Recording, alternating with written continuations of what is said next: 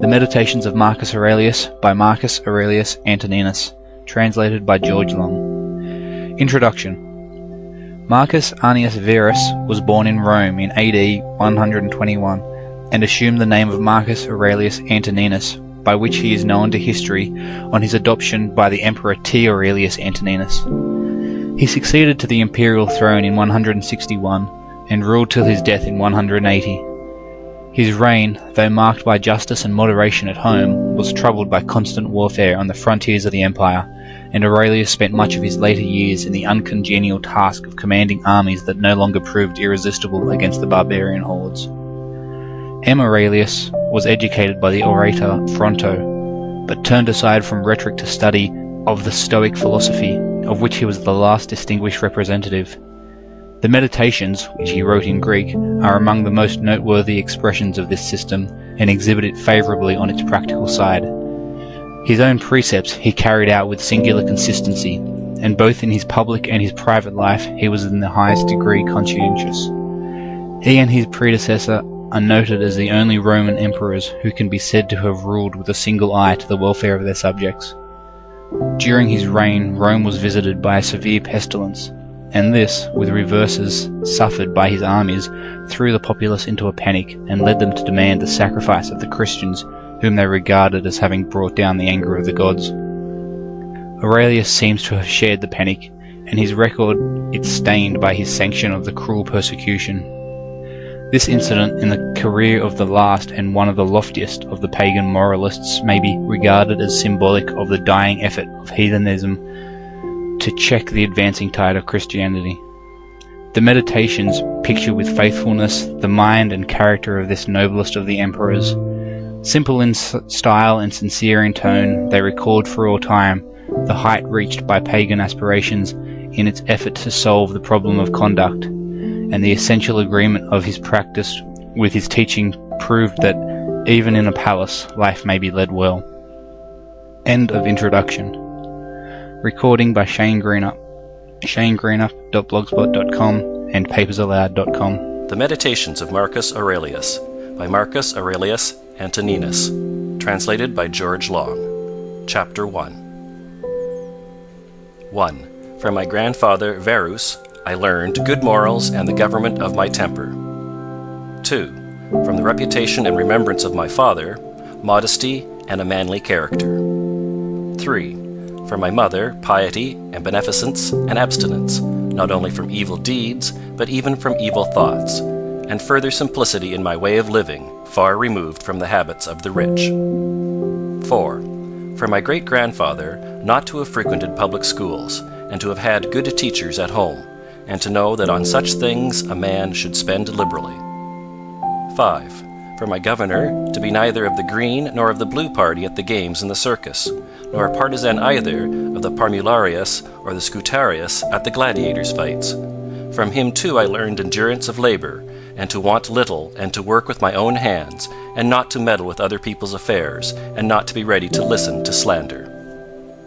6. From Dignatus, not to busy myself about trifling things, and not to give credit to what was said by miracle workers and jugglers about incantations and the driving away of demons and such things, and not to breed quails for fighting, nor to give myself up passionately to such things, and to endure freedom of speech, and to have become intimate with philosophy, and to have been a hearer, first of Bacchius, then of Tandasus and Marcianus, and to have written dialogues in my youth, and to have desired a plank, bed, and skin, and whatever else of the kind belongs to the Grecian discipline. From Rusticus I received the impression that my character required improvement and discipline, and from him I learned not to be led astray to sophistic emulation, nor to writing on speculative matters, nor to delivering little hortatory orations, nor to showing myself off as a man who practices much discipline, or does benevolent acts in order to make a display, and to abstain from rhetoric, and poetry, and fine writing, and not to walk about in the house in my outdoor dress, nor to do other things of the kind, and to write my letters with simplicity, like the letter which Rusticus wrote from Sinuessa to my mother, and with respect to those who have offended me by words, or done me wrong, to be easily disposed to be pacified and reconciled, as soon as they have shown a readiness to be reconciled, and to read carefully, and not to be satisfied with a superficial understanding of a book, nor hastily to give my assent to those who talk overmuch. And I am indebted to him for being acquainted with the discourses of Epictetus, which he communicated to me out of his own collection. 8.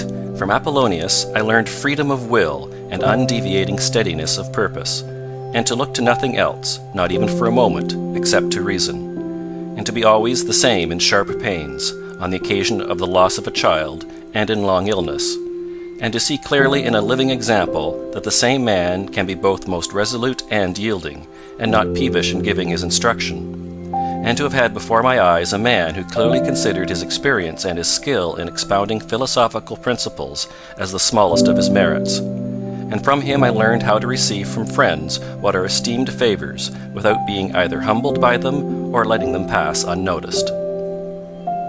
From Sextus, a benevolent disposition, and the example of a family governed in a fatherly manner, and the idea of living conformably to nature, and gravity without affectation, and to look carefully after the interests of friends, and to tolerate ignorant persons, and those who form opinions without consideration. He had the power of readily accommodating himself to all, so that intercourse with him was more agreeable than any flattery, and at the same time he was most highly venerated by those who associated with him. And he had the faculty both of discovering and ordering, in an intelligent and methodical way, the principles necessary for life, and he never showed anger or any other passion, but was entirely free from passion, and also most affectionate, and he could express approbation without noisy display, and he possessed much knowledge without ostentation. 10. From Alexander, the grammarian, to refrain from fault-finding, and not in a reproachful way to chide those who uttered any barbarous, or solecistic, or strange-sounding expression, but dexterously to introduce the very expression which ought to have been used, and in the way of answer or giving confirmation, or joining in an inquiry about the thing itself, not about the word, or by some other fit suggestion. 11. From Fronto the first I learned to observe what envy and duplicity and hypocrisy are in a tyrant, and that generally those among us who are called patricians are rather deficient in paternal affection. 12. From Alexander the Platonic, not frequently nor without necessity to say to any one, or to write in a letter, that I have no leisure, nor continually to excuse the neglect of duties required by our relation to those with whom we live, by alleging urgent occupations. 13. From Catullus, not to be indifferent when a friend finds fault, even if he should find fault without reason, but to try to restore him to his usual disposition, and to be ready to speak well of teachers, as it is reported of Domitius and Athenodotus, and to love my children truly. 14. From my brother Severus, to love my kin, and to love truth, and to love justice, and through him I learned to know Thracia, Helvidius, Cato, Dion, Brutus. And from him I received the idea of a polity in which there is the same law for all, a polity administered with regard to equal rights and equal freedom of speech, and the idea of a kingly government which respects most of all the freedom of the governed. I learned from him also consistency and undeviating steadiness in my regard for philosophy, and a disposition to do good, and to give to others readily, and to cherish good hopes, and to believe that I am loved by my friends.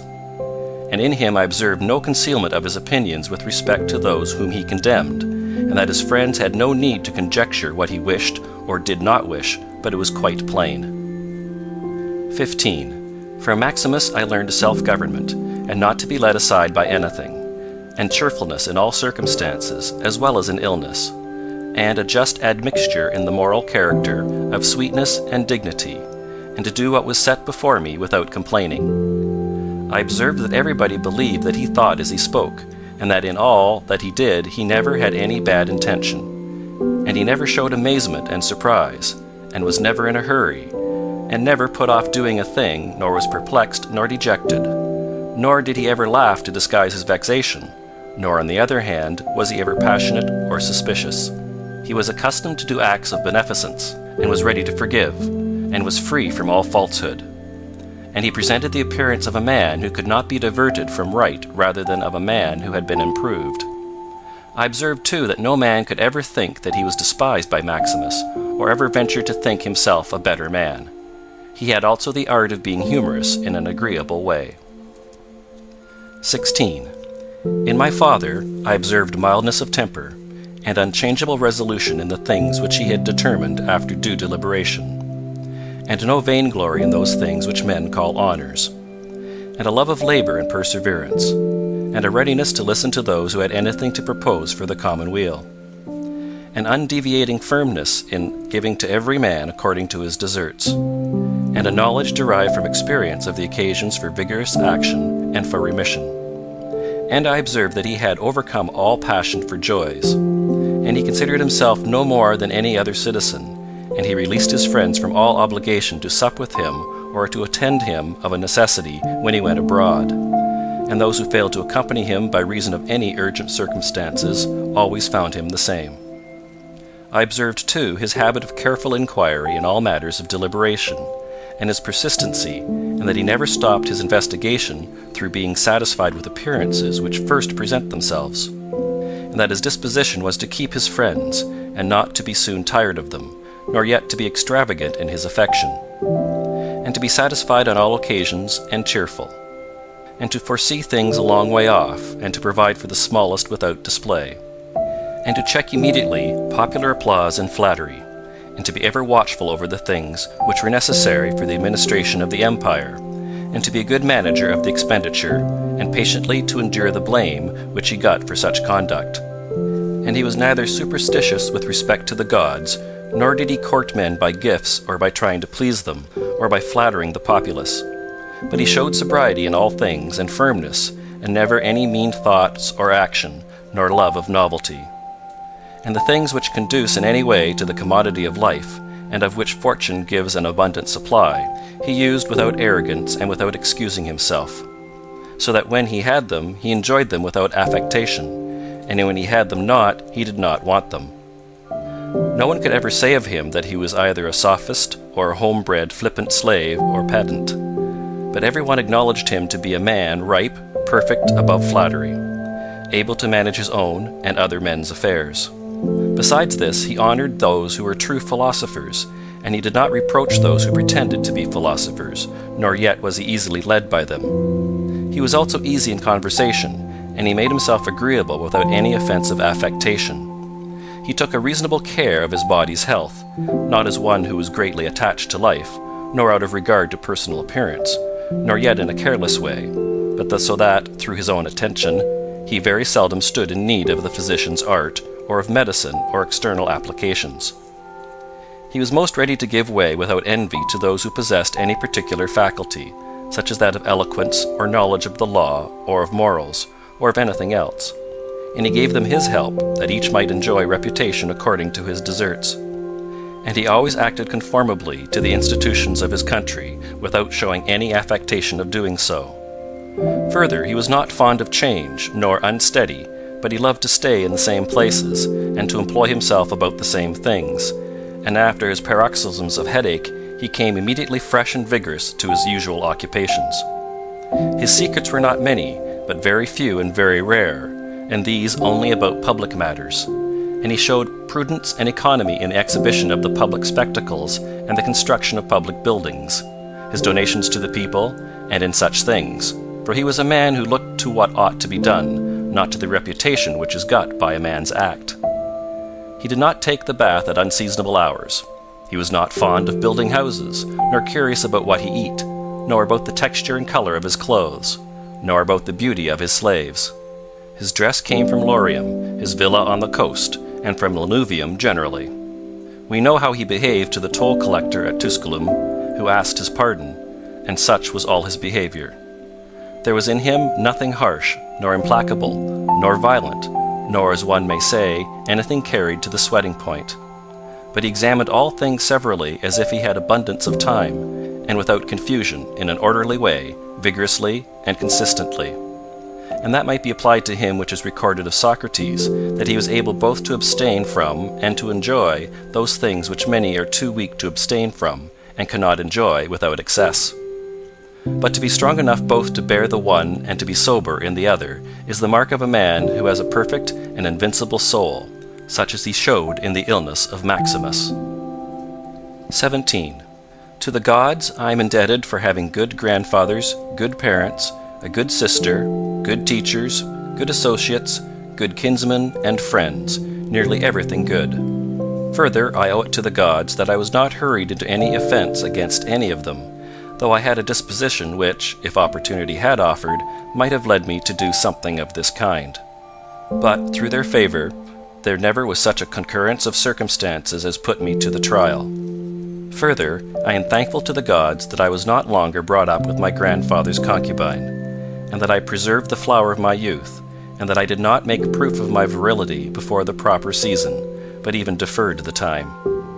That I was subjected to a ruler and a father who was able to take away all pride from me, and to bring me to the knowledge that it is possible for a man to live in a palace without wanting either guards, or embroidered dresses, or torches and statues, and such like show. But it is in such a man's power to bring himself very near to the fashion of a private person, without being for this reason either meaner in thought or more remiss in action, with respect to the things which must be done for the public interest in a manner that befits a ruler. I thank the gods for giving me such a brother, who was able by his moral character to rouse me to vigilance over myself, and who, at the same time, pleased me by his respect and affection. That my children have not been stupid nor deformed in body. That I did not make more proficiency in rhetoric, poetry, and the other studies in which I should perhaps have been completely engaged, if I had seen that I was making progress in them.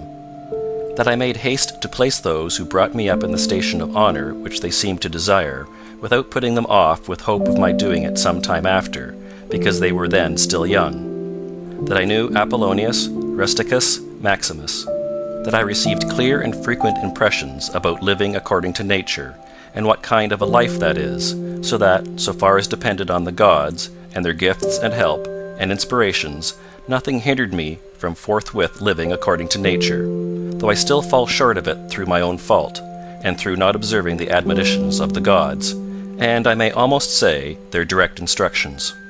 That my body is held out so long in such a kind of life.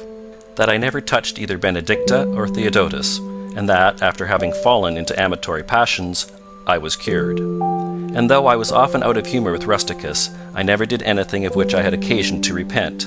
That, though it was my mother's fate to die young, she spent the last years of her life with me. That, whenever I wished to help any man in his need, or on any other occasion, I was never told that I had not the means of doing it. And that to myself the same necessity never happened, to receive anything from another. That I have such a wife, so obedient and so affectionate and so simple. That I had abundance of good masters for my children. And that remedies have been shown to me by dreams, both others, and against blood-spitting and giddiness. And that, when I had an inclination to philosophy, I did not fall into the hands of any sophist, and that I did not waste my time on writers of histories, or in the resolution of syllogisms, or occupy myself about the investigation of appearances in the heavens, for all these things require the help of the gods and fortune. Among the Caedi at the Granua. End of chapter 1. The Meditations of Marcus Aurelius, by Marcus Aurelius Antoninus, translated by George Long. Chapter 2. 1. Begin the morning by saying to thyself, I shall meet with the busybody, the ungrateful, arrogant, deceitful, envious, unsocial. All these things happen to them by reason of their ignorance of what is good and evil. But I, who have seen the nature of the good that is beautiful, and of the bad that it is ugly, and the nature of him who does wrong, that it is akin to me, not only of the same blood or seed, but that it participates in the same intelligence and the same portion of the divinity, I can neither be injured by any of them, for no one can fix on me what is ugly, nor can I be angry with my kinsman, nor hate him. For we are made for cooperation, like feet, like hands, like eyelids, like the rows of the upper and lower teeth. To act against one another then is contrary to nature, and it is acting against one another to be vexed and to turn away. 2. Whatever this is that I am, it is a little flesh and breath, and the ruling part. Throw away thy books, no longer distract thyself. It is not allowed. But as if thou wast now dying, despise the flesh. It is blood and bones and a network, a conjecture of nerves, veins, and arteries. See the breath also, what kind of a thing it is. Air, and not always the same, but every moment sent out and again sucked in. The third then is the ruling part. Consider thus: thou art an old man. No longer let this be a slave. No longer be pulled by the strings like a puppet to unsocial movements. No longer be either dissatisfied with thy present lot or shrink from the future. 3. All that is from the gods is full of providence. That which is from fortune is not separated from nature or without an interweaving and involution with the things which are ordered by providence. From thence all things flow, and there is besides necessity, and that which is for the advantage of the whole universe, of which thou art a part. But that is good for every part of nature which the nature of the whole brings, and what serves to maintain this nature. Now the universe is preserved, as by the changes of the elements, so by the changes of things compounded of the elements. Let these principles be enough for thee. Let them always be fixed opinions. But cast away the thirst after books, that thou mayest not die murmuring, but cheerfully, truly, and from thy heart thankful to the gods. 4. Remember how long thou hast been putting off these things, and how often thou hast received an opportunity from the gods, and yet dost not use it. Thou must now at last perceive of what universe thou art a part, and of what administrator of the universe thy existence is in a flux, and that a limit of time is fixed for thee, which if thou dost not use for clearing away the clouds from thy mind, it will go, and thou wilt go, and it will never return. 5. Every moment think steadily as a Roman, and a man to do what thou hast in hand with perfect and simple dignity, and feeling of affection, and freedom, and justice, and to give thyself relief from all other thoughts. And thou wilt give thyself relief if thou doest every act of thy life as if it were the last, laying aside all carelessness and passionate aversion from the commands of reason, and all hypocrisy, and self-love, and discontent with the portion which has been given to thee.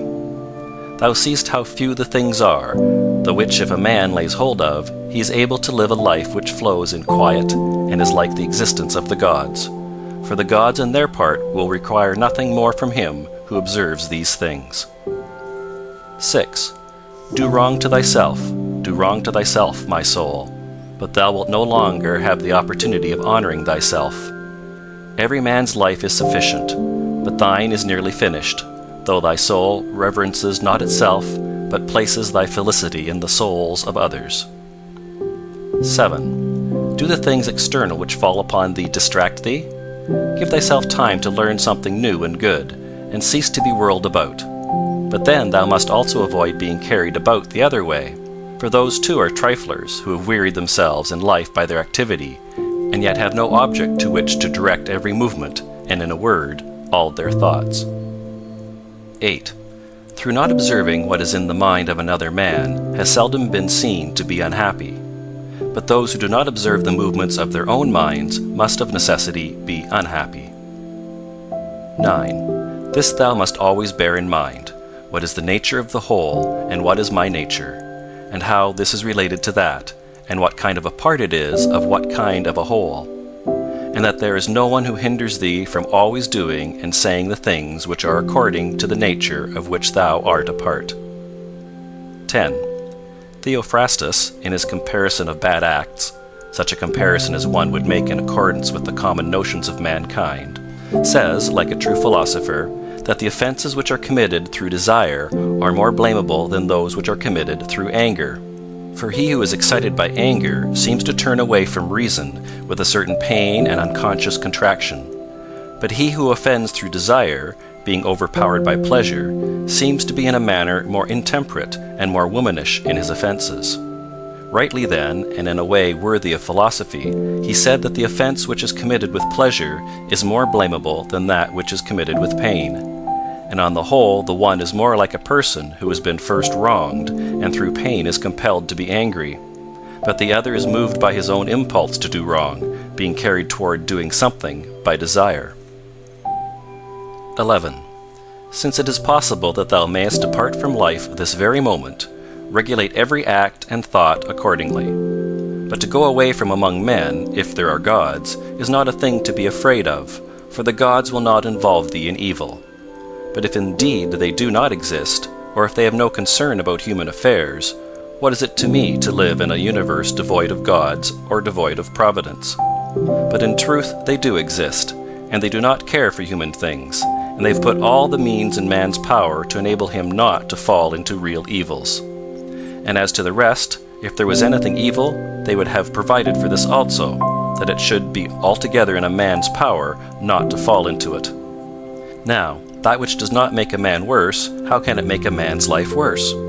But neither through ignorance, nor having the knowledge, but not the power to guard against or correct these things, it is possible that the nature of the universe has overlooked them. Nor is it possible that it has made so great a mistake, either through want of power or want of skill, that good and evil should happen indiscriminately to the good and the bad.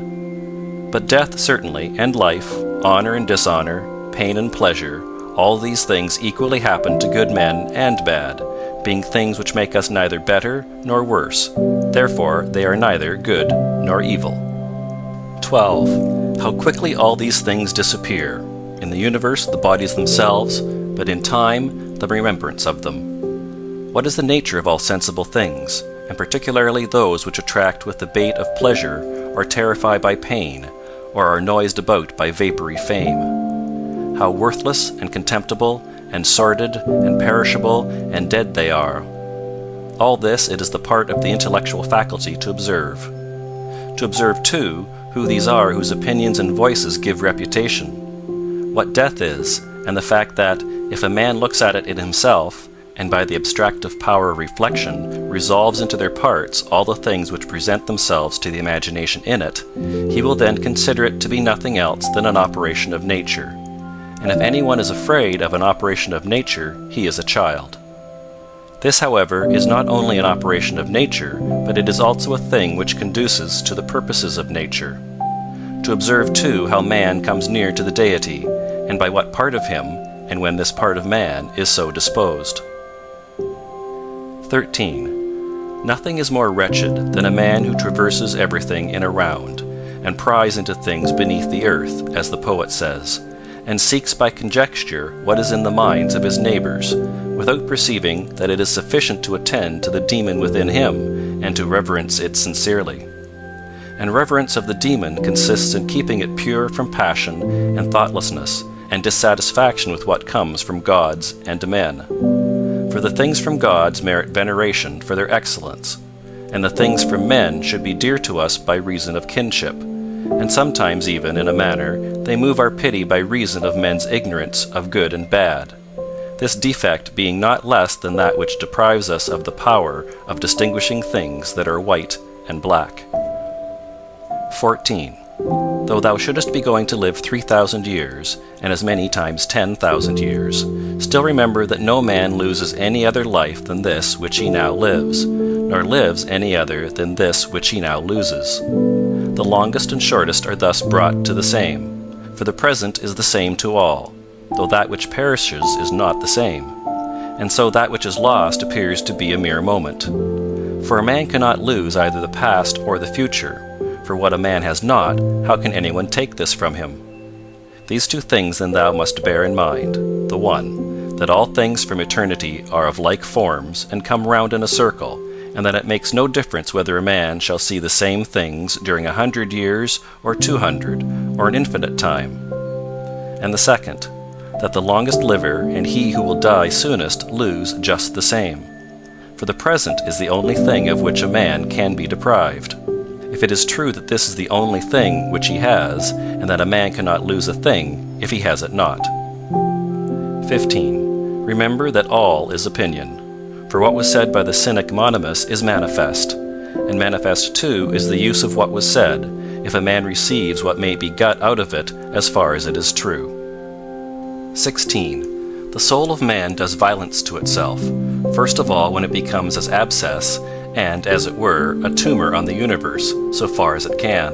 For to be vexed at anything which happens is a separation of ourselves from nature, in some part of which the natures of all other things are contained. In the next place, the soul does violence to itself when it turns away from any man, or even moves towards him with the intention of injuring, such as are the souls of those who are angry. In the third place, the soul does violence to itself when it is overpowered by pleasure or by pain.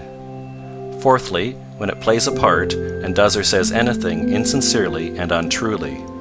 Fifthly, when it allows any act of its own and any movement to be without an aim, and does anything thoughtlessly and without considering what it is, being right that even the smallest things be done with reference to an end. And the end of rational animals is to follow the reason and the law of the most ancient city and polity.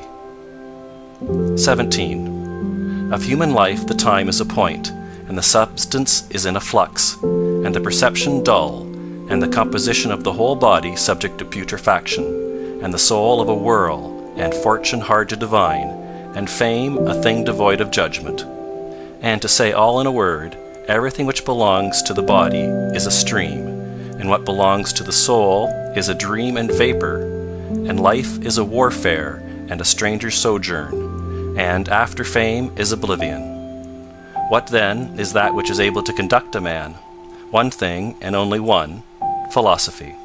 But this consists in keeping the demon within a man free from violence and unharmed, superior to pains and pleasures, doing nothing without a purpose, nor yet falsely and with hypocrisy, not feeling the need of another man's doing or not doing anything, and besides accepting all that happens and all that is allotted, as coming from thence, wherever it is, from whence he himself came, and finally waiting for death with a cheerful mind, as being nothing else than a dissolution of the elements of which every living being is compounded.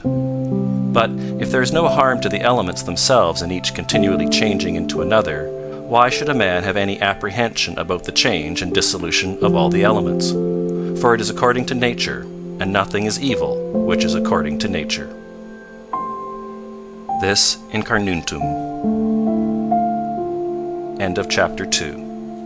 The Meditations of Marcus Aurelius by Marcus Aurelius Antoninus, translated by George Long, Chapter 3. We ought to consider not only that our life is daily wasting away and a smaller part of it is left, but another thing also must be taken into the account, that if a man should live longer, it is quite uncertain whether the understanding will still continue sufficient for the comprehension of things, and retain the power of contemplation which strives to acquire the knowledge of the divine and the human. For if he shall begin to fall into dotage, perspiration and nutrition, and imagination and appetite, and whatever else there is of the kind will not fail.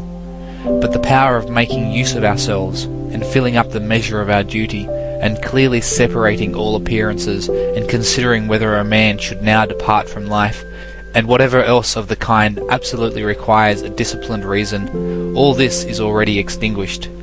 We must make haste then, not only because we are daily nearer to death, but also because the conception of things and the understanding of them cease first.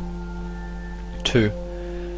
We ought to observe also that even the things which follow after the things which are produced according to nature contain something pleasing and attractive. For instance, when bread is baked, some parts are split at the surface, and these parts which thus open and have a certain fashion contrary to the purpose of the baker's art are beautiful in a manner, and in a peculiar way excite a desire for eating. And again figs, when they are quite ripe, gape open, and in the ripe olives the very circumstance of their being near to rottenness adds a peculiar beauty to the fruit.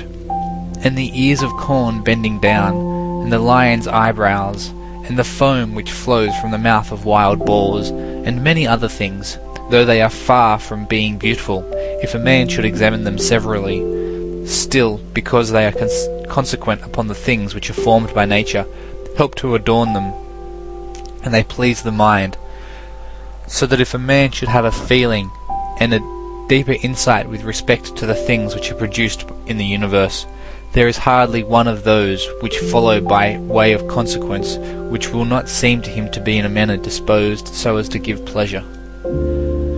And so he will see even the real gaping jaws of wild beasts with no less pleasure than those which painters and sculptors show by imitation, and in an old woman and an old man he will be able to see a certain maturity and comeliness, and the attractive loveliness of young persons he will be able to look on with chaste eyes, and many such things will present themselves, not pleasing to every man, but to him only who has become truly familiar with nature and her works. 3. Hippocrates, after curing many diseases, himself fell sick and died. The Chaldai foretold the deaths of many, and then fate caught them too. Alexander and Pompeius and Caius Caesar, after so often completely destroying whole cities, and in battle cutting to pieces many tens of thousands of cavalry and infantry, themselves too at last departed from life. Heraclitus, after so many speculations on the conflagration of the universe, was filled with water internally and died smeared all over with mud. And lice destroyed Democritus, and other lice killed Socrates. What means all this? Thou hast embarked, thou hast made the voyage, thou art come to shore, get out. If indeed to another life there is no want of gods, not even there, but it to state without sensation, thou wilt cease to be held by pains and pleasures, and to be a slave to the vessel which is as much inferior as that which serves it is superior. For the one is intelligence and deity, the other is earth and corruption. 4. Do not waste the remainder of thy life in thoughts about others, when thou dost not refer thy thoughts to some object of common utility, for thou losest the opportunity of doing something else when thou hast such thoughts as these. What is such a person doing, and why, and what is he saying, and what is he thinking of, and what is he contriving, and whatever else of the kind makes us wander away from the observation of our own ruling power. We ought then to check in the series of our thoughts everything that is without a purpose and useless, but most of all the over-curious feeling and the malignant, and a man should use himself to think of those things only about which, if one should suddenly ask, "What hast thou now in thy thoughts?"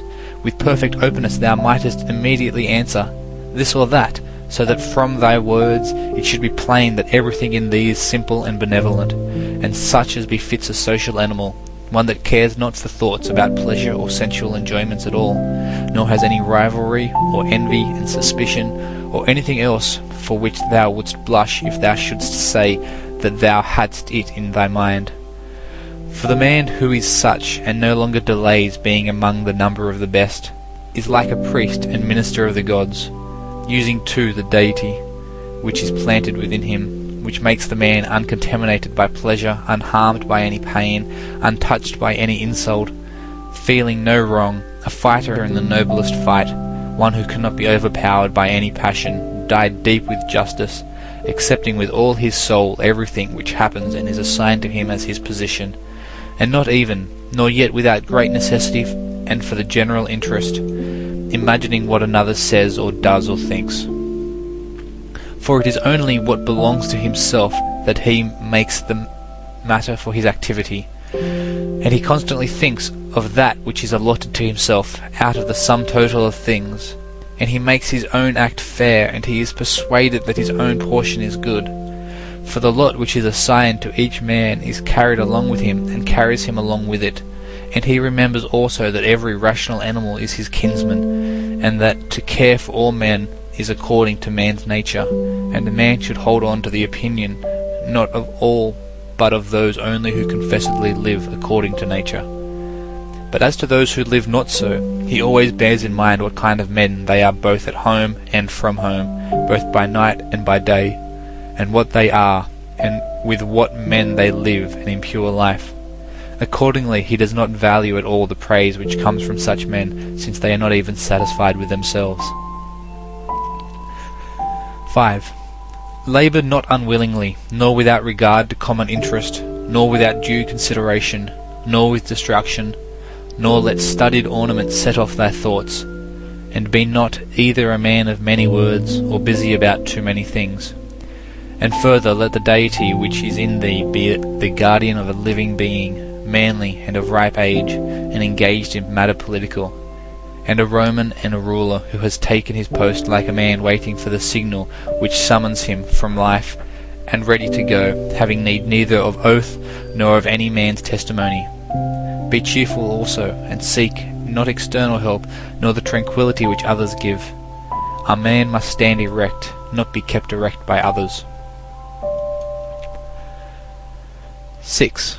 If thou findest in human life anything better than justice, truth, temperance, temperance, fortitude, and in a word, anything better than thy own mind's self-satisfaction in the things which it enables thee to do according to right reason, and in the condition that is assigned to thee without thy own choice. If, I say, thou seest anything better than this, turn to it with all thy soul, and enjoy that which thou hast found to be the best. But if nothing appears to be better than the deity which is planted in thee, which has subjected to itself all thy appetites, and carefully examines all the impressions, and as Socrates said, has detached itself from the persuasions of sense, and has submitted itself to the gods, and cares for mankind, if thou findest everything else smaller and of less value than this, give place to nothing else. For if thou dost once diverge and incline to it, thou wilt no longer without distraction be able to give the preference to that good thing which is thy proper possession and thy own. For it is not right that anything of any other kind, such as praise from the many, or power, or enjoyment of pleasure, should come into competition with that which is rationally and politically or practically good. All these things, even though they may seem to adapt themselves to the better things, in a small degree, obtain the superiority all at once and carry us away. But do thou, I say, simply and freely choose the better and hold to it. But that which is useful is better. Well then, if it is only useful to thee as a rational being, keep to it. But if it is only useful to thee as an animal, say so, and maintain thy judgment without arrogance. Only take care that thou makest the inquiry by a sure method. 7. Never value anything as profitable to thyself which shall compel thee to break thy promise. To lose thy self-respect, to hate any man, to suspect, to curse, to act the hypocrite, to desire anything which needs walls and curtains. For he who has preferred to everything else his own intelligence and demon and the worship of its excellence, acts no tragic part, does not groan, will not need either solitude or much company. And what is chief of all, he will live without either pursuing or flying from death. But whether for a longer or a shorter time he shall have the soul enclosed in the body, he cares not at all. For even if he must depart immediately, he will go as readily as if he were going to do anything else which can be done with decency and order, taking care of this only all through life, that his thoughts turn not away from anything which belongs to an intelligent animal and a member of a civil community. 8. In the mind of one who is chastened and purified, thou wilt find no corrupt matter, no impurity, nor any sore-skinned over. Nor is his life incomplete when fate overtakes him, as one may say of an actor who leaves the stage before ending and finishing the play. Besides, there is in him nothing servile, nor affected, nor too closely bound to other things, nor yet detached from other things. Nothing worthy of blame, nothing which seeks a hiding place. 9. Reverence the faculty which produces opinion. On this faculty it entirely depends whether there shall exist in thy ruling part any opinion inconsistent with nature and the constitution of the rational animal. And this faculty promises freedom from hasty judgment, and friendship towards men, and obedience to the gods. 10. Throwing away then all things, hold to these only which are few, and besides bear in mind that every man lives only his present time, which is an indivisible point, and that all the rest of his life is either past or it is uncertain. Short then is the time which every man lives, and small the nook of the earth where he lives, and short too the longest posthumous fame, and even this only continued by a succession of poor human beings who will very soon die, and who know not even themselves, much less him who died long ago. 11. To the aids which have been mentioned, let this one still be added. Make for thyself a definition or description of the thing which is presented to thee, so as to see distinctly what kind of a thing it is in its substance, in its nudity, in its complete entirety, and tell thyself its proper name, and the names of the things of which it has been compounded, and into which it will be resolved. For nothing is so productive of elevation of mind as to be able to examine methodically and truly every object which is presented to thee in life, and always to look at things so as to see at the same time what kind of universe this is, and what kind of use everything performs in it, and what value everything has with reference to the whole, and what with reference to man, who is a citizen of the highest city, of which all other cities are like families, what each thing is, and of what it is composed, and how long it is the nature of this thing to endure which now makes an impression on me, and what virtue I have need of with respect to it, such as gentleness, manliness, truth, fidelity, simplicity, contentment, and the rest. Wherefore on every occasion a man should say, "This comes from God, and this is according to the appointment and spinning of the thread of destiny, and such like coincidence and chance, and this is from one of the same stock, and a kinsman and partner, one who knows not however what is according to his nature. But I know for this reason I behave towards him according to the natural law of fellowship with benevolence and justice. At the same time, however, in things indifferent I attempt to ascertain the value of each." 12. If thou workest at that which is before thee, following right reason seriously, vigorously, calmly, without allowing anything else to distract thee, but keeping thy divine part pure, as if thou shouldst be bound to give it back immediately. If thou holdest to this, expecting nothing, fearing nothing, but satisfied with thy present activity according to nature, and with heroic truth in every word and sound which thou utterest, thou wilt live happy, and there is no man who is able to prevent this.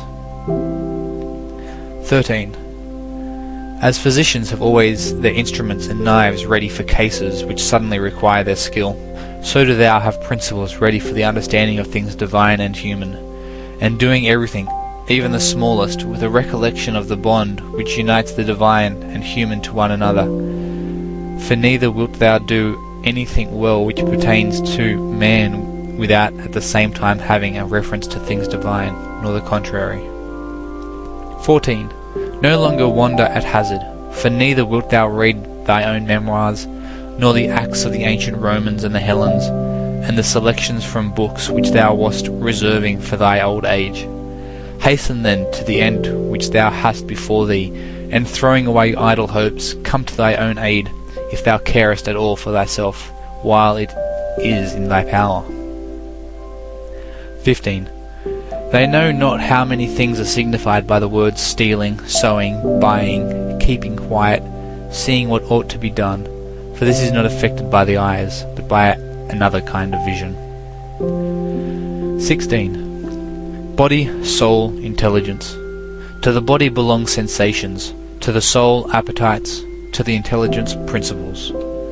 To receive the impressions of forms by means of appearances belongs even to animals. To be pulled by the strings of desires belongs both to wild beasts and to men, who have made themselves into women. And to a Phalaris and a Nero, and to have the intelligence that guides to the things which appear suitable belongs also to those who do not believe in the gods, and who betray their country, and do their impure deeds when they have shut the doors. If then everything else is common to all that I have mentioned, there remains that which is peculiar to the good man, to be pleased and content with what happens, and with the thread which is spun for him, and not to defile the divinity which is planted in his breast, nor disturb it by a crowd of images, but to preserve it tranquil, following it obediently as a god, neither saying anything contrary to the truth, nor doing anything contrary to justice. And if all men refuse to believe that he lives a simple, modest, and contented life, he is neither angry with any of them, nor does he deviate from the way which leads to the end of life, to which a man ought to come pure, tranquil, ready to depart, and without any compulsion perfectly reconciled to his lot. End of Chapter 3. Recording by Shane Greenup. www.papersallowed.com. The Meditations of Marcus Aurelius by Marcus Aurelius Antoninus. Translated by George Long. Chapter 4.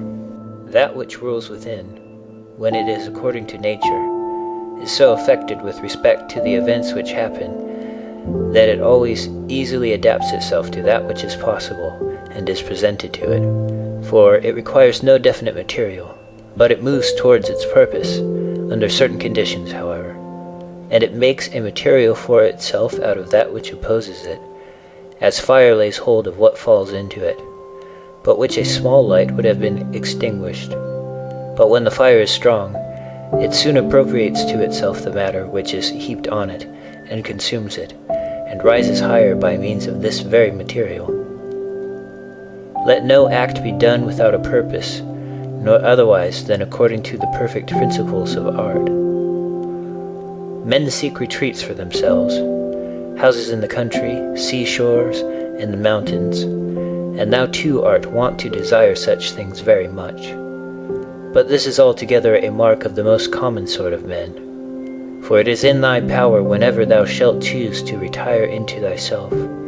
For nowhere, either with more quiet or more freedom from trouble, does a man retire than into his own soul, particularly when he has within him such thoughts that by looking into them he is immediately in perfect tranquillity.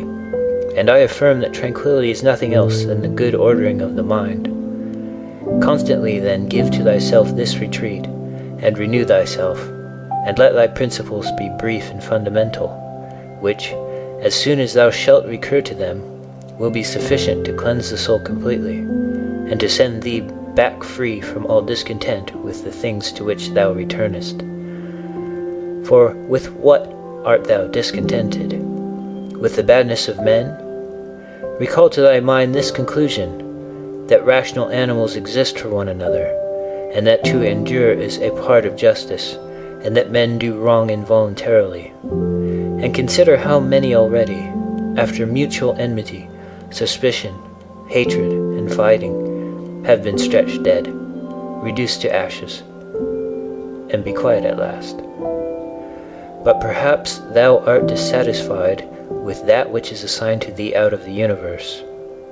Recall to thy recollection this alternative: either there is providence or atoms, fortuitous concurrence of things.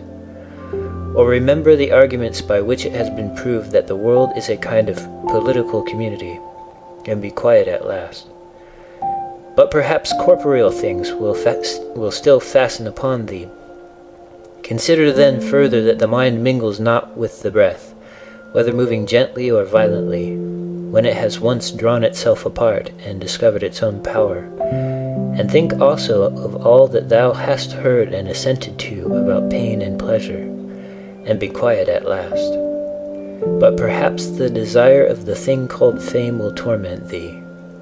See how soon everything is forgotten, and look at the chaos of infinite time on each side of the present, and the emptiness of applause, and the changeableness and want of judgment in those who pretend to give praise, and the narrowness of the space within which it is circumscribed, and be quiet at last. For the whole earth is a point, and how small a nook in it is this thy dwelling place, and how few are there in it, and what kind of people are they who will praise thee? This then remains. Remember to retire into this little territory of thy own, and, above all, do not distract or strain thyself, but be free, at look and things as a man, as a human being, as a citizen, as a mortal. But among the things readiest to thy hand to which thou shalt return, let there be these, which are two. One is that things do not touch the soul, for they are external and remain immovable, but our perturbations come only from the opinion which is within. The other is that all these things, which thou seest, change immediately and will no longer be, and constantly bear in mind how many of these changes thou hast already witnessed. The universe is transformation. Life is opinion. If our intellectual part is common, the reason also, in respect of which we are rational beings, is common. If this is so, common also is the reason which commands us what to do and what not to do. If this is so, there is a common law also. If this is so, we are fellow citizens. If this is so, we are members of some political community. If this is so, the world is in a manner a state, for of what other common political community will anyone say that the whole human race are members. And from this common political community comes also our very intellectual faculty and reasoning faculty and our capacity for law. Or whence do they come? For as my earthly part is a portion given to me from certain earth, and that which is watery from another element, and that which is hot and fiery from some peculiar source, for nothing comes out of that which is nothing, as nothing also returns to non-existence. So also the intellectual part comes from some source. Death is such as generation is, a mystery of nature, a composition out of the same elements, and a decomposition into the same, and altogether not a thing of which any man should be ashamed, for it is not contrary to the nature of a reasonable animal, and not contrary to the reason of our constitution. It is natural that these things should be done by such persons. It is a matter of necessity, and if a man will not have it so, he will not allow the fig tree to have juice. But by all means bear this in mind, that within a very short time both thou and he will be dead, and soon not even your names will be left behind. Take away thy opinion, and then there is taken away the complaint, I have been harmed. Take away the complaint, I have been harmed, and the harm is taken away.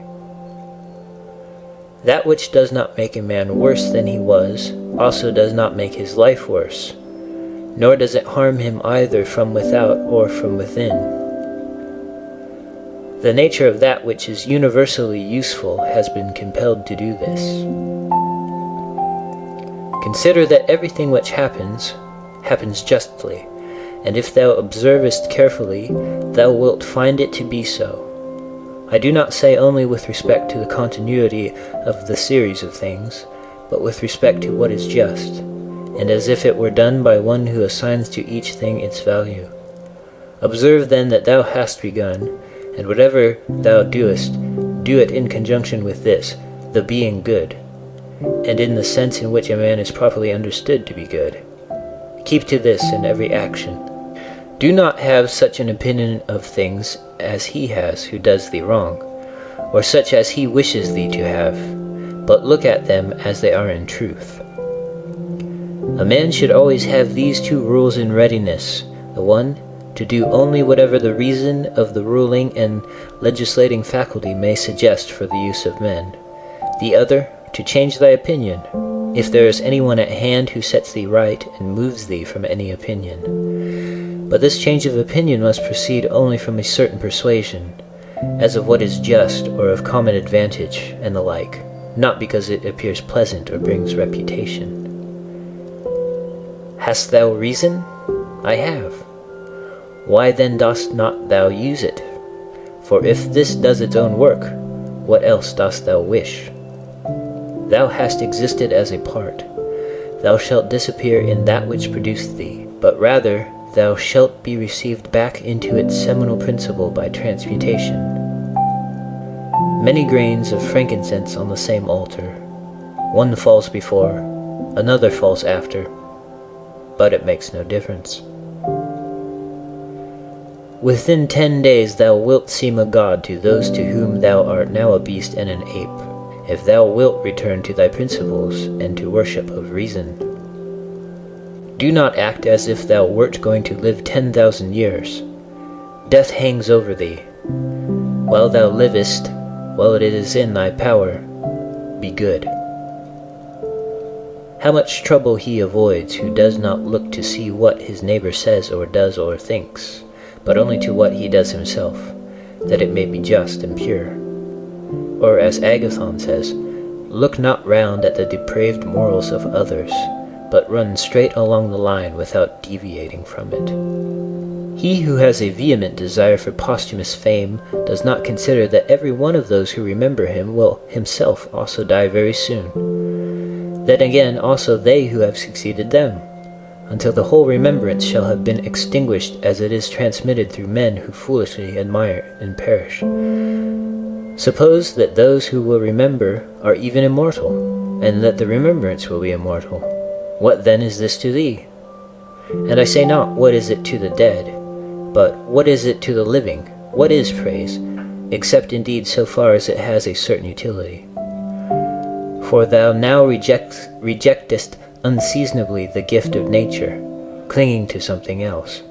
Everything which is in any way beautiful is beautiful in itself, and terminates in itself, not having praise as a part of itself. Neither worse then nor better is a thing made by being praised. I affirm this also of the things which are called beautiful by the vulgar, for example, material things and works of art. That which is really beautiful has no need of anything, not more than law, not more than truth, not more than benevolence or modesty. Which of these things is beautiful because it is praised, or spoiled by being blamed? Is such a thing as an emerald made worse than it was, if it is not praised? Or gold, ivory, purple, a lyre, a little knife, a flower, a shrub? If souls continue to exist, how does the air contain them from eternity? But how does the earth contain the bodies of those who have been buried from times so remote? For as here the mutation of these bodies, after a certain continuance, whatever it may be, and their dissolution make room for other dead bodies, so the souls which are removed into the air after subsisting for some time are transmuted and diffused, and assume a fiery nature by being received into the seminal intelligence of the universe, and in this way make room for the fresh souls which come to dwell there. And this is the answer which a man might give on the hypothesis of souls continuing to exist.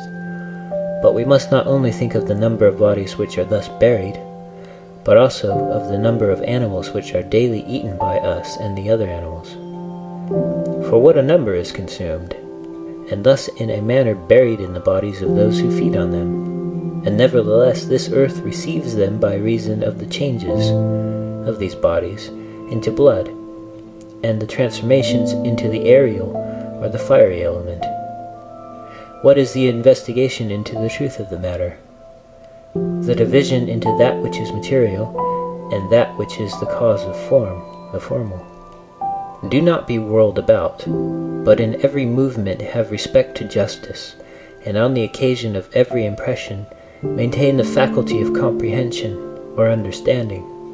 Everything harmonizes with me which is harmonious to thee, O universe. Nothing for me is too early nor too late, which is in due time for thee. Everything is fruit to me which thy seasons bring, O nature. From thee are all things, in thee are all things, to thee all things return. The poet says, dear city of sea crops, and wilt not thou say, dear city of Zeus? Occupy thyself with few things, says the philosopher, if thou wouldst be tranquil. But consider if it would not be better to say, do what is necessary, and whatever the reason of the animal which is naturally social requires, and as it requires. For this brings not only the tranquility which comes from doing well, but also that which comes from doing few things. For the greatest part of what we say and do being unnecessary, if a man takes this away, he will have more leisure and less uneasiness. Accordingly, on every occasion a man should ask himself, is this one of the unnecessary things? Now a man should take away not only unnecessary acts, but also unnecessary thoughts, for thus superfluous acts will not follow after. Try how the life of a good man suits thee, the life of him who is satisfied with his portion out of the whole, and satisfied with his own just acts and benevolent disposition. Hast thou seen those things? Look also at these. Do not disturb thyself. Make thyself all simplicity. Does anyone do wrong? It is to himself that he does wrong. Has anything happened to thee? Well, out of the universe from the beginning everything which happens has been apportioned and spun out to thee. In a word, thy life is short. Thou must turn to profit the present by the aid of reason and justice. Be sober in thy relaxation. Either it is a well-arranged universe or a chaos huddled together, but still a universe. But can a certain order subsist in thee and disorder in all? And this, too, when all things are so separated and diffused and sympathetic. a black character, a womanish character, a stubborn character, bestial, childish, animal, stupid, counterfeit, scurrilous, fraudulent, tyrannical. If he is a stranger to the universe who does not know what is in it, no less is he a stranger who does not know what is going on in it. He is a runaway who flies from social reason. He is blind who shuts the eyes of the understanding. He is poor who has need of another, and has not from himself all things which are useful for life. He is an abscess on the universe who withdraws and separates himself from the reason of our common nature through being displeased with the things which happen. For the same nature produces this, and has produced thee too. He is a piece rent asunder from the state, who tears his own soul from that of reasonable animals, which is one. The one is a philosopher without a tunic, and the other without a book. Here is another half-naked. Bread I have not, he says, and I abide by reason, and I do not get the means of living out of my learning, and I abide by my reason. Love the art, poor as it may be, which thou hast learned, and be content with it, and pass through the rest of life like one who has entrusted to the gods with his whole soul all that he has, making himself neither the tyrant nor the slave of any man. Consider, for example, the times of Vespasian. Thou wilt see all these things, people marrying, bringing up children, sick, dying, warring, feasting, trafficking, cultivating the ground, flattering, obstinately arrogant, suspecting, plotting, wishing for some to die, grumbling about the present, loving, heaping up treasure, desiring consulship, kingly power. Well, then, that life of these people no longer exists at all. Again, remove to the time of Trajan. Again, all is the same. Their life too is gone. In like manner, view also the other epochs of time and of whole nations, and see how many, after great efforts, soon fell and were resolved into the elements. But chiefly thou shouldst think of those whom thou hast thyself known distracting themselves about idle things, neglecting to do what was in accordance with their proper constitution, and to hold firmly to this, and to be content with it. And herein it is necessary to remember that the attention given to everything has its proper value and proportion. For thus thou wilt not be dissatisfied if thou appliest thyself to smaller matters no further than is fit. The words which were formerly familiar are now antiquated. So also the names of those who were famed of old are now in a manner antiquated.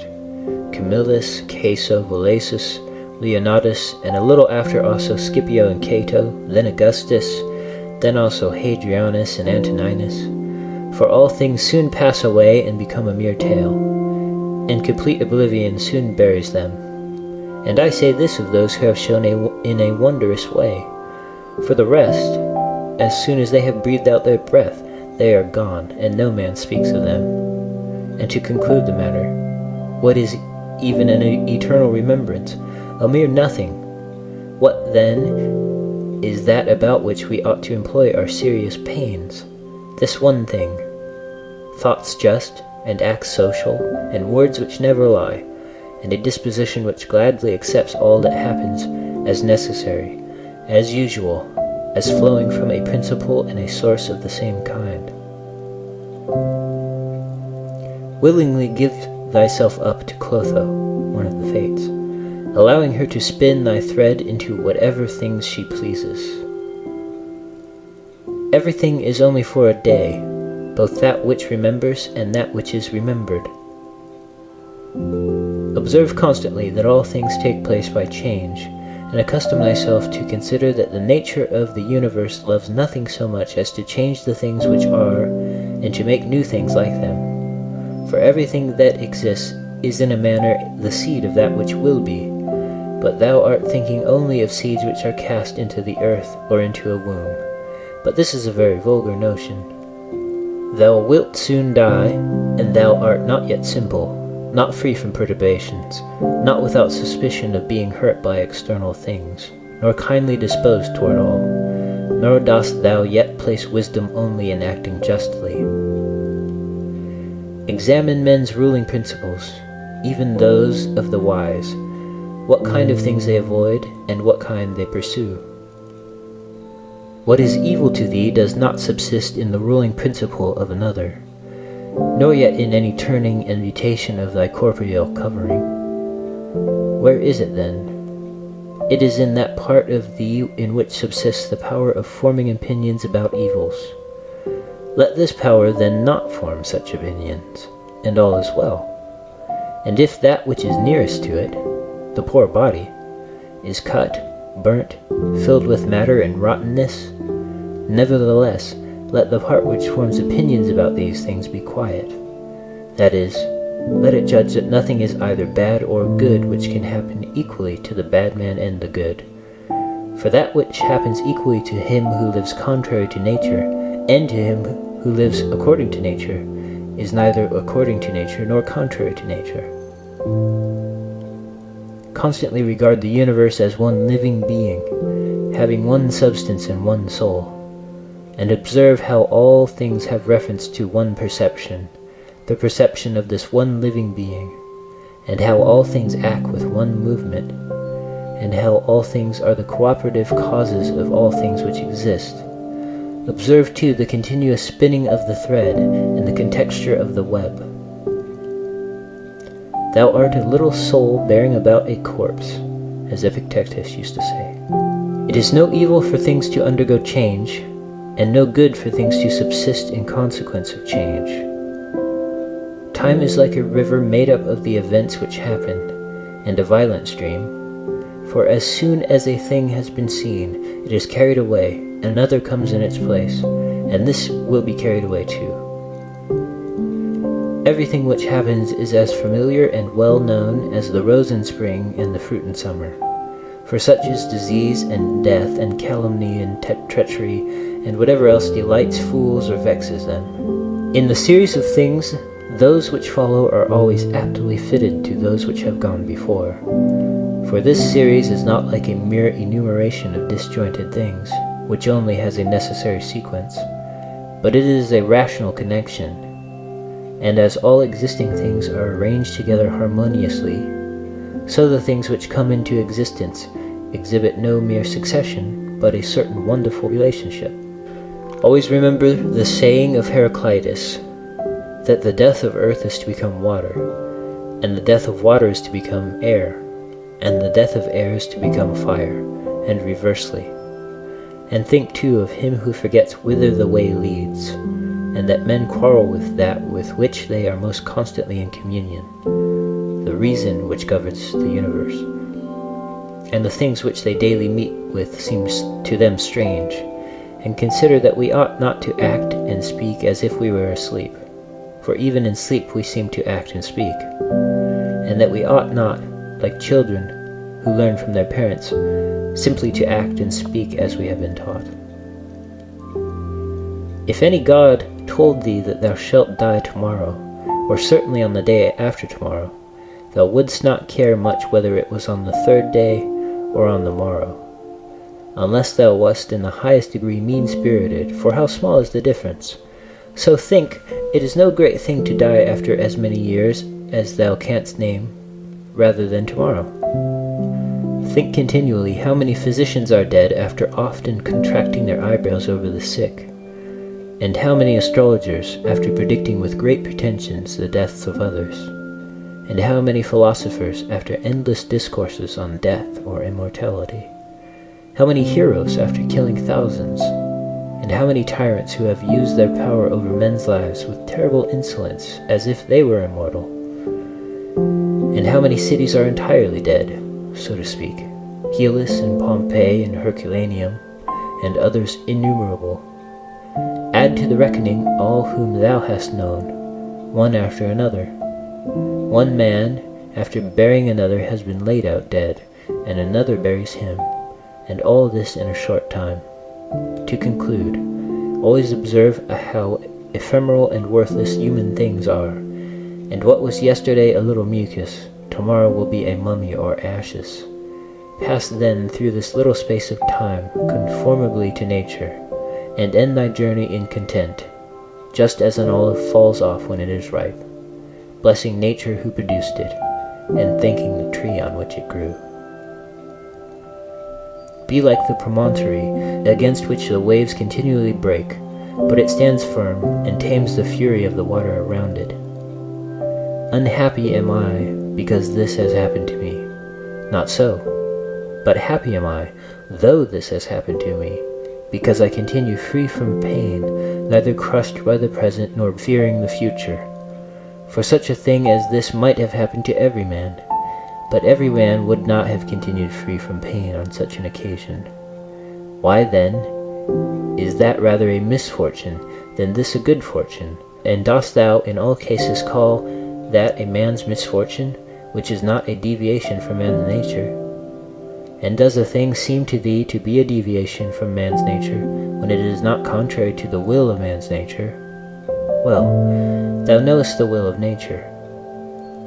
Will then this which has happened prevent thee from being just, magnanimous, temperate, prudent, secure against inconsiderate opinions and falsehoods? Will it prevent thee from having modesty, freedom, and everything else, by the presence of which man's nature obtains all that is its own? Remember, too, in every occasion which leads thee to vexation, to apply this principle, not that this is a misfortune, but that to bear it nobly is good fortune. It is a vulgar but still a useful help towards contempt of death, to pass in review those who have tenaciously stuck to life. What more then have they gained than those who have died early? Certainly they lie in their tombs somewhere at last. Cadicianus, Fabius, Julianus, Lepidus, or anyone else like them, who have carried out many to be buried, and then were carried out themselves. Altogether the interval is small between birth and death. And consider with how much trouble, and in company with what sort of people, and in what a feeble body this interval is laboriously passed. Do not then consider life a thing of any value. For look to the immensity of time behind thee, and to the time which is before thee, another boundless space. In this infinity, then, what is the difference between him who lives 3 days and him who lives 3 generations? Always run the short way, and the short way is the natural. Accordingly say and do everything in conformity with the soundest reason, for such a purpose frees a man from trouble, and warfare, and all artifice, and ostentatious display. End of chapter 4. The Meditations of Marcus Aurelius by Marcus Aurelius Antoninus. Translated by George Long. Chapter 5. In the morning, when thou risest unwillingly, let this thought be present. I am rising to the work of a human being. Why then am I dissatisfied if I am going to do the things for which I exist and for which I was brought into the world? Or have I been made for this, to lie in the bedclothes and keep myself warm? But this is more pleasant. Dost thou exist then to take thy pleasure, and not at all for action or exertion? Dost thou not see the little plants, the little birds, the ants, the spiders, the bees, working together to put in order their several parts of the universe? And art thou unwilling to do the work of a human being? And dost thou not make haste to do that which is according to thy nature? But it is necessary to take rest also. It is necessary. However, nature has fixed bounds to this too. She has fixed bounds both to eating and drinking, and yet thou goest beyond these bounds, beyond what is sufficient. Yet in thy acts it is not so, but thou stoppest short of what thou canst do. So thou lovest not thyself, for if thou didst, thou wouldst love thy nature and her will. But those who love their several arts exhaust themselves in working at them unwashed and without food. But thou valuest thine own nature less than the turner values the turning art, or the dancer the dancing art, or the lover of money values his money, or the vainglorious man his little glory. And such men, when they have a violent affection to a thing, choose neither to eat nor to sleep rather than to perfect the things which they care for. But are the acts which concern society more vile in thy eyes, and less worthy of thy labor? How easy it is to repel and to wipe away every impression which is troublesome or unsuitable, and immediately to be in all tranquillity. Judge every word and deed which are according to nature to be fit for thee, and be not diverted by the blame which follows from any people, nor by their words. But if a thing is good to be done or said, do not consider it unworthy of thee. For those persons have their peculiar leading principle, and follow their peculiar movement, which things do not thou regard, but go straight on, following thy own nature and the common nature, and the way of both is one. I go through the things which happen according to nature, and I shall fall and rest, breathing out my breath into that element out of which I daily draw it in, and falling upon that earth out of which my father collected the seed, and my mother the blood, and my nurse the milk, out of which during so many years I have been supplied with food and drink, which bears me when I tread on it and abuse it for so many purposes. Thou sayest, men cannot admire the sharpness of thy wits. Be it so, but there are many other things of which thou canst not say, I am not formed for them by nature. Show those qualities, then, which are altogether in thy power: sincerity, gravity, endurance of labor, aversion to pleasure, contentment with thy portion and with few things, benevolence, frankness, no love of superfluity, freedom from trifling magnanimity. Dost thou not see how many qualities thou art immediately able to exhibit, in which there is no excuse of natural incapacity and unfitness, and yet thou still remainest voluntarily below the mark? Or art thou compelled, through being defectively furnished by nature, to murmur and to be stingy and to flatter and to find fault with thy poor body, and to try to please men, and to make great display, and to be restless in thy mind? No, by the gods, but thou mightest have been delivered from these things long ago. Only if in truth thou canst be charged with being rather slow and dull of comprehension, thou must exert thyself about this also, not neglecting it, nor yet taking pleasure in thy dullness. One man, when he has done a service to another, is ready to set it down to his account as a favor conferred. Another is not ready to do this, but still in his own mind he thinks of the man as his debtor, and he knows what he has done. A third, in a manner, does not even know what he has done, but he is like a vine which has produced grapes, and seeks for nothing more after it has once produced its proper fruit.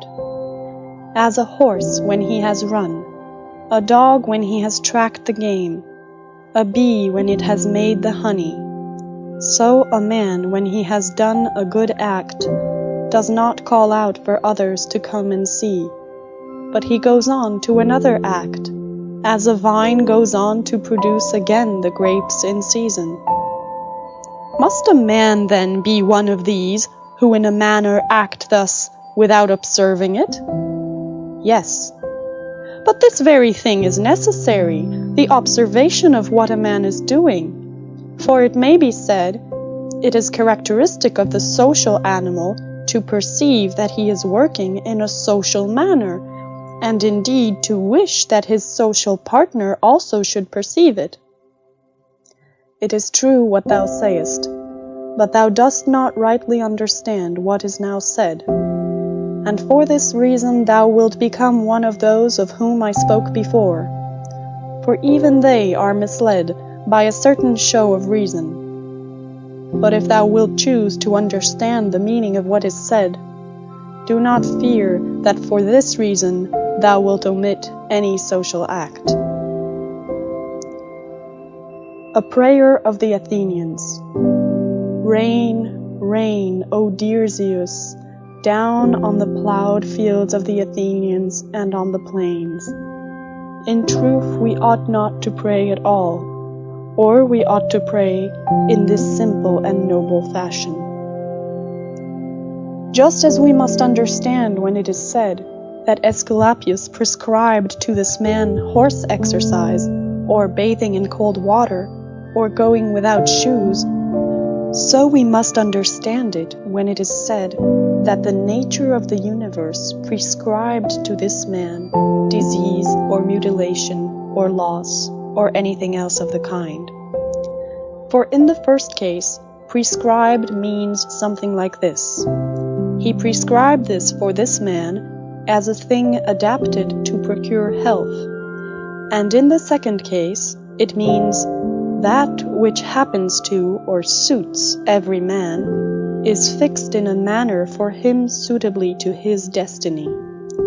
For this is what we mean when we say that things are suitable to us, as the workmen say of squared stones in walls or the pyramids that they are suitable when they fit them to one another in some kind of connection. For there is altogether one fitness, harmony. And as the universe is made up out of all bodies to be such a body as it is, so out of all existing causes, necessity, destiny, is made up to be such a cause as it is. And even those who are completely ignorant understand what I mean, for they say, it, necessity, destiny, brought this to such a person. This then was brought, and this was prescribed to him. Let us then receive these things, as well as those which Aesculapius prescribes. Many, as a matter of course, even among his prescriptions, are disagreeable, but we accept them in the hope of health. Let the perfecting and accomplishment of the things which the common nature judges to be good be judged by thee to be of the same kind as thy health. And so accept everything which happens, even if it seem disagreeable, because it leads to this, to the health of the universe, and to the prosperity and felicity of Zeus, the universe. For he would not have brought on any man what he has brought, if it were not useful for the whole. Neither does the nature of anything, whatever it may be, cause anything which is not suitable to that which is directed by it. For two reasons, then, it is right to be content with that which happens to thee. The one, because it was done for thee and prescribed for thee, and in a manner had reference to thee, originally from the most ancient causes spun with thy destiny. And the other, because even that which comes severally to every man is to the power which administers the universe a cause of felicity and perfection, nay, even of its very continuance. For the integrity of the whole is mutilated if thou cuttest off anything whatever from the conjunction and the continuity either of the parts or of the causes. And thou dost cut off, as far as it is in thy power, when thou art dissatisfied, and in a manner triest to put anything out of the way. Be not disgusted, nor discouraged, nor dissatisfied, if thou dost not succeed in doing everything according to right principles. But when thou hast failed, return back again, and be content if the greater part of what thou doest is consistent with man's nature. And love this to which thou returnest, and do not return to philosophy as if she were a master, but act like those who have sore eyes and apply a bit of sponge and egg, or as another applies a plaster, or drenching with water.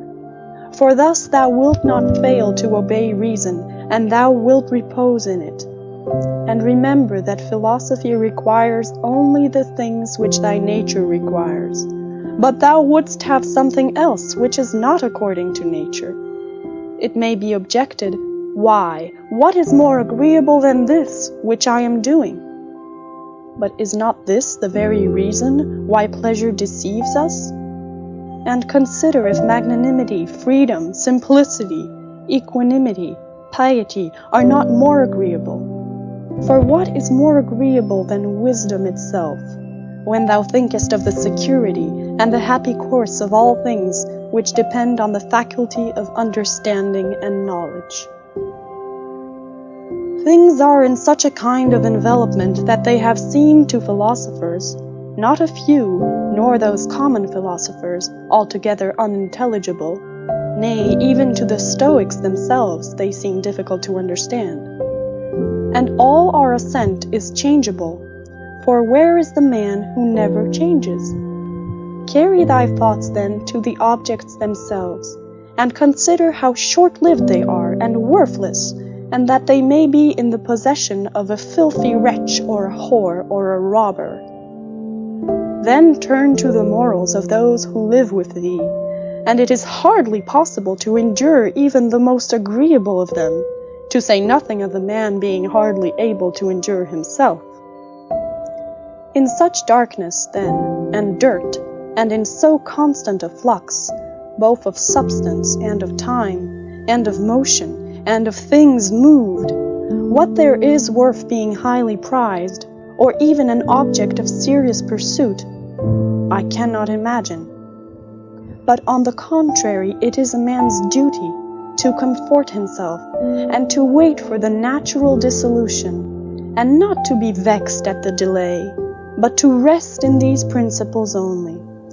The one, that nothing will happen to me which is not conformable to the nature of the universe, and the other, that it is in my power never to act contrary to my God and demon, for there is no man who will compel me to do this. About what am I now employing my own soul? On every occasion I must ask myself this question, and inquire, what have I now in this part of me which they call the ruling principle? And whose soul have I now? That of a child, or of a young man, or of a feeble woman, or of a tyrant, or of a domestic animal, or of a wild beast? What kind of things those are which appear good to the many, we may learn even from this. For if any man should conceive certain things as being really good, such as prudence, temperance, justice, fortitude, he would not, after having first conceived these, endure to listen to anything which should not be in harmony with what is really good. But if a man has first conceived as good the things which appear to the many to be good, he will listen and readily receive as very applicable that which was said by the comic writer.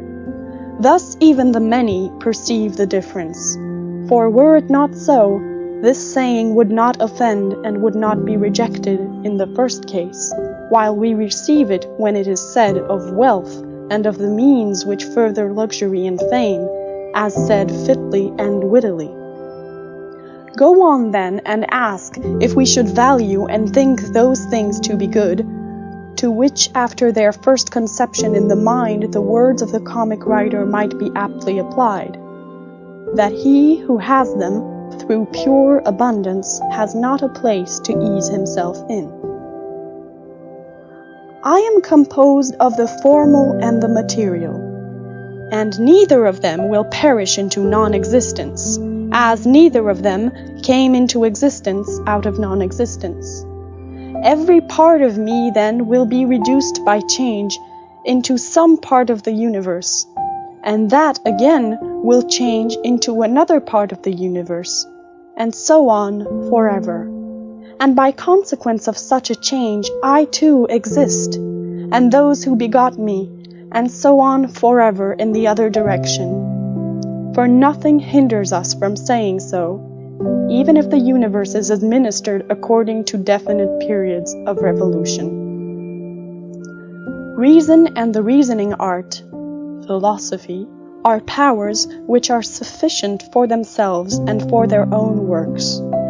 They move then from a first principle which is their own, and they make their way to the end which is proposed to them. And this is the reason why such acts are named katorthoseis, or right acts, which word signifies that they proceed by the right road. None of these things ought to be called a man's which do not belong to a man, as man. They are not required of a man, nor does man's nature promise them, nor are they the means of man's nature attaining its end. Neither then does the end of man lie in these things, nor yet that which aids to the accomplishment of this end, and that which aids toward this end is that which is good. Besides, if any of these things did belong to man, it would not be right for a man to despise them and to set himself against them. Nor would a man be worthy of praise who showed that he did not want these things, nor would he who stinted himself in any of them be good, if indeed these things were good. But now the more of these things a man deprives himself of, or of other things like them, or even when he is deprived of any of them, the more patiently he endures the loss, just in the same degree he is a better man. Such as are thy habitual thoughts, such also will be the character of thy mind. For the soul is dyed by the thoughts. Dye it then with a continuous series of such thoughts as these. For instance, that where a man can live, there he can also live well. But he must live in a palace. Well then, he can also live well in a palace. And again, consider that for whatever purpose each thing has been constituted, for this it has been constituted, and toward this it is carried, and its end is in that toward which it is carried. And where the end is, there also is the advantage and the good of each thing. Now the good for the reasonable animal is society, for that we are made for society has been shown above. Is it not plain that the inferior exist for the sake of the superior? But the things which have life are superior to those which have not life, and of those which have life, the superior are those which have reason. To seek what is impossible is madness, and it is impossible that the bad should not do something of this kind. Nothing happens to any man which he is not formed by nature to bear. The same things happen to another, and either because he does not see that they have happened, or because he would show a great spirit, he is firm and remains unharmed. It is a shame, then, that ignorance and conceit should be stronger than wisdom. Things themselves touch not the soul, not in the least degree, nor have they admission to the soul, nor can they turn or move the soul. But the soul turns and moves itself alone, and whatever judgments it may think proper to make, such it makes for itself the things which present themselves to it. In one respect man is the nearest thing to me, so far as I must do good to men, and endure them. But so far as some men make themselves obstacles to my proper acts, man becomes to me one of the things which are indifferent, no less than the sun, or wind, or a wild beast. Now it is true that these may impede my action, but they are no impediments to my effects and disposition, which have the power of acting conditionally and changing. For the mind converts and changes every hindrance to its activity into an aid, and so that which is a hindrance is made a furtherance to an act, and that which is an obstacle on the road helps us on this road. Reverence that which is best in the universe, and this is that which makes use of all things and directs all things. and in like manner also reverence that which is best in thyself. And this is of the same kind as that. For in thyself also that which makes use of everything else is this, and thy life is directed by this. That which does no harm to the state does no harm to the citizen. In the case of every appearance of harm, apply this rule: if the state is not harmed by this, neither am I harmed. But if the state is harmed, thou must not be angry with him who does harm to the state. Show him where his error is. Often think of the rapidity with which things pass by and disappear, both the things which are and the things which are produced.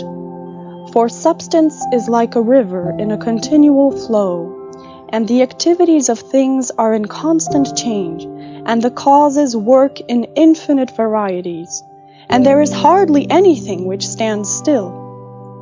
And consider this which is near to thee, this boundless abyss of the past and of the future, in which all things disappear. How then is he not a fool who is puffed up with such things, or plagued about them, or makes himself miserable? For they vex him only for a time, and a short time. Think of the universal substance, of which thou hast a very small portion, and of universal time, of which a short and indivisible interval has been assigned to thee, and of that which is fixed by destiny, and how small a part of it thou art. Does another do me wrong? Let him look to it.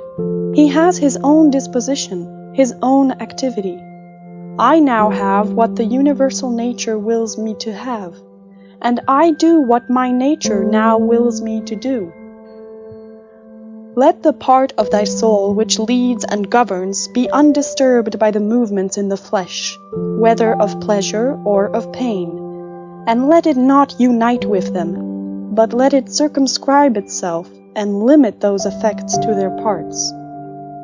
But when these effects rise up to the mind by virtue of that other sympathy that naturally exists in a body which is all one, then thou must not strive to resist the sensation, for it is natural.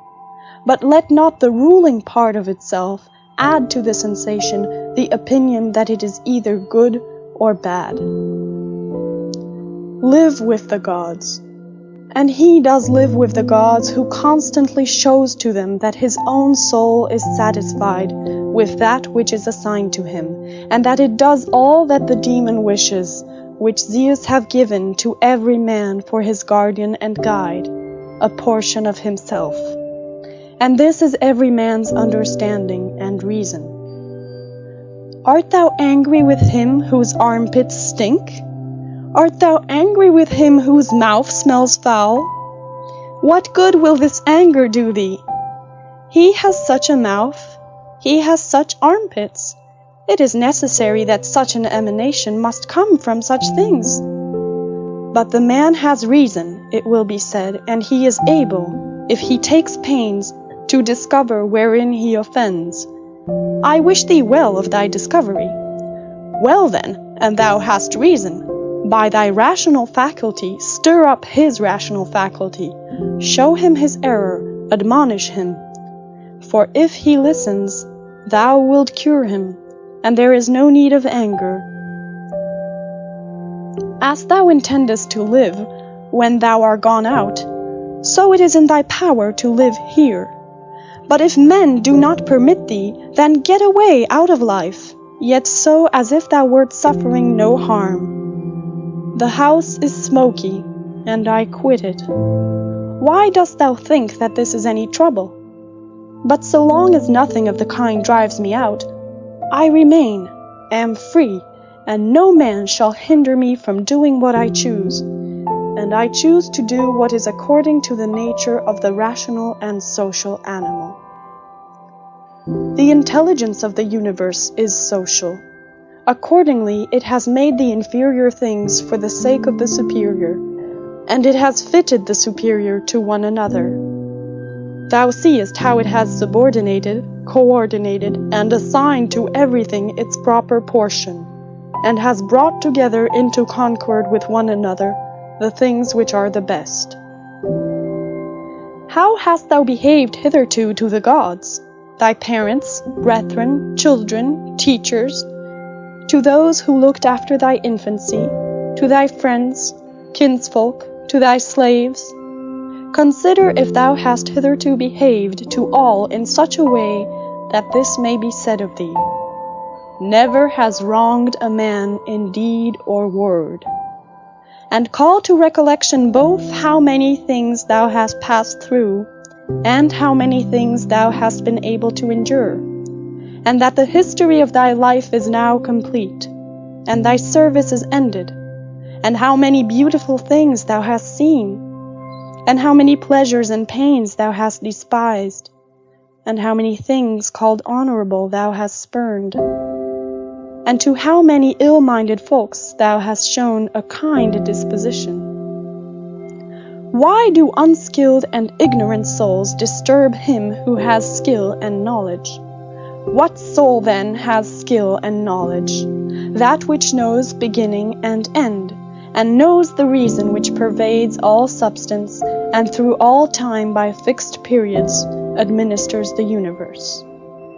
Soon, very soon, thou wilt be ashes, or a skeleton, and either a name or not even a name. But name is sound and echo, and the things which are much valued in life are empty and rotten and trifling, and like little dogs biting one another, and little children quarreling, laughing, and then straightway weeping. But fidelity and modesty and justice and truth are fled up to Olympus from the widespread earth. What then is there which still detains thee here? If the objects of sense are easily changed and never stand still, and the organs of perception are dull and easily receive false impressions, and the poor soul itself is an exhalation from blood. But to have good repute amid such a world as this is an empty thing. Why then dost thou not wait in tranquillity for thy end, whether it is extinction or removal to another state? And until that time comes, what is sufficient? Why, what else than to venerate the gods and bless them, and to do good to men, and to practice tolerance and self-restraint?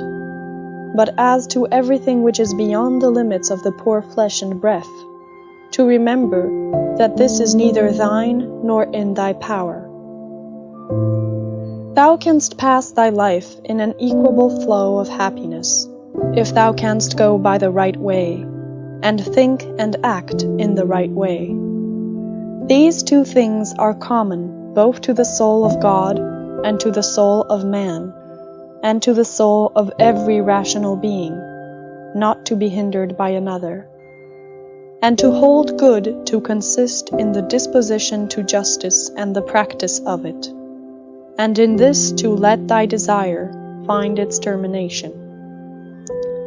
If this is neither my own badness, nor an effect of my own badness, and the commonwealth is not injured, why am I troubled about it? And what is the harm to the commonwealth?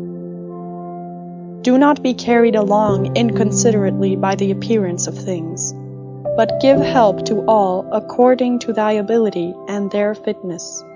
And if they should have sustained loss in matters which are indifferent, do not imagine this to be a damage, for it is a bad habit. But as the old man, when he went away, asked back his foster child's top, remembering that it was a top, so do thou in this case also. When thou art calling out on the rostra, hast thou forgotten, man, what these things are? Yes, but they are objects of great concern to these people. Wilt thou too then be made a fool for these things? I was once a fortunate man, but I lost it, I know not how. But fortunate means that a man has assigned to himself a good fortune, and a good fortune is good disposition of the soul, good emotions, good actions. End of chapter 5. The Meditations of Marcus Aurelius by Marcus Aurelius Antoninus, translated by George Long, Chapter 6. The substance of the universe is obedient and compliant, and the reason which governs it has in itself no cause for doing evil, for it has no malice, nor does it do evil to anything, nor is anything harmed by it. But all things are made and perfected according to this reason. Let it make no difference to thee whether thou art cold or warm, if thou art doing thy duty, and whether thou art drowsy or satisfied with sleep, and whether ill-spoken or praised, and whether dying or doing something else. For it is one of the acts of this life, this act by which we die. It is sufficient then in this act also to do well what we have in hand. Look within. Let neither the peculiar quality of anything nor its value escape thee. All existing things soon change, and they will either be reduced to vapor, if indeed all substance is one, or they will be dispersed. The reason which governs knows what its own disposition is, and what it does, and on what material it works. The best way of avenging thyself is not to become like the wrongdoer. Take pleasure in one thing and rest in it, in passing from one social act to another social act, thinking of God. The ruling principle is that which rouses and turns itself, and while it makes itself such as it is, and such as it wills to be, it also makes everything which happens to appear itself to be such as it wills. In conformity to the nature of the universe, every single thing is accomplished. For certainly it is not in conformity to any other nature that each thing is accomplished, either a nature which externally comprehends this, or a nature which is comprehended within this nature, or a nature external and independent of this. The universe is either a confusion and a mutual involution of things, and a dispersion, or it is unity and order and providence. If then it is the former, why do I desire to tarry in a fortuitous combination of things in such a disorder? And why do I care about anything else than how I shall at last become earth? And why am I disturbed? For the dispersion of my elements will happen whatever I do. But if the other supposition is true, I venerate, and I am firm, and I trust in him who governs. When thou hast been compelled by circumstances to be disturbed in a manner, quickly return to thyself, and do not continue out of tune longer than the compulsion lasts, for thou wilt have more mastery over the harmony by continually recurring to it. If thou hadst a stepmother and a mother at the same time, thou wouldst be dutiful to thy stepmother, but thou wouldst constantly return to thy mother. Let the court and philosophy now be to thee stepmother and mother. Return to philosophy frequently, and repose in her, through whom what thou meetest with in the court appears to thee tolerable, and thou appearest tolerable in the court. When we have meat before us, and such eatables, we receive the impression that this is the dead body of a fish, and this is the dead body of a bird, or of a pig, and again that this Falernian is only a little grape juice, and this purple robe some sheep's wool dyed with the blood of a shellfish. Such then are these impressions, and they reach the things themselves and penetrate them, and so we see what kind of things they are. Just in the same way ought we to act all through life, and where there are things which appear most worthy of our approbation, we ought to lay them bare, and look at their worthlessness, and strip them of all the words by which they are exalted. For outward show is a wonderful perverter of the reason, and when thou art most sure that thou art employed about things worth thy pains, it is then that it cheats thee most. Consider then what Crates says of Xenocrates himself. Most of the things which the multitude admire are referred to objects of the most general kind, those which are held together by cohesion or natural organization, such as stones, wood, fig trees, vines, olives. But those which are admired by men who are a little more reasonable are referred to the things which are held together by a living principle, as flocks, herds. Those which are admired by men who are still more instructed are the things which are held together by a rational soul, not, however, a universal soul, but rational, so far as it is a soul skilled in some art, or expert in some other way, or simply rational so far as it possesses a number of slaves. But he who values a rational soul, a soul universal, and fitted for political life, regards nothing else except this. And above all things he keeps his soul in a condition and in an actively conformable to reason and social life. And he cooperates to this end with those who are of the same kind as himself. Some things are hurrying into existence, others are hurrying out of it, and of that which is coming into existence, part is already extinguished. Motions and changes are continually renewing the world, such as the uninterrupted course of time is always renewing the infinite duration of ages. In this flowing stream, then, on which there is no abiding, what is there of the things which hurry by on which a man would set a high price? It would be just as if a man should fall in love with one of the sparrows which fly by, but it has already passed out of sight.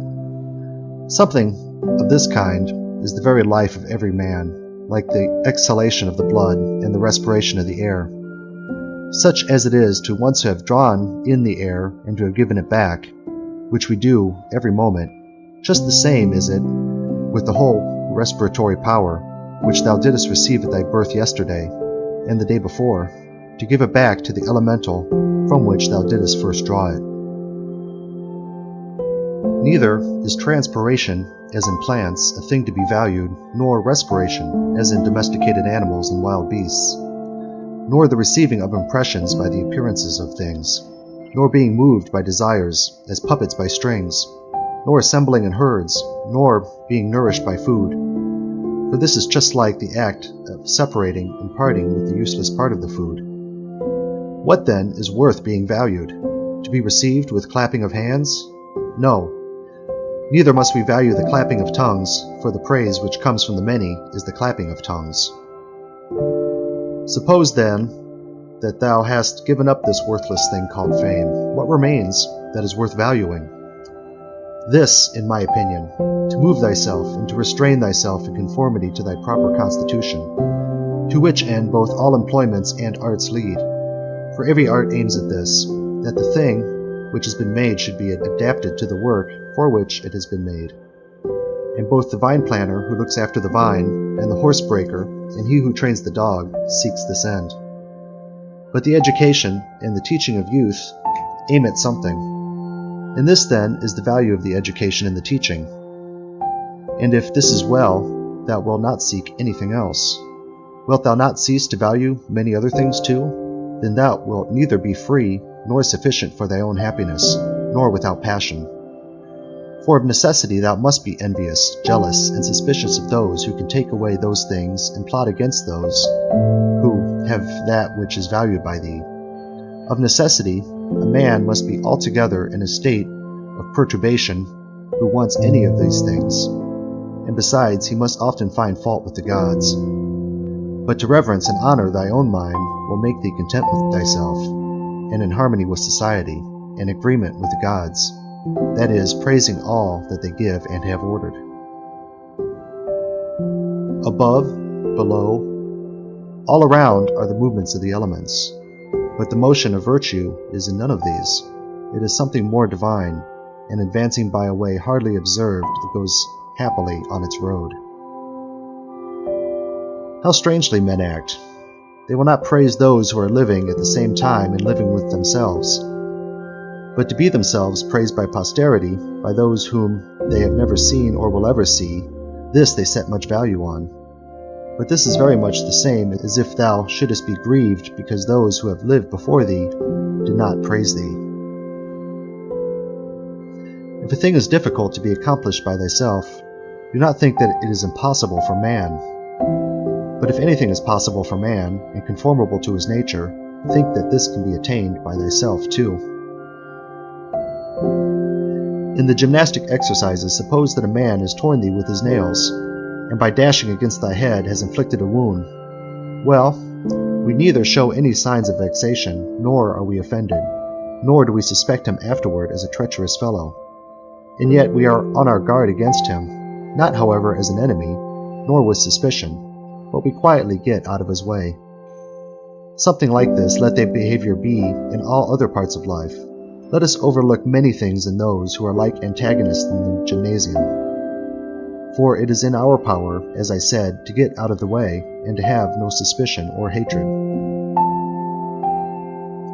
If a man is able to convince me and show me that he do not think or act right, I will gladly change, for I seek the truth by which no man was ever injured, but he is injured who abides in his error and ignorance. I do my duty.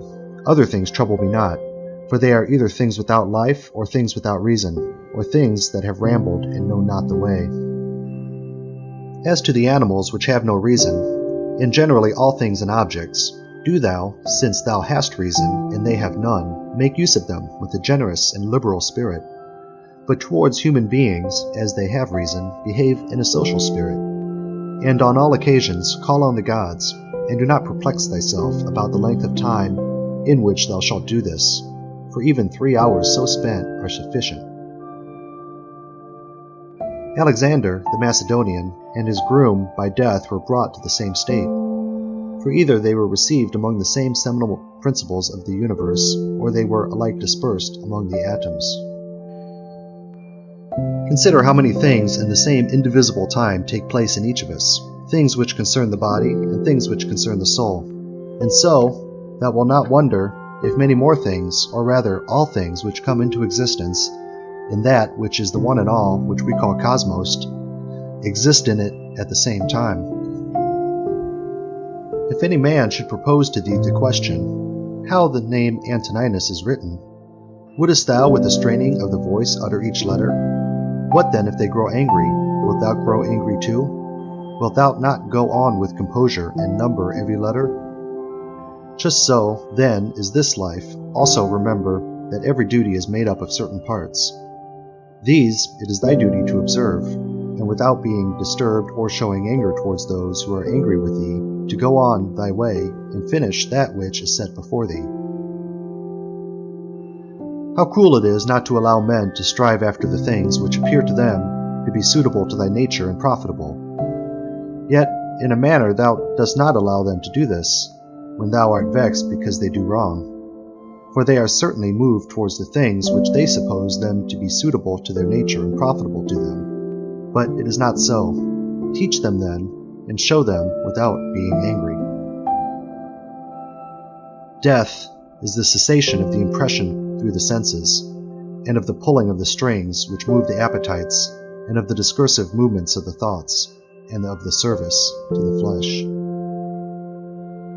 It is a shame for the soul to be the first to give way in this life, when thy body does not give way. Take care that thou art not made into a Caesar, that thou art not dyed with this dye, for such things happen. Keep thyself then simple, good, pure, serious, free from affectation, a friend of justice, a worshipper of the gods, kind, affectionate, strenuous in all proper acts. Strive to continue to be such as philosophy wished to make thee. Reverence the gods and help men. Short is life. There is only one fruit in this terrene life, a pious disposition and social acts. Do everything as a disciple of Antoninus. Remember his constancy in every act which was conformable to reason, and his evenness in all things, and his piety, and the serenity of his countenance, and his sweetness, and his disregard of empty fame, and his efforts to understand things, and how he would never let anything pass without having first most carefully examined it and clearly understood it, and how he bore with those who blamed him unjustly without blaming them in return, and how he did nothing in a hurry, and how he listened not to calumnies, and how exact an examiner of manners and actions he was, and not given to reproach people, nor timid, nor suspicious, nor a sophist. And with how little he was satisfied, such as lodging, bed, dress, food, servants, and how laborious and patient, and how he was able, on account of his sparing diet, to hold out to the evening, without even requiring to relieve himself, by any evacuations except at the usual hour, and with his firmness and uniformity in his friendships, and how he tolerated freedom of speech in those who opposed his opinions, and the pleasure that he had when any man showed him anything better, and how religious he was without superstition. Imitate all this, that thou mayest have as good a conscience when thy last hour comes as he had. Return to thy sober senses, and call thyself back, when thou hast roused thyself from sleep, and hast perceived that they were only dreams which troubled thee. Now, in thy waking hours, look at these, the things about thee, as thou didst look at those, the dreams. I consist of a little body and soul. Now to this little body all things are indifferent, for it is not able to perceive differences. But to the understanding those things only are indifferent, which are not the works of its own activity. But whatever things are the works of its own activity, all these things are in its power. And of these, however, only those which are done with reference to the present. For as to the future and the past activities of the mind, even these are for the present indifferent. Neither the labor which the hand does, nor that of the foot, is contrary to nature, so long as the foot does the foot's work, and the hand the hand's. So then neither to a man as a man is his labor contrary to nature, as long as he does the things of a man. But if the labor is not contrary to his nature, neither is it an evil to him. How many pleasures have been enjoyed by robbers, patricides, tyrants? Dost thou not see how the handicraftsmen accommodate themselves up to a certain point to those which are not skilled in their craft? Nevertheless they cling to the reason, the principles of their art, and do not endure to depart from it. Is it not strange if the architect and the physician shall have more respect to the reason, the principles of their own arts, than man to his own reason, which is common to him and the gods? Asia, Europe, are corners of the universe. All the sea a drop in the universe. Athos, a little clod in the universe. All the present time is a point in eternity. All things are little, changeable, perishable. All things come from thence, from that universal ruling power, either directly proceeding or by way of sequence. And accordingly, the lion's gaping jaws, and that which is poisonous, and every harmful thing, as a thorn, as mud, are after products of the grand and beautiful. Do not imagine, then, that they are of another kind from that which thou dost venerate, but form a just opinion of the source of all. He who has seen present things has seen all, both everything which has taken place from all eternity, and everything which will be for time without end, for all things are of one kin and of one form. Frequently consider the connection of all things in the universe in their relation to one another. For in a manner all things are implicated with one another, and all, in this way, are friendly to one another. For one thing comes in order after another, and this is by virtue of the active movement and mutual composition and the unity of the substance. Adapt thyself to the things with which thy lot has been cast, and the men among whom thou hast received thy portion. Love them, but do it truly. Every instrument, too, vessel, if it does that for which it has been made, is well, and yet he who made it is not there.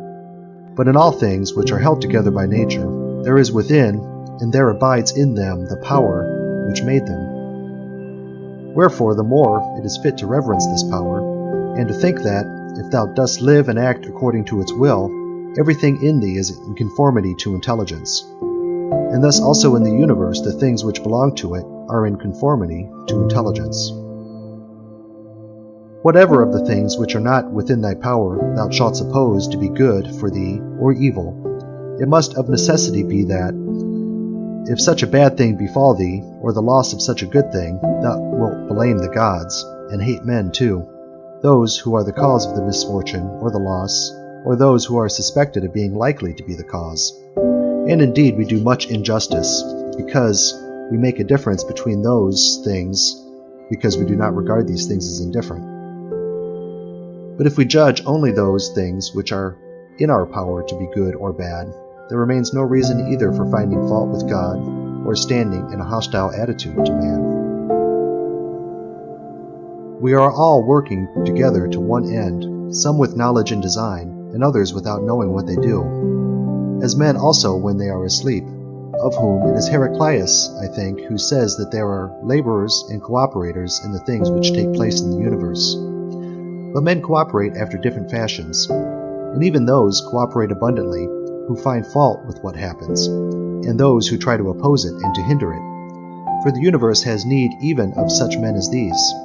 It remains then for thee to understand among what kind of workmen thou placest thyself. For he who rules all things will certainly make a right use of thee, and he will receive thee among some part of the cooperators, and of those whose labors conduce to one end. But be not thou such a part as the mean and ridiculous verse in the play which Chrysippus speaks of. Does the sun undertake to do the work of the rain, or Aesculapius the work of the fruit-bearer? And how is it with respect to each of the stars? Are they not different, and yet they work together to the same end? If the gods have determined about me, and about the things which must happen to me, they have determined well, for it is not easy even to imagine a deity without forethought. And as to doing me harm, why should they have any desire towards that? For what advantage would result to them from this, or to the whole, which is the special object of their providence? But if they have not determined about me individually, they have certainly determined about the whole at least. And the things which happen by way of sequence in this general arrangement I ought to accept with pleasure, and to be content with them. But if they determine about nothing, which it is wicked to believe, or if we do believe it, let us neither sacrifice, nor pray, nor swear by them, nor do anything else, which we do as if the gods were present and lived with us. But if, however, the gods determine about none of the things which concern us, I am able to determine about myself, and I can inquire about that which is useful, and that is useful to every man, which is conformable to his own constitution and nature. But my nature is rational and social, and my city and country, as far as I am Antoninus, is Rome. But so far as I am a man, it is the world. The things then which are useful to these cities are alone useful to me. Whatever happens to every man, this is for the interest of the universal. This might be sufficient. But further thou wilt observe this also as a general truth, if thou dost observe that whatever is profitable to any man is profitable also to other men. But let the word profitable be taken here in the common sense, as said of things of the middle kind, neither good nor bad. As it happens to thee in the amphitheatre and such places, that the continual sight of the same things and the uniformity make the spectacle wearisome, so it is in the whole of life. For all things above, below, are the same and from the same. How long then? Think continually that all kinds of men, and all kinds of pursuits, and of all nations are dead, so that thy thoughts come down even to Philistian, and Phoebus, and Oreganian. Now turn thy thoughts to the other kinds of men. To that place then we must remove, where there are so many great orators, so many noble philosophers, Heraclitus, Pythagoras, Socrates, so many heroes of former days, and so many generals after them, and tyrants. Besides these, Eudoxus, Hipparchus, Archimedes, and other men of acute natural talents, great minds, lovers of labor, versatile, confident, mockers even of the perishable and ephemeral life of man, as Menippus and such as are like him. As to all these, consider that they have long been in the dust. What harm, then, is this to them? And what to those whose names are altogether unknown? One thing here is worth a great deal, to pass thy life in truth and justice, with a benevolent disposition even to liars and unjust men. Thou art not dissatisfied, I suppose, because thou weighest only so many liter, and not 300. Be not dissatisfied, then, that thou must live only so many years, and not more. For as thou art satisfied with the amount of substance which has been assigned to thee, so be content with the time. Let us try to persuade them, but act even against their will when the principles of justice lead that way. If, however, any man using force stands in thy way, betake thyself to contentment and tranquillity, and at the same time employ the hindrance toward the exercise of some other virtue, and remember that thy attempt was with a reservation, that thou didst not desire to do impossibilities. What then didst thou desire? Some such effort as this, but thou attainest thy object if the things to which thou wast moved are accomplished. He who loves fame considers another man's activity to be his own good, and he who loves pleasure his own sensations. But he who has understanding considers his own acts to be his own good. It is in our power to have no opinion about a thing, and not to be disturbed in our soul, for things themselves have no natural power to form our judgments. Accustom thyself to attend carefully to what is said by another, and as much as it is possible be in the speaker's mind. That which is not good for the swarm, neither is it good for the bee. If sailors abused the helmsman, or the sick the doctor, would they listen to anybody else? And how could the helmsman secure the safety of those in the ship, or the doctor health of those whom he attends? How many together with whom I came into the world are already gone out of it? To the jaundiced, honey tastes bitter, and to those bitten by mad dogs, water causes fear, and to little children the ball is a fine thing. Why then am I angry?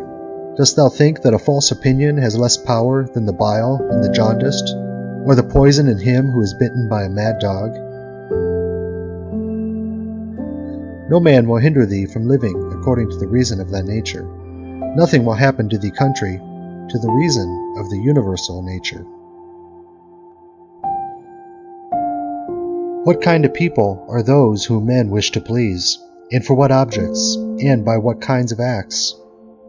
How soon time will cover all things, and how many it has covered already. End of chapter 6.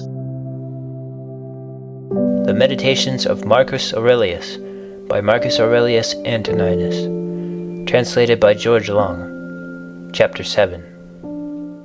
What is badness?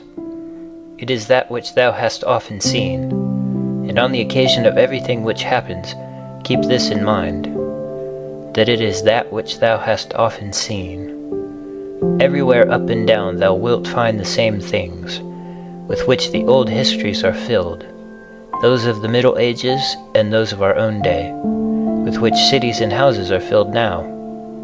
There is nothing new. All things are both familiar and short-lived. 2. How can our principles become dead, unless the impressions, thoughts, which correspond to them are extinguished? But it is in thy power continuously to fan these thoughts into a flame. I can have that opinion about anything which I ought to have. If I can, why am I disturbed? The things which are external to my mind have no relation at all to my mind. Let this be the state of thy effects, and thou standest erect. To recover thy life is in thy power. Look at things again as thou didst used to look at them, for in this consists the recovery of thy life. 3. The idle business of show. Plays on the stage, flocks of sheep, herds, exercises with spears, a bone to cast to little dogs, a bit of bread into fish ponds, laborings of ants and burden carrying, runnings about of frightened little mice, puppets pulled by strings, all alike. It is thy duty then in the midst of such things to show good humor, and not a proud air, to understand, however, that every man is worth just so much as the things are worth about which he busies himself. 4. In discourse thou must attend to what is said, and in every movement thou must observe what is doing, and in the one thou shouldst see immediately to what end it refers, but in the other watch carefully what is the thing signified. 5. Is my understanding sufficient for this or not? If it is sufficient, I use it for the work as an instrument given by the universal nature.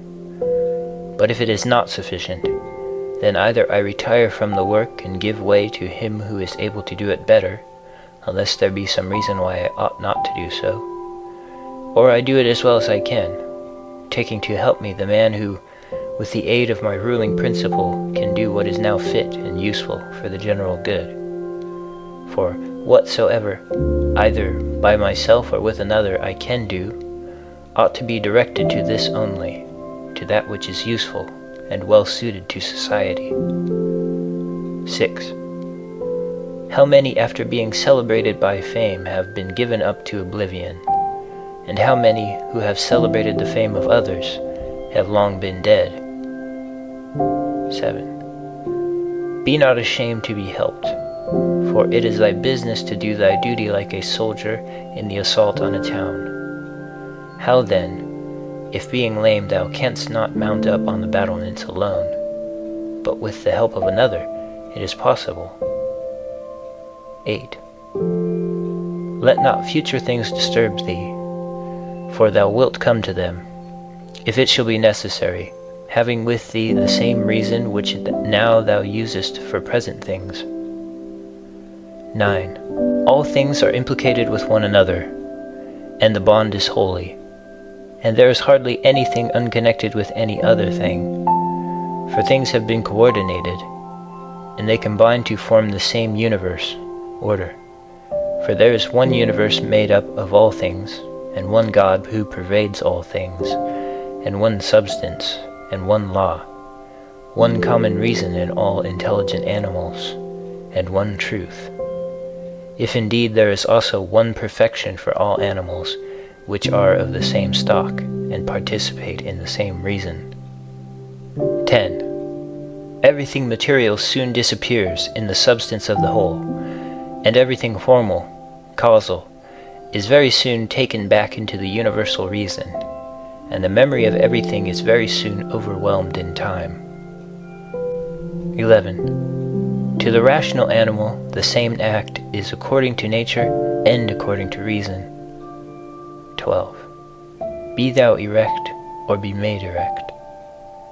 13. Just as it is with the members in those bodies which are united in one, so it is with rational beings which exist separate, for they have been constituted for one cooperation, and the perception of this will be more apparent to thee, if thou often sayest to thyself, that I am a member of the system of rational beings. But if thou sayest that thou art a part, thou dost not yet love men from thy heart. Beneficence does not yet delight thee for its own sake.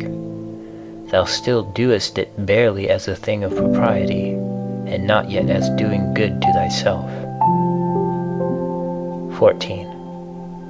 Let there fall externally what will on the parts which can feel the effects of this fall.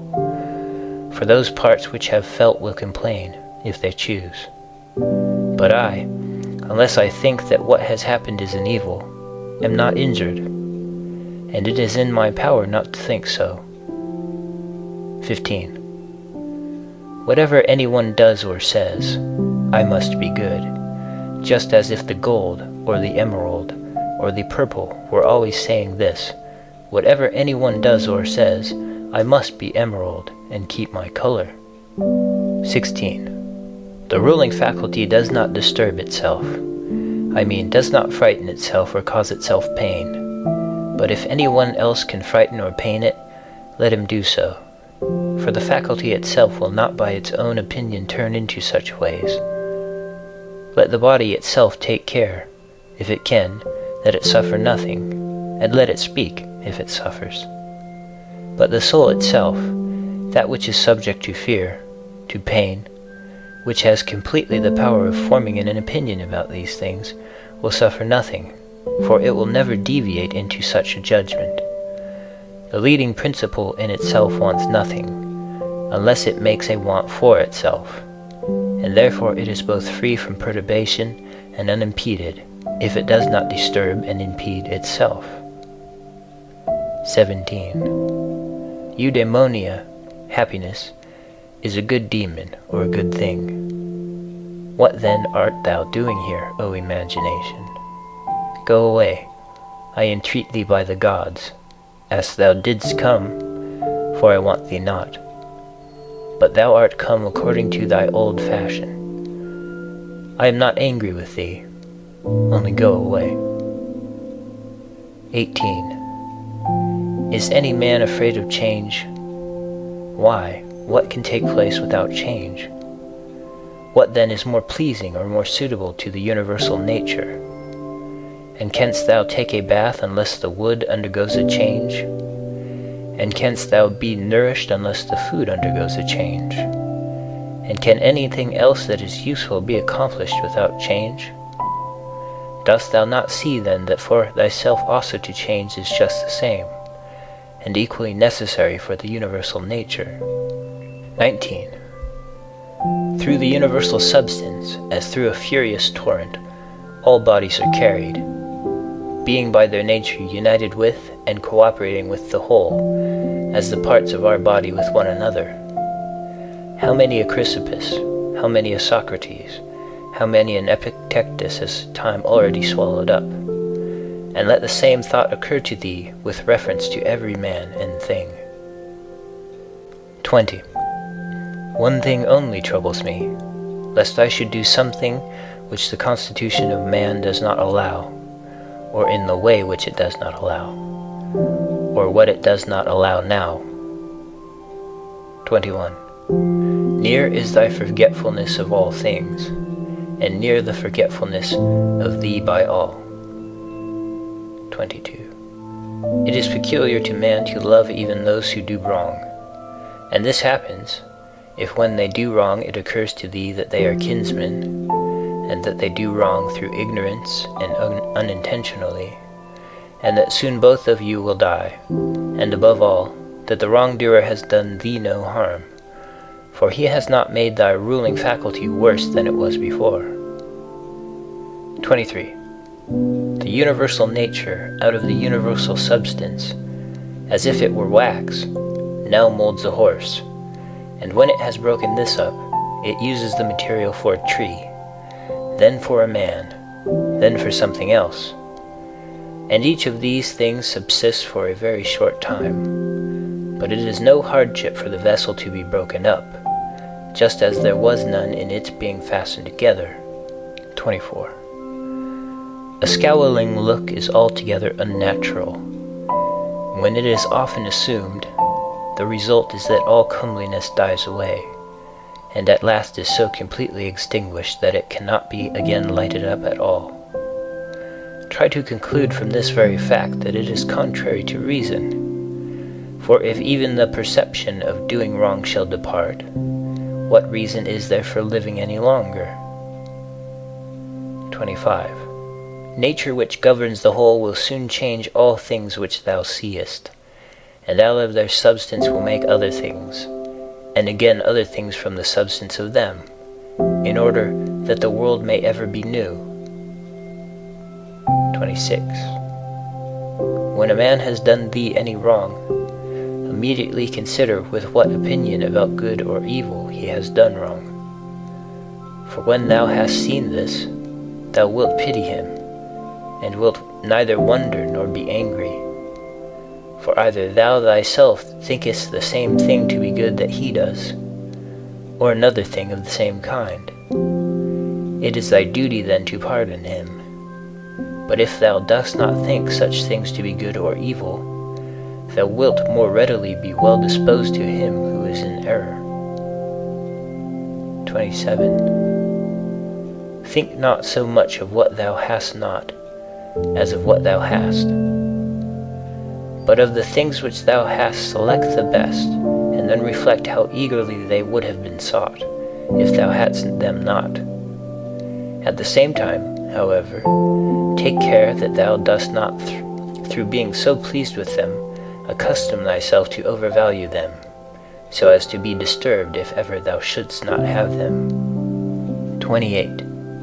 Retire into thyself. The rational principle which rules has this nature, that it is content with itself when it does what is just, and and so secures tranquility. 29. Wipe out the imagination. Stop the pulling of the strings. Confine thyself to the present. Understand well what happens either to thee or to another. Divide and distribute every object into the causal, formal, and the material. Think of thy last hour. Let the wrong which is done by a man stay there where the wrong was done. 30. Direct thy attention to what is said. Let thy understanding enter into the things that are doing and the things which do them. 31. Adorn thyself with simplicity and modesty, and with indifference toward the things which lie between virtue and vice. Love mankind. Follow God. The poet says that law rules all, and it is enough to remember that law rules all. 32. About death. Whether it is a dispersion or a resolution into atoms or annihilation, it is either extinction or change. 33. About pain. The pain which is intolerable carries us off, but that which lasts a long time is tolerable, and the mind maintains its own tranquility by retiring into itself, and the ruling faculty is not made worse. But the parts which are harmed by pain, let them, if they can, give their opinion about it. 34. About fame. Look at the minds of those who seek fame. Observe what they are, and what kind of things they avoid, and what kind of things they pursue. And consider that as the heaps of sand, piled on one another, hide the former sands. So in life the events which go before are soon covered by those which come after. 35. From Plato. The man who has an elevated mind and takes a view of all time and of all substance, dost thou suppose it possible for him to think that human life is anything great? It is not possible, he said. Such a man then will think that death also is no evil. Certainly not. 36. From Antisthenes. It is royal to do good and to be abused. 37. It is a base thing for the countenance to be obedient and to regulate and compose itself as the mind commands, and for the mind not to be regulated and composed by itself. 38. It is not right to vex ourselves at things, for they care not about it. 39. To the immortal gods and us give joy. 40. Life must be reaped like the ripe ears of corn. One man is born, another dies. 41. If gods care not for me and for my children, there is a reason for it. 42. For the good is with me, and the just. 43. No joining others in their wailing, no violent emotion. 44. From Plato. But I would make this man a sufficient answer, which is this: Thou sayest not well, if thou thinkest that a man who is good for anything at all ought to compute the hazard of life or death, and should not rather look to this only in all that he does, whether he is doing what is just or unjust, and the works of a good or a bad man. 45. For thus it is, men of Athens, in truth, wherever a man has placed himself thinking it the best place for him, or has been placed by a commander, there, in my opinion, he ought to stay, and to abide the hazard, taking nothing into the reckoning, either death or anything else, before the baseness of deserting his post. 46. But, my good friend, reflect whether that which is noble and good is not something different from saving and being saved. For as to a man living such or such a time, at least one who is really a man, consider if this is not a thing to be dismissed from the thoughts. And there must be no love of life. But as to these matters, a man must entrust them to the deity, and believe what the women say, that no man can escape his destiny. The next inquiry being how he may best live the time that he has to live. 47. Look round at the courses of the stars, as if thou wert going along with them, and constantly consider the changes of the elements into one another, for such thoughts purge away the filth of the terrene life. 48. This is a fine saying of Plato, that he who is discoursing about men should look also at earthly things as if he viewed them from some higher place, should look at them in their assemblies, armies, agricultural labors, marriages, treaties, births, deaths, noise of the courts of justice, desert places, various nations of barbarians, feasts, lamentations, markets, a mixture of all things, and an orderly combination of contraries. 49. Consider the past, such great changes of political supremacies. Thou mayest foresee also the things which will be, for they will certainly be of like form, and it is not possible that they should deviate from the order of the things which take place now. Accordingly, to have contemplated human life for 40 years is the same as to have contemplated it for 10,000 years. For what more wilt thou see? 50. That which has grown from the earth to the earth, but that which has sprung from heavenly seed back to the heavenly realms returns. This is either a dissolution of the mutual involution of the atoms, or a similar dispersion of the insentient elements. 51. With food and drinks and cunning magic arts, turning the channel's course to scape from death, the breeze which heaven has sent, we must endure, and toil without complaining. 52. Another may be more expert in casting his opponent, but he is not more social, nor more modest, nor better disciplined to meet all that happens, nor more considerate with respect to the faults of his neighbors. 53. Where any work can be done conformably to the reason which is common to gods and men, there we have nothing to fear, for where we are able to get profits by means of the activity which is successful and proceeds according to our constitution, there no harm is to be suspected. 54. Everywhere and at all times it is in thy power piously to acquiesce in thy present condition, and to behave justly to those who are about thee, and to exert thy skill upon thy present thoughts, that nothing shall steal into them without being well examined. 55. Do not look around thee to discover other men's ruling principles, but look straight to this, to what nature leads thee, both the universal nature through the things which happen to thee, and thy own nature through the acts which must be done by thee. But every being ought to do that which is according to its constitution, and all other things have been constituted for the sake of rational beings, just as among irrational things the inferior for the sake of the superior, but the rational for the sake of one another.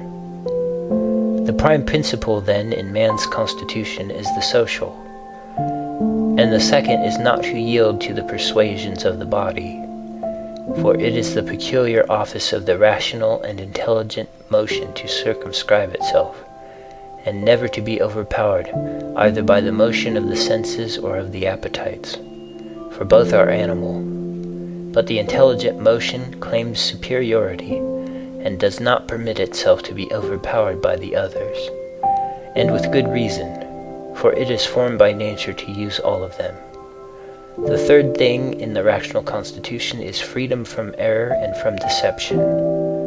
Let then the ruling principle holding fast to these things go straight on, and it has what is its own.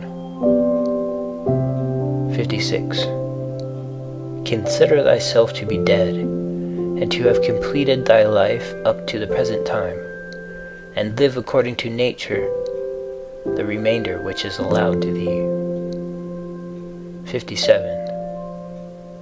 Love that only which happens to thee and is spun with the thread of thy destiny.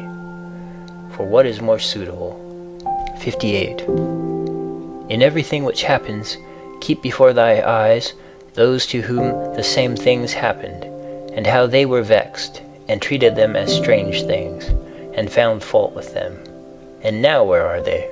Nowhere. Why then dost thou too choose to act in the same way? And why dost thou not leave these agitations which are foreign to nature, and those who cause them, and those who are moved by them? And why art thou not altogether intent upon the right way of making use of the things which happen to thee? For then thou wilt use them well, and they will be a material for thee to work on. Only attend to thyself, and resolve to be a good man in every act which thou doest. And remember. 59. Look within. Within is the fountain of good, and it will ever bubble up, if thou wilt ever dig. 60. The body ought to be compact, and to show no irregularity either in motion or attitude. For what the mind shows in the face by maintaining in it the expression of intelligence and propriety, that ought to be required also in the whole body. But all these things should be observed without affectation. 61. The art of life is more like the wrestler's art than the dancer's, in respect of this, that it should stand ready and firm to meet onsets which are sudden and unexpected. 62. Constantly observe who those are whose approbation thou wishest to have, and what ruling principles they possess. For then thou wilt neither blame those who offend involuntarily, nor wilt thou want their approbation, if thou lookest to the sources of their opinions and appetites. 63. Every soul, the philosopher says, is involuntarily deprived of truth. Consequently, in the same way, it is deprived of justice and temperance and benevolence and everything of the kind. It is most necessary to bear this constantly in mind, for thus thou wilt be more gentle towards all. 64. In every pain let this thought be present, that there is no dishonor in it, nor does it make the governing intelligence worse, for it does not damage the intelligence either so far as the intelligence is rational, or so far as it is social. Indeed, in the case of most pains, let this remark of Epicurus aid thee, that pain is neither intolerable nor everlasting, if thou bearest in mind that it has limits, and if thou addest nothing to it in imagination. And remember this too, that we do not perceive that many things which are disagreeable to us are the same as pain, such as excessive drowsiness, and the being scorched by heat, and the having no appetite. When then thou art discontented about any of these things, say to thyself that thou art yielding to pain. 65. Take care not to feel towards the inhuman as they feel towards men. 66. How do we know if Teleologus was not superior in character to Socrates? For it is not enough that Socrates dies a more noble death, and disputed more skillfully with the sophists, and passed the night in the cold with more endurance, and that when he was bid to arrest Leon of Salamis, he considered it more noble to refuse, and that he walked in a swaggering way in the streets, though as to this fact one may have great doubts if it was true. But we ought to inquire what kind of a soul it was that Socrates possessed, and if he was able to be content with being just towards men, and pious towards the gods, neither idly vexed on account of men's villainy, nor yet making himself a slave to any man's ignorance, nor receiving as strange anything that fell to his share out of the universal, nor enduring it as intolerable, nor allowing his understanding to sympathize with the effects of the miserable flesh. 67. Nature has not so mingled the intelligence with the composition of the body, as not to have allowed thee the power of circumscribing thyself, and of bringing under subjection to thyself all that is thy own. For it is very possible to be a divine man, and to be recognized as such by no one. Always bear this in mind. And another thing too, that very little indeed is necessary for living a happy life. And because thou hast despaired of becoming a dialectician and skilled in the knowledge of nature, do not for this reason renounce the hope of being both free and modest, and social and obedient to God. 68. It is in thy power to live free from all compulsion in the greatest tranquility of mind, even if all the world cry out against thee as much as they choose, and even if wild beasts tear in pieces the members of this kneaded matter which has grown around thee. For what hinders the mind in the midst of all this from maintaining itself in tranquility, and in a just judgment of all surrounding things, and in a ready use of the objects which are presented to it, so that the judgment may say to the thing which falls under its observation, This thou art in substance, though in men's opinion thou mayest appear to be of a different kind. And the youth shall say to that which falls under the hand, Thou art the thing that I was seeking. For to me that which presents itself is always a material for virtue, both rational and political, and, in a word, for the exercise of art, which belongs to man or God. For everything which happens has a relationship either to God or man, and is neither new nor difficult to handle, but usual and apt matter to work on. 69. The perfection of moral character consists in this, in passing every day as the last, and in being neither violently excited, nor torpid, nor playing the hypocrite. 70. The gods who are immortal are not vexed because during so long a time they must tolerate continually men as such as they are, and so many of them bad. And besides this, they also take care of them in all ways. But thou, who art destined to end so soon, art thou wearied of enduring the bad, and this too when thou art one of them? 71. It is a ridiculous thing for a man not to fly from his own badness, which is indeed possible, but to fly from other men's badness, which is impossible. 72. Whatever the rational and political faculty finds to be neither intelligent nor social, it properly judges to be inferior to itself. 73.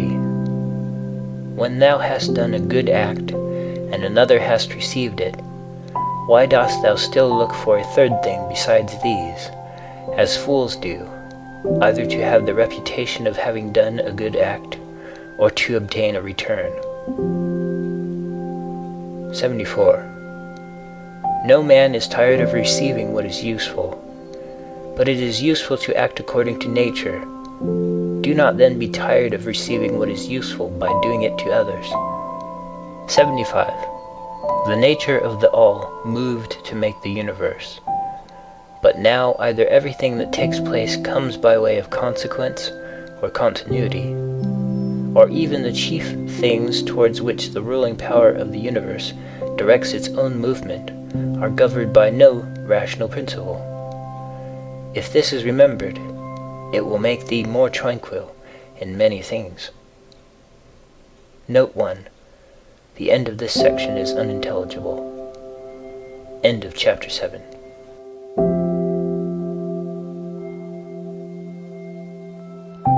The Meditations of Marcus Aurelius by Marcus Aurelius Antoninus, translated by George Long. Chapter 8. This reflection also tends to the removal of the desire of empty fame, that it is no longer in thy power to have lived the whole of thy life, or at least thy life from thy youth upwards, like a philosopher. But both to many others and to thyself it is plain that thou art far from philosophy. Thou hast fallen into disorder then, so that it is no longer easy for thee to get the reputation of a philosopher, and thy plan of life also opposes it. If then thou hast truly seen where the matter lies, throw away the thought. How thou shalt seem to others, and be content if thou shalt live the rest of thy life in such wise as thy nature wills. Observe then what it wills, and let nothing else distract thee. For thou hast had experience of many wanderings without having found happiness anywhere, not in syllogisms, nor in wealth, nor in reputation, nor in enjoyment, nor anywhere. Where is it then? In doing what man's nature requires. How then shall a man do this, if he has principles from which come his effects and his acts? What principles? Those which relate to good and bad. The belief that there is nothing good for man which does not make him just, temperate, manly, free, and that there is nothing bad which does not do the contrary to what has been mentioned. On the occasion of every act, ask thyself, how is this with respect to me? Shall I repent of it? A little time and I am dead, and all is gone. What more do I seek, if what I am doing now is the work of an intelligent living being, and a social being, and one who is under the same law with God? Alexander and Caius and Pompeius, what are they in comparison with Diogenes and Heraclitus and Socrates?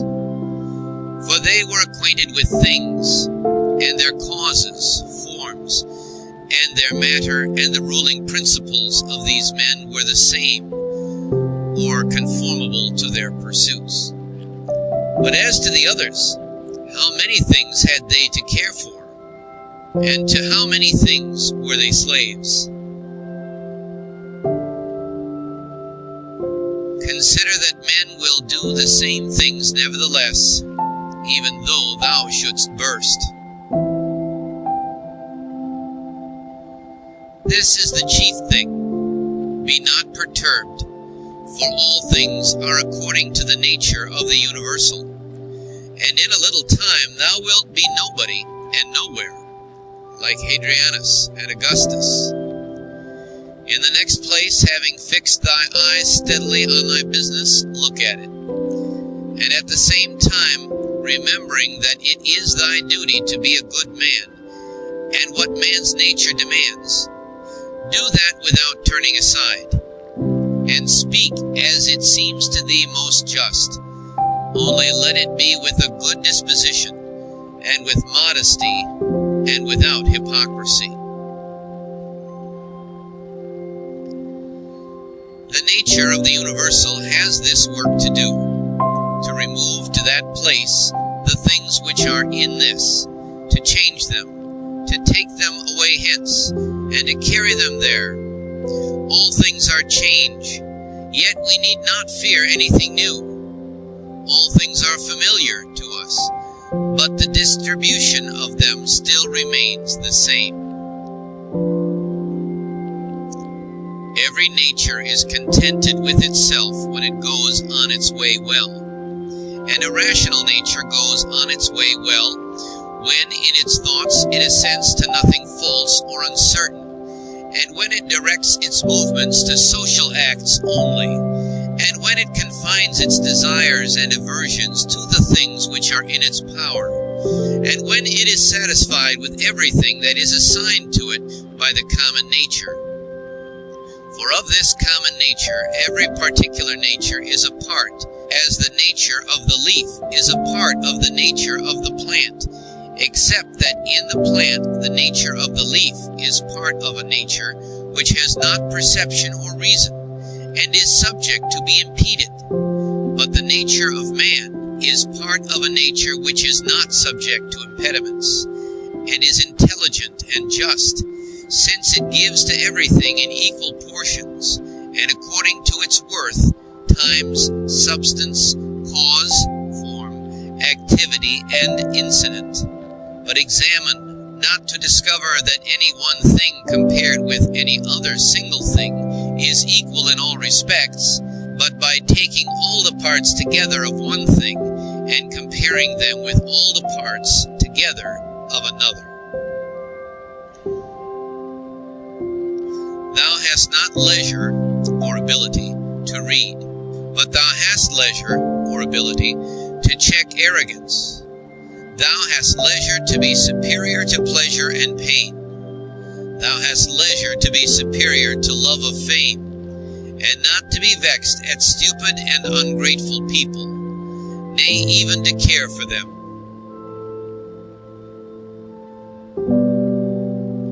Let no man any longer hear thee finding fault with the court life or with thy own.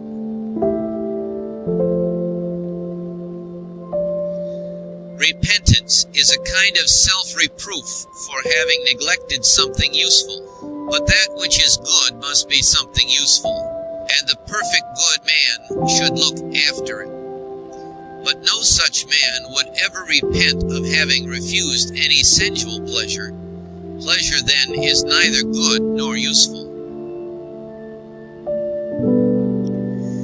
This thing, what is it in itself, in its own constitution? What is its substance and material? And what its causal nature or form? And what is it doing in the world? And how long does it subsist? When thou risest from sleep with reluctance, remember that it is according to thy constitution and according to human nature to perform social acts. But sleeping is common also to irrational animals. But that which is according to each individual's nature is also more peculiarly its own, and more suitable to its nature, and indeed also more agreeable.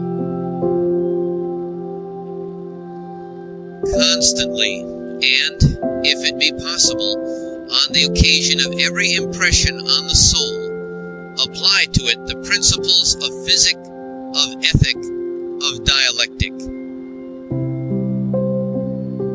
Whatever man thou meetest with, immediately say to thyself, what opinions has this man about good and bad? For it with respect to pleasure and pain and the causes of each, and with respect to famine and ignominy, death and life, he has such and such opinions. It will seem nothing wonderful or strange to me if he does such and such things, and I shall bear in mind that he is compelled to do so. Remember that as it is a shame to be surprised if the fig tree produces figs, so it is to be surprised if the world produces such and such things of which it is productive. And for the physician and the helmsman, it is a shame to be surprised if a man has a fever, or if the wind, if unfavorable. Remember that to change thy opinion and to follow him who corrects thy error is as consistent with freedom as it is to persist in thy error. For it is thy own, the activity which is exerted according to thy own movement and judgment, and indeed according to thy own understanding too. If a thing is in thy own power, why dost thou do it? But if it is in the power of another, whom dost thou blame? The atoms, chance, or the gods? Both are foolish. Thou must blame nobody. For if thou canst correct what is the cause, but if thou canst not do this, correct at least the thing itself. But if thou canst not do even this, of what use it to thee to find fault? For nothing should be done without a purpose. that which has died falls not out of the universe.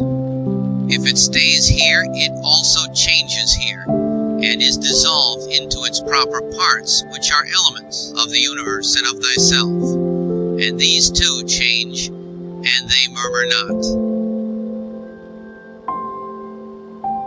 Everything exists for some end, a horse, a vine.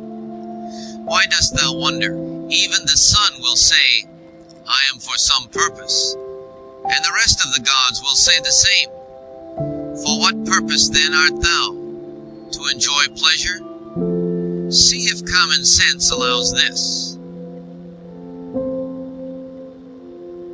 Nature has had regard in everything no less to the end than to the beginning, and the continuance, just like the man who throws up a ball. What good is it then for the ball to be thrown up, or harm for it to come down, or even to have fallen? And what good is it to the bubble while it holds together, or what harm when it is burst? The same may be said of a light also.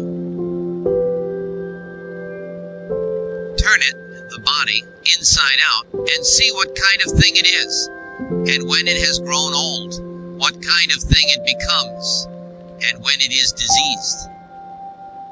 Short-lived are both the praiser and the praised, and the rememberer and the remembered. And all this in a nook of this part of the world, and not even here do all agree, no, not any one with himself, and the whole earth too is a point. Attend to the matter which is before thee, whether it is an opinion or an act or a word. Thou sufferest this justly, for thou choosest rather to become good tomorrow than to be good today. Am I doing anything? I do it with reference to the good of mankind. Does anything happen to me? I receive it and refer it to the gods, and the source of all things, from which all that happens is derived. Such as bathing appears to thee, oil, sweat, dirt, filthy water, all things disgusting, so is every part of life and everything. Lucilla saw Verus die, and then Lucilla died. Secunda saw Maximus die, and then Secunda died. Epitechonus saw Diotimus die, and then Epitechonus died. Antoninus saw Faustina die, and then Antoninus died. Such is everything. Caelor saw Hadrianus die, and then Caelor died. And those sharp-witted men, either seers or men inflated with pride, where are they? For instance, the sharp-witted men, Charax and Demetrius, the Platonist, and Eudaimon, and anyone else like them, all ephemeral, dead long ago.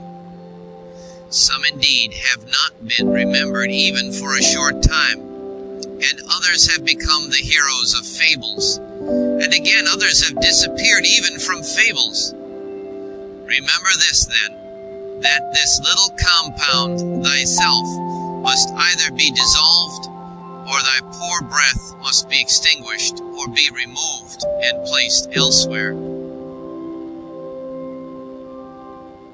It is satisfaction to a man to do the proper works of a man. Now it is a proper work of a man to be benevolent to his own kind, to despise the movements of the senses, to form a just judgment of plausible appearances, and to take a survey of the nature of the universe and of the things which happen in it.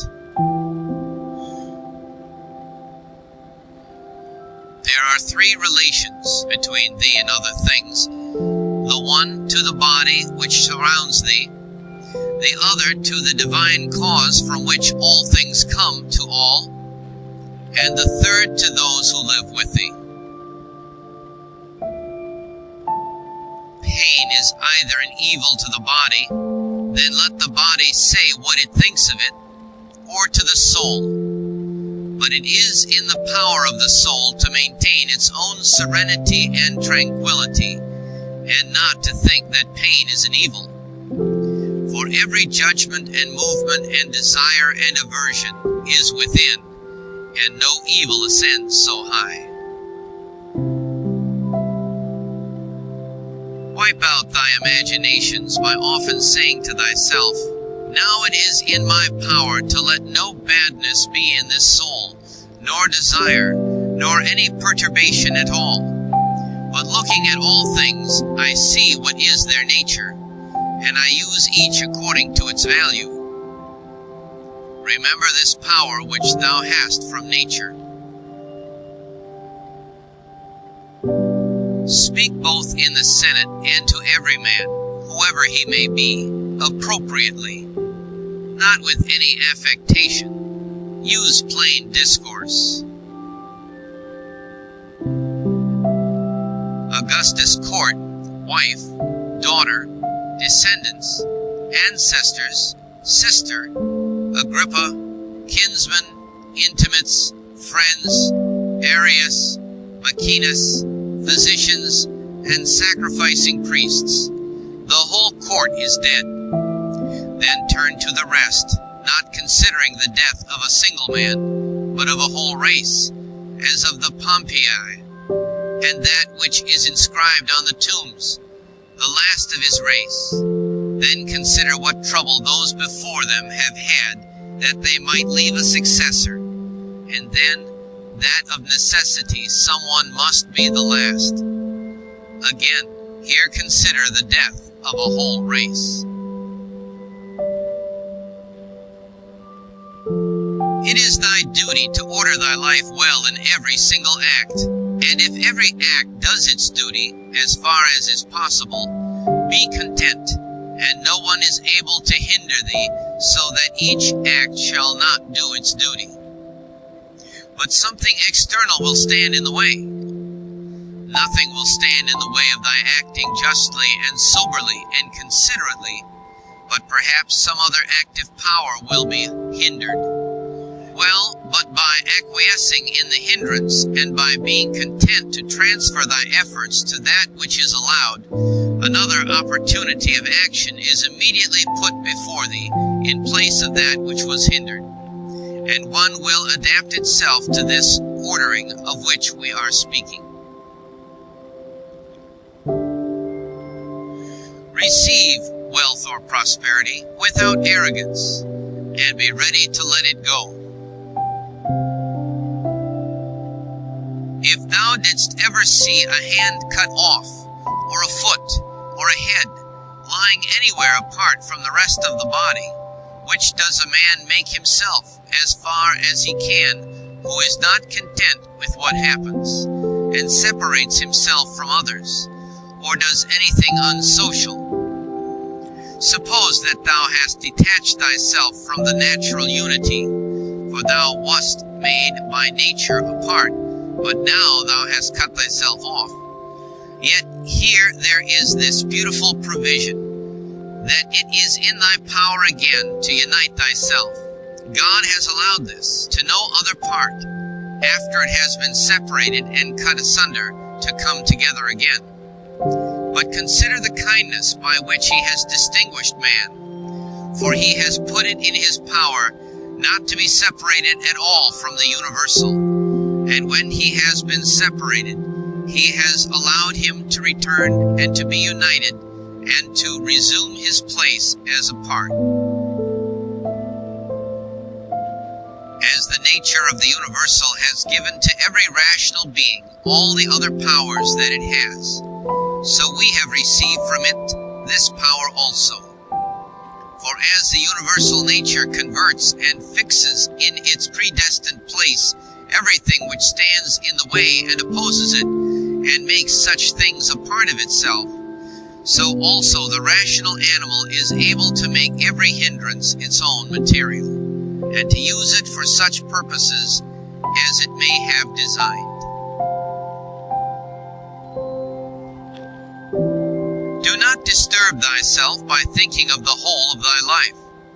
Let not thy thoughts at once embrace all the various troubles which thou mayest expect to befall thee, but on every occasion ask thyself, what is there in this which is intolerable and past bearing? For thou wilt be ashamed to confess.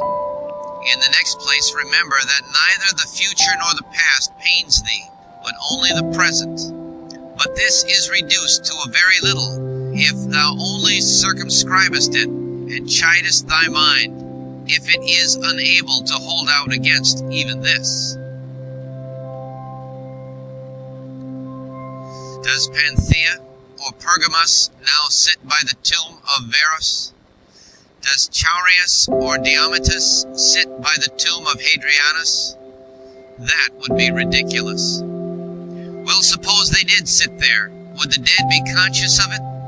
And if the dead were conscious, would they be pleased? And if they were pleased, would that make them immortal? Was it not in the order of destiny that these persons should first become old women and old men and then die? What then would those do after these were dead? All this is foul smell and blood in a bag. If thou canst see sharp, look and judge wisely, says the philosopher.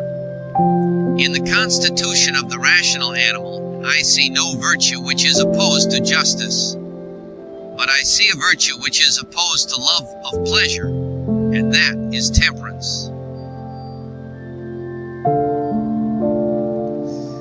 If thou takest away thy opinion about that which appears to give thee pain, thou thyself standest in perfect security. Who is this self? The reason. But I am not reason. Be it so. Let then the reason itself not trouble itself. But if any other part of thee suffers, let it have its own opinion about itself. Hindrance to the perceptions of sense is an evil to the animal nature. Hindrance to the movements, desires, is equally an evil to the animal nature. And something else also is equally an impediment and evil to the constitution of plants. So then, that which is a hindrance to the intelligence is an evil to the intelligent nature. Apply all these things to thyself. Does pain or sensuous pleasure affect thee? The senses will look to that. Has any obstacle opposed thee in thy efforts toward an object? If indeed thou wast making this effort absolutely, unconditionally, or without any reservation, certainly this obstacle is an evil to thee, considered as a rational animal. But if thou takest into consideration the usual course of things, thou hast not yet been injured or even impeded. The things, however, which are proper to the understanding, no other man is used to impede. For neither fire, nor iron, nor tyrant, nor purse touches it in any way. When it has been made a sphere, it continues a sphere.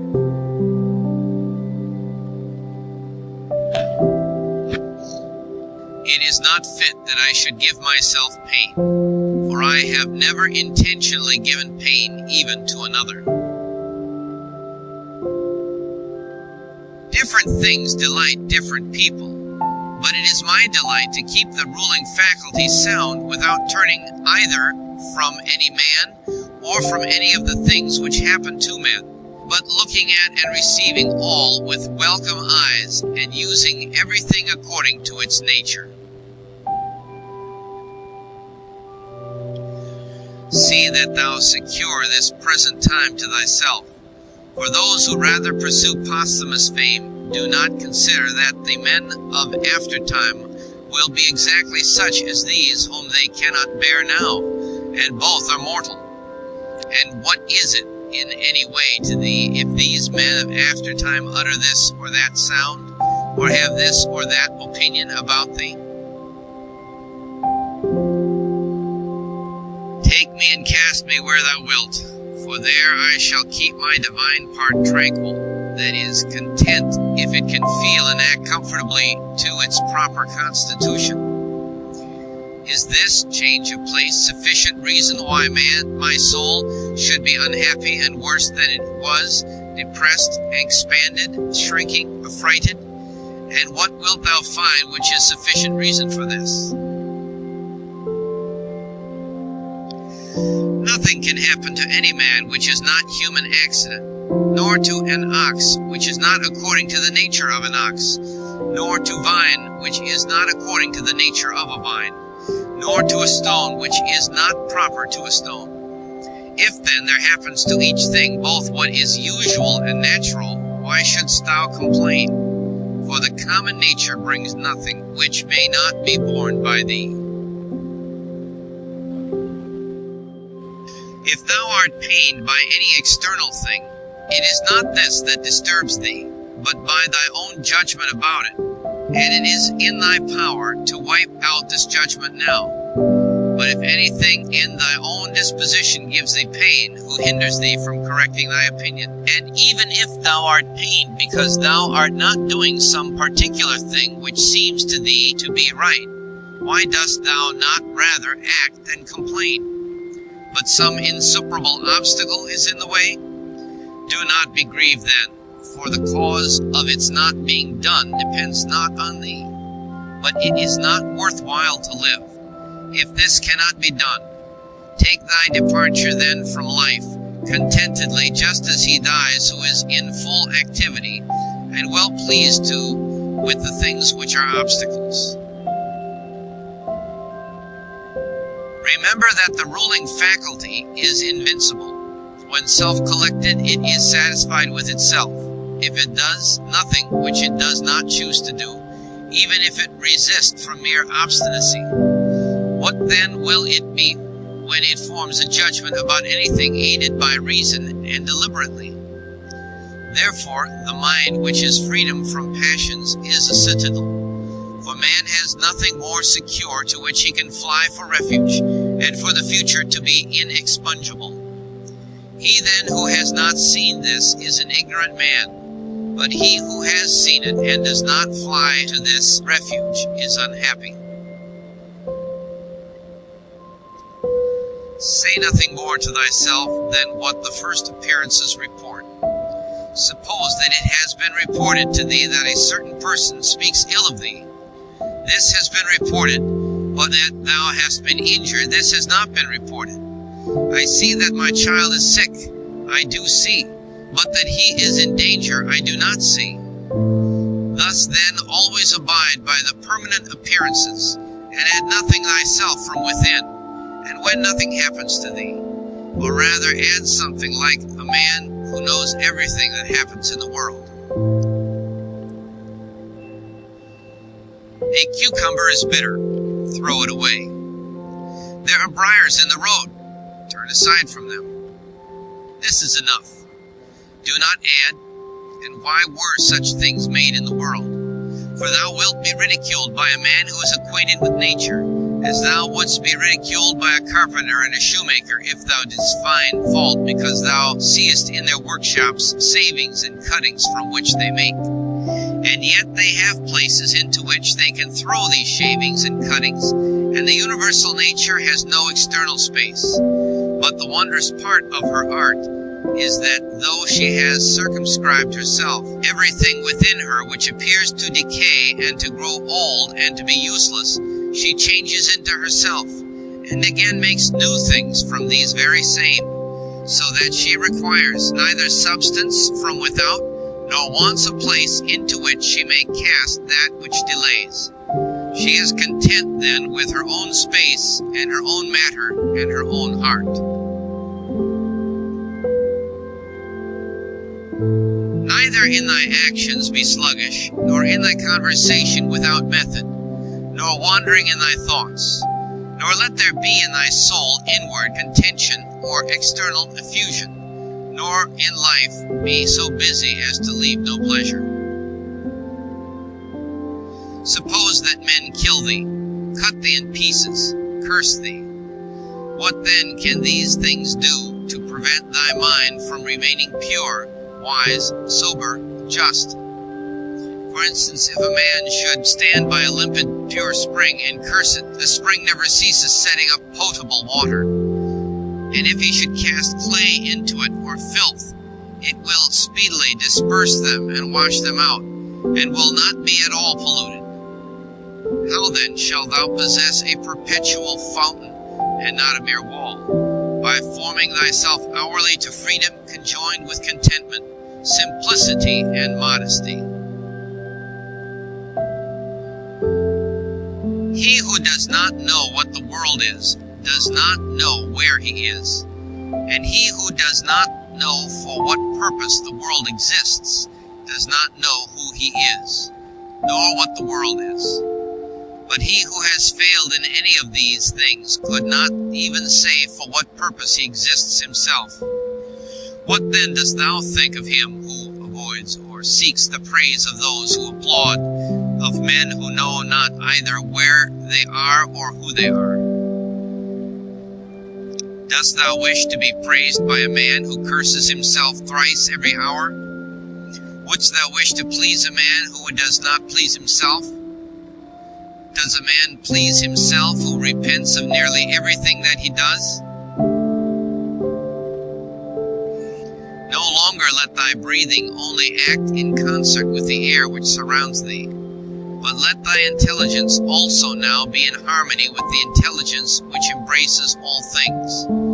For the intelligent power is no less diffused in all parts and pervades all things from him who is willing to draw it to him than the aerial power for him who is able to respire it. Generally, wickedness does no harm at all to the universe, and particularly the wickedness of one man does no harm or another. It is only harmful to him who has it in his power to be released from it as soon as he shall choose. To my own free will, the free will of my neighbor is just as indifferent as his poor health and flesh. For though we are made especially for the sake of one another, still the ruling power of each of us has its own office, for otherwise my neighbor's wickedness would be my harm, which God has not willed, in order that my unhappiness might not depend on another. The sun appears to be poured down, and in all directions indeed it is diffused, yet it is not diffused. For this diffusion is extension. Accordingly, its rays are called extensions, Greek, because they are extended, Greek. But one may judge what kind of a thing a ray is if he looks at the night's light passing through a narrow opening into a darkened room. For it is extended in a right line, and as it were is divided when it meets with any solid body which stands in the way and intercepts the air beyond. But there the light remains fixed and does not glide or fall. Such then ought to be the outpouring and affection of the understanding, and it should in no way be an effusion, but an extension, and it should make no violent or impetuous collision with the obstacles which are in its way, nor yet fall down, but be fixed and enlighten that which receives it. For a body will deprive itself of the illumination if it does not admit it. He who fears death either fears the loss of sensation or a different kind of sensation. But if thou shalt have no sensation, neither wilt thou feel any harm. And if thou shalt acquire another kind of sensation, thou wilt be a kind of living being who will not cease. Men exist for the sake of one another. Teach them then, or bear with them. In one way an arrow moves, in another way the mind. The mind indeed, both when it exercises caution and when it is employed about iniquity, moves straight onward not the less, and to its object. Enter into every man's ruling faculty, and also let every other man enter into thine. End of chapter 8. Recording by Father Ziley of Detroit, Michigan. June 2007. The Meditations of Marcus Aurelius by Marcus Aurelius Antoninus, translated by George Long, Chapter 9. He who acts unjustly acts impiously. For since the universal nature has made rational animals for the sake of one another, to help one another according to their deserts, but in no way to injure one another, he who transgresses her will is clearly guilty of impiety towards the highest divinity. And he too who lies is guilty of impiety to the same divinity. For the universal nature is the nature of things that are, and things that are have a relation to all things that come into existence. And further, this universal nature is named truth, and is the prime cause of all things that are true. He then who lies intentionally is guilty of impiety, inasmuch as he acts unjustly by deceiving. And he who also lies unintentionally, inasmuch as he is at variance with the universal nature, and inasmuch as he disturbs the order by fighting against the nature of the world, for he fights against it who is moved of himself to that which is contrary to truth, for he had received powers from nature through the neglect of which he is not able now to distinguish falsehood from truth. And indeed, he who pursues pleasure as good and avoids pain as evil is guilty of impiety. For of necessity such a man must often find fault with the universal nature, alleging that it assigns things to the bad and the good contrary to their deserts, because frequently the bad are in the enjoyment of pleasure, and possess the things which procure pleasure, but the good have pain for their share, and the things which cause pain. And further, he who is afraid of pain will sometimes also be afraid of some things which will happen in the world, and even this is impiety. And he who pursues pleasure will not abstain from injustice, and this is plainly impiety. Now with respect to the things toward which the universal nature is equally affected, for it would not have made both unless it was equally affected towards both, towards these they who wish to follow nature should be of the same mind with it, and equally affected. With respect to pain then and pleasure, or death and life, or honor and dishonor, which the universal nature employs equally, whoever is not equally affected is manifestly acting impiously. And I say that the universal nature employs them equally, instead of saying that they happen alike to those who are produced in continuous series, and to those who come after them by virtue of a certain original movement of providence, according to which it moved from a certain being to this ordering of things, having conceived certain principles of the things which were to be, and having determined powers productive of beings and of changes, and of such like successions. It would be a man's happiest lot to depart from mankind without having had any taste of lying and hypocrisy and luxury and pride. However, to breathe out one's life when a man has had enough of these things is the next best voyage, as the saying is. Hast thou determined to abide with vice, and has not experience yet induced thee to fly from this pestilence? For the destruction of the understanding is a pestilence, much more indeed than any such corruption and change of this atmosphere which surrounds us.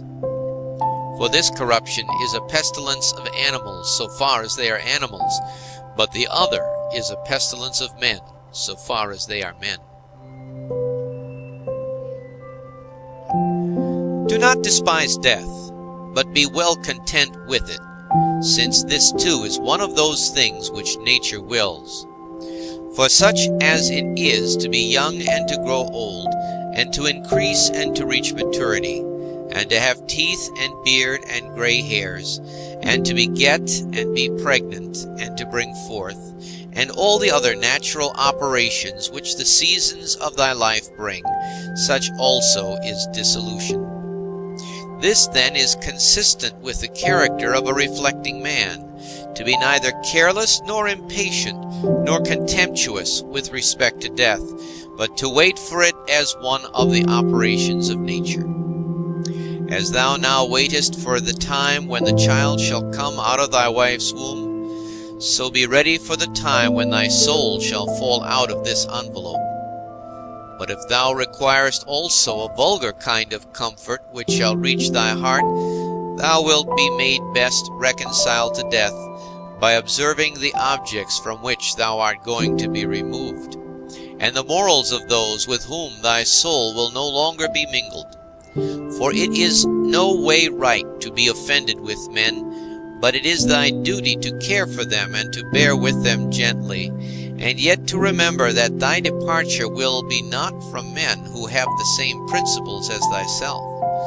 For this is the only thing, if there be any, which could draw us the contrary way and attach us to life, to be permitted to live with those who have the same principles as ourselves. But now thou seest how great is the trouble arising from the discordance of those who live together, so that thou mayest say, Come quick, O death, lest perchance I too should forget myself. He who does wrong against himself. He who acts unjustly to himself, because he makes himself bad. He often acts unjustly who does not do a certain thing, not only he who does a certain thing.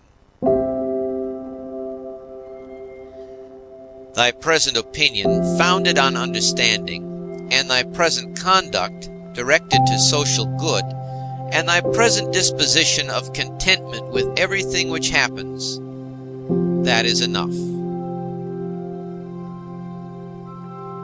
Wipe out imagination, check desire, extinguish appetite, keep the ruling faculty in its own power. Among the animals which have not reason, one life is distributed. But among reasonable animals, one intelligent soul is distributed, just as there is one earth of all things which are of an earthly nature, and we see by one light and breathe one air, all of us that have the faculty of vision, and all that have life.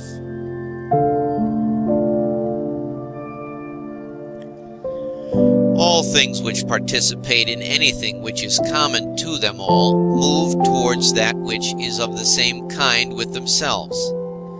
Everything which is earthly turns toward the earth. Everything which is liquid flows together. And everything which is of an aerial kind does the same, so that they require something to keep them asunder, and the application of force. Fire indeed moves upwards on account of the elemental fire, but it is so ready to be kindled together with all the fire which is here, that even every substance which is somewhat dry is easily ignited, because there is less mingled with it of that which is a hindrance to ignition. Accordingly, then, everything also which participates in the common intelligent nature moves in like manner towards that which is of the same kind with itself, or moves even more. For so much as it is superior in comparison with all other things, in the same degree also it is more ready to mingle with and to be fused with that which is akin to it. Accordingly, among animals devoid of reason, we find swarms of bees and herds of cattle, and the nurture of young birds, and in a manner loves. For even in animals there are souls, and that power which brings them together is seen to exert itself in the superior degree, and in such a way as never has been observed in plants or in stones nor in trees. But in rational animals there are political communities and friendships, and families and meetings of people, and in wars, treaties, and armistices. But in the things which are still superior, even though they are separated from one another, unity in a manner exists, as in the stars.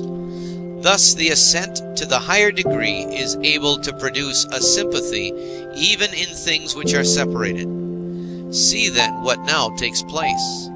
For only intelligent animals have now forgotten this mutual desire and inclination, and in them alone the property of flowing together is not seen.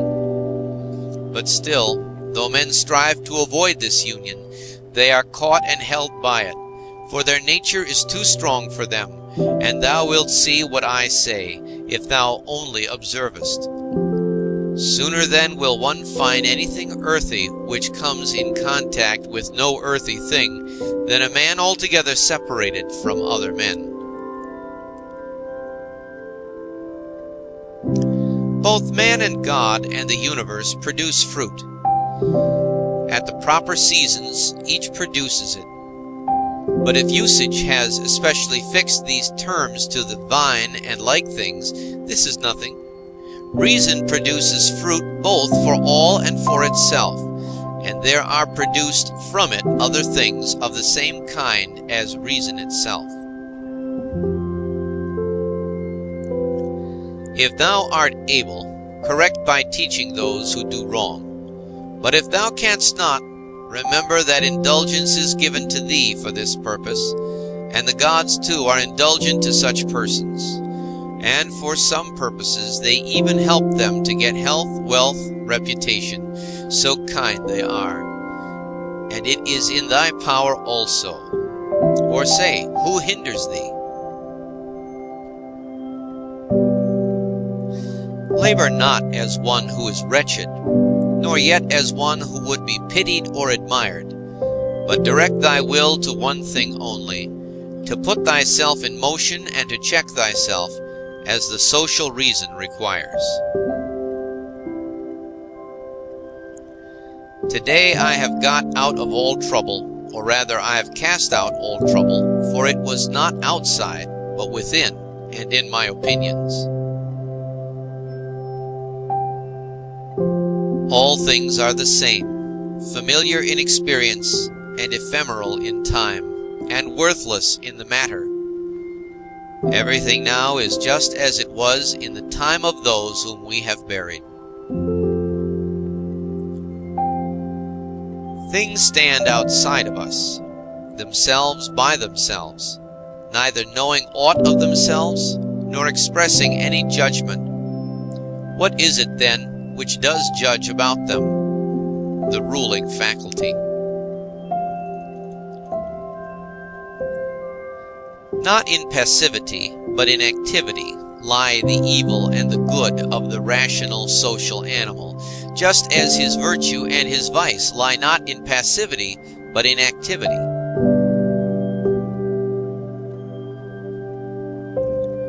For the stone which has been thrown up, it is no evil to come down, nor indeed any good to have been carried up.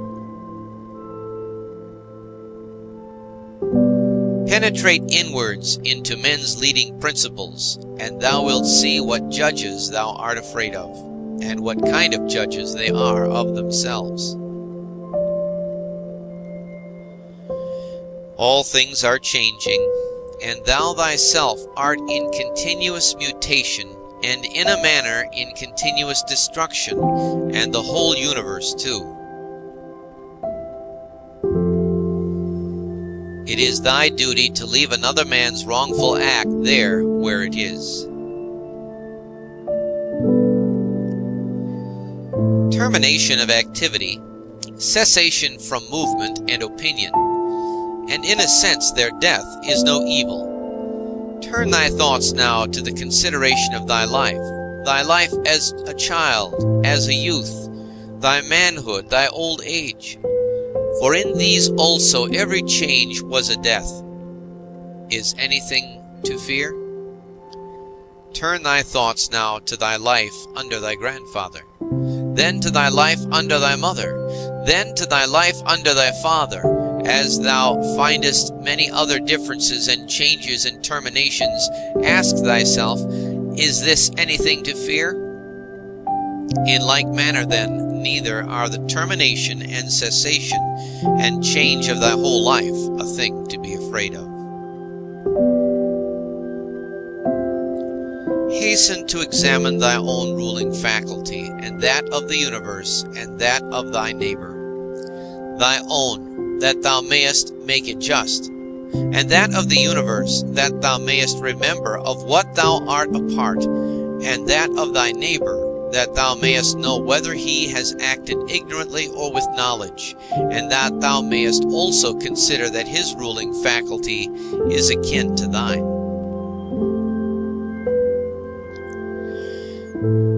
As thou art thyself a component part of a social system, so let every act of thine be a component part of social life. Whatever act of thine, then, has no reference, either immediately or remotely, to a social end, this tears asunder thy life, and does not allow it to be one, and is of the nature of a mutiny, just as when in a popular assembly a man acting by himself stands apart from the general agreement. Quarrels of little children and their sports, and poor spirits carrying about dead bodies, such is everything. And so what is exhibited in the representation of the mansions of the dead strikes our eyes more clearly. Examine into the quality of the form of an object, and detach it altogether from its material part, and then contemplate it. Then determine the time, the longest which a thing of this peculiar form is naturally made to endure.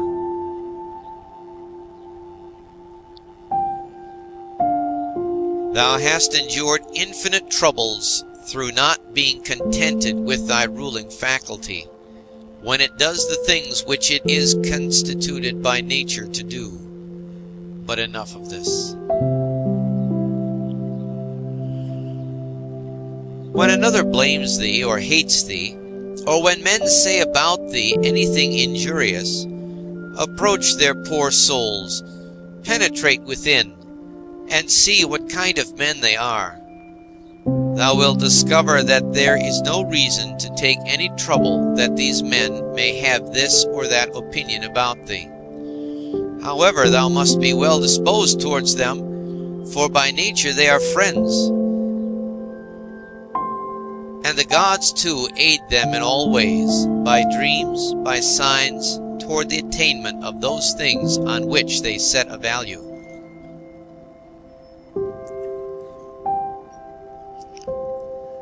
The periodic movements of the universe are the same up and down from age to age, and either the universal intelligence puts itself in motion for every separate effect, and if this is so, be thou content with that which is the result of its activity, or it puts itself in motion once, and everything else comes by way of sequence in a manner where indivisible elements are the origin of all things. In a word, if there is a God, all is well, and if chance rules, do not thou also be governed by it. Soon will the earth cover us all. Then the earth too will change, and the things also which result from change will continue to change forever, and these again forever. For if a man reflects on the changes and transformations which follow one another like wave after wave, and their rapidity, he will despise everything which is perishable.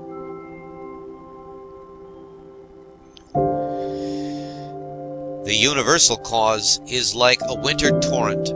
It carries everything along with it. But how worthless are all these poor people who are engaged in matters political, and as they suppose are playing the philosopher.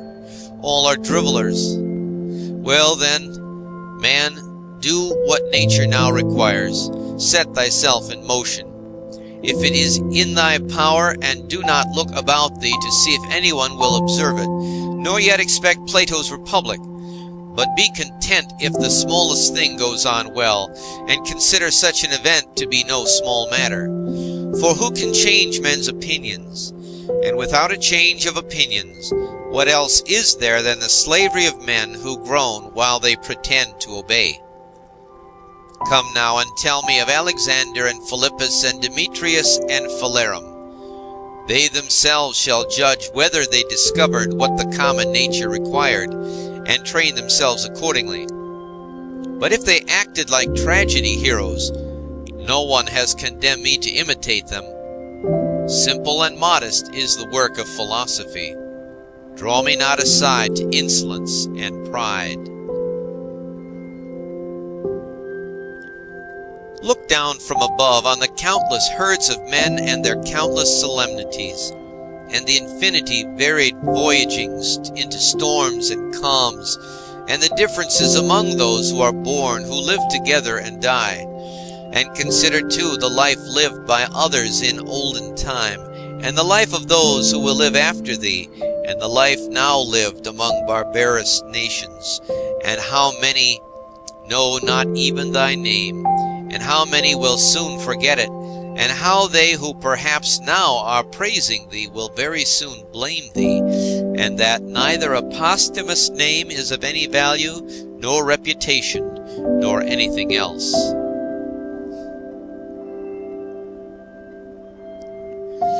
Let there be freedom from perturbations with respect to the things which come from the external cause. And let there be justice in the things done by virtue of the internal cause. That is, let there be movement and action terminating in this, in social acts, for this is according to thy nature.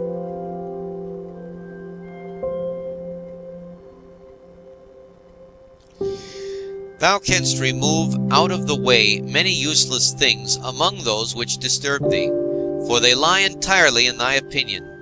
And thou wilt then gain for thyself ample space by comprehending the whole universe in thy mind, and by contemplating the eternity of time, and observing the rapid change of every several thing, how short is the time from birth to dissolution, and the illimitable time before birth, as well as the equally boundless time after dissolution.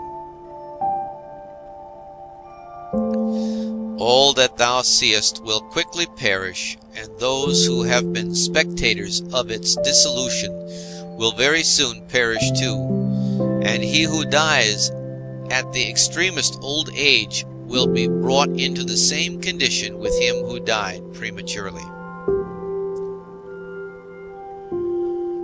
What are these men's leading principles?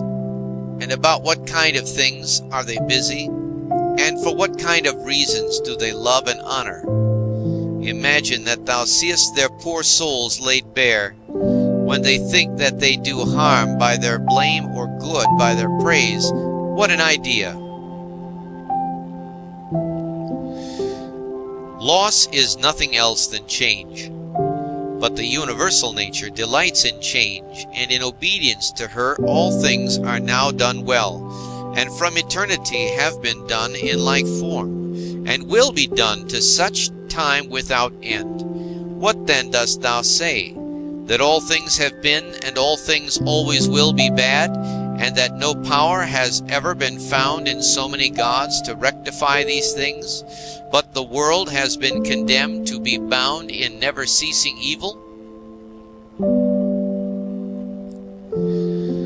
The rottenness of the matter which is the foundation of everything, water, dust, bones, filth, or again, marble rocks, the callosities of the earth, and gold and silver and sediments and garments, only bits of hair and purple dye, blood and everything else is of the same kind, and that which is of the nature of breath is also another thing of the same kind, changing from this to that.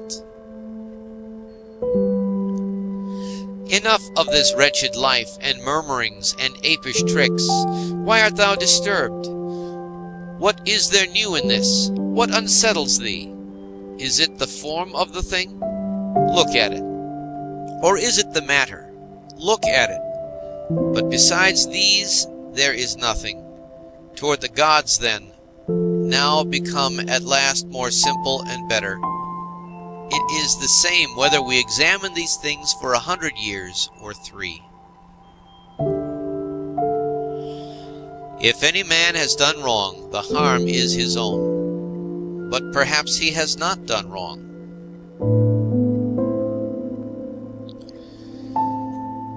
Either all things proceed from one intelligent source and come together as in one body, and the part ought not to find fault with what is done for the benefit of the whole, or there are only atoms, and nothing else than mixture and dispersion. Why then art thou disturbed? Say to the ruling faculty, Art thou dead? Art thou corrupted? Art thou playing the hypocrite? Art thou become a beast? Dost thou herd and feed with the rest?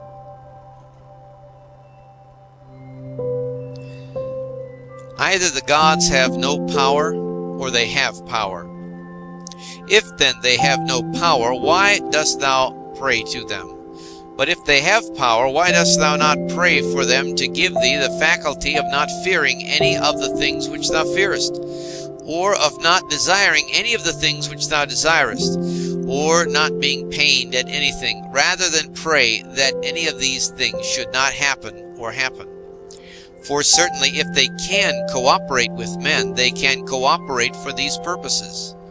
But perhaps thou wilt say the gods have placed them in thy power. Well then, is it not better to use what is in thy power like a free man than to desire in a slavish and abject way what is not in thy power? And who has told thee that the gods do not aid us even in the things which are in our power? Begin then to pray for such things, and thou wilt see. One man prays thus, How shall I be able to lie with that woman? Do thou praise thus, How shall I not desire to lie with her? Another prays thus, How shall I be released from this? Another prays, How shall I not desire to be released? Another thus, How shall I not lose my little son? Thou thus, How shall I not be afraid to lose him? In turn thy prayers this way, and see what comes. Epicurus says, In my sickness my conversation was not about my bodily sufferings, nor, says he, did I talk on such subjects to those who visited me, but I continued to discourse on the nature of things as before, keeping to this main point, how the mind, while participating in such movements as go on in the poor flesh, shall be free from perturbations and maintain its proper good. Nor did I, he says, give the physicians an opportunity of putting on solemn looks, as if they were doing something great, but my life went on well and happily. Do then the same that he did, both in sickness, if thou art sick, and in any other circumstances. For never to desert philosophy in any events that may befall us, nor to hold trifling talk either with an ignorant man or with one unacquainted with nature, is a principle of all schools of philosophy, but to be intent only on that which thou art now doing, and on the instrument by which thou dost it.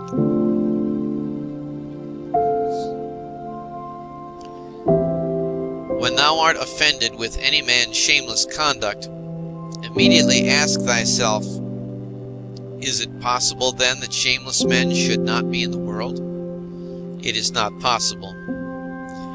Do then require what is impossible, for this man also is one of those shameless men who must of necessity be in the world. Let the same considerations be present to thy mind in the case of the knave and the faithless man, and of every man who does wrong in any way. For at the same time that thou dost remind thyself that it is impossible that such kind of men should not exist, thou wilt become more kindly disposed toward every one individually. It is useful to perceive this too, immediately when the occasion arises, that virtue nature has given to man to oppose to every wrongful act. For she has given to man, as an antidote against the stupid man, mildness, and against another kind of man some other power. And in all cases it is possible for thee to correct thy teaching the man who is gone astray.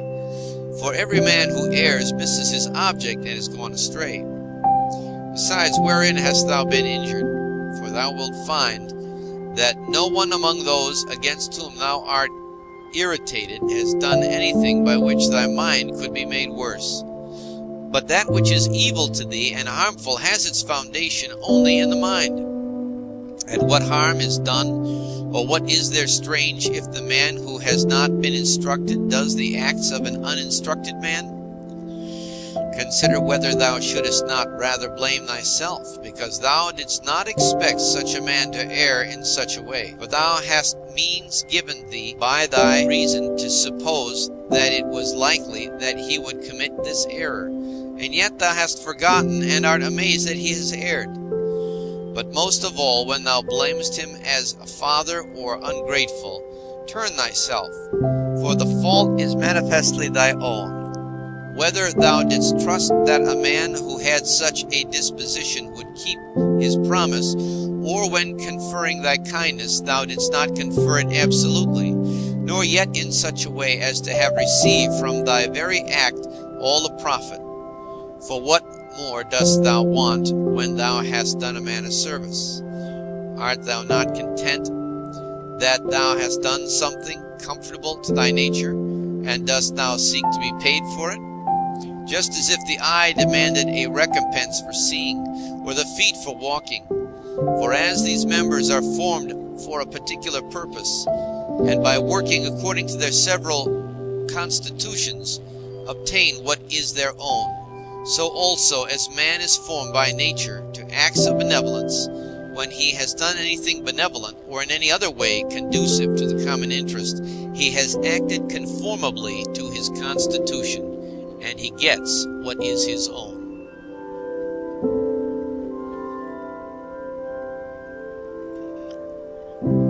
End of chapter 9. Recorded by Father Ziley, Detroit, June 2007.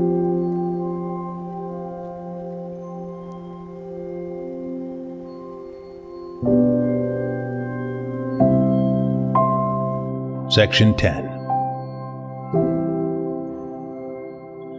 Wilt thou then, my soul, never be good and simple and one and naked, more manifest than the body which surrounds thee? Wilt thou never enjoy an affectionate and contented disposition? Wilt thou never be full and without a want of any kind, longing for nothing more nor desiring anything, either animate or inanimate, for the enjoyment of pleasures, nor yet desiring time wherein thou shalt have longer enjoyment, or place, or pleasant climate, or society of men with whom thou mayest live in harmony? But wilt thou be satisfied with thy present condition, and pleased with all that is about thee? And wilt thou convince thyself that thou hast everything, and that it comes from the gods, that everything is well for thee, and will be well whatever shall please them, and whatever they shall give for the conservation of perfect living being, the good, and just, and beautiful, which generates and holds together all things, and contains and embraces all things which are dissolved for the production of other like things? Wilt thou never be such that thou shalt so dwell in community with gods and men as neither to find fault with them at all, nor to be condemned by them? 2. Observe what thy nature requires, so far as thou art governed by nature only. Then do it and accept it. If thy nature, so far as thou art a living being, shall not be made worse by it. And next thou must observe what thy nature requires so far as thou art a living being. And all this thou mayest allow thyself, if thy nature, so far as thou art a rational animal, shall not be made worse by it. But the rational animal is consequently also a political animal. Use these rules then, and trouble thyself about nothing else. 3. Everything which happens, either happens in such wise as thou art formed by nature to bear it, or as thou art not formed by nature to bear it. If then it happens to thee in such a way as thou art formed by nature to bear it, do not complain, but bear it as thou art formed by nature to bear it. But if it happens in such wise as thou art not formed by nature to bear it, do not complain, for it will perish after it has consumed thee. Remember, however, that thou art formed by nature to bear everything, with respect to which it depends on thy own opinion to make it endurable and tolerable, by thinking that it is either thy interest or thy duty to do this. 4. If a man is mistaken, instruct him kindly and show him his error. But if thou art not able, blame thyself, or blame not even thyself. 5. Whatever may happen to thee, it was prepared for thee from all eternity, and the implication of causes was from eternity spinning the thread of thy being, and of that which is incident to it. 6. Whether the universe is a concourse of atoms, or nature is a system, let this first be established, that I am part of the whole which is governed by nature. Next, I am in a manner intimately related to the parts which are of the same kind with myself. For remembering this, inasmuch as I am a part, I shall be discontented with none of the things which are assigned to me out of the whole. For nothing is injurious to the part, if it is for the advantage of the whole. For the whole contains nothing which is not for its advantage. And all natures indeed have this common principle, but the nature of the universe has this principle besides, that it cannot be compelled even by any external cause to generate anything harmful to itself. By remembering then that I am part of such a whole, I shall be content with everything that happens. And inasmuch as I am in a manner intimately related to the parts which are of the same kind with myself, I shall do nothing unsocial, but I shall rather direct myself to the things which are of the same kind with myself, and I shall turn all my efforts to the common interest, and divert them from the contrary. Now, if these things are done so, life must flow on happily, just as thou mayest observe that the life of a citizen is happy, who continues a course of action which is advantageous to his fellow citizens, and is content with whatever the state may assign to him. 7. The parts of the whole, everything I mean, which is naturally comprehended in the universe, must of necessity perish. But let this be understood in this sense, that they must undergo change. But if this is naturally both an evil and a necessity for the parts, the whole would not continue to exist in a good condition, the parts being subject to change and constituted so as to perish in various ways. For whether did nature herself design to do evil to the things which are parts of herself, and to make them subject to evil and of necessity fall into evil, or have such results happened without her knowing it?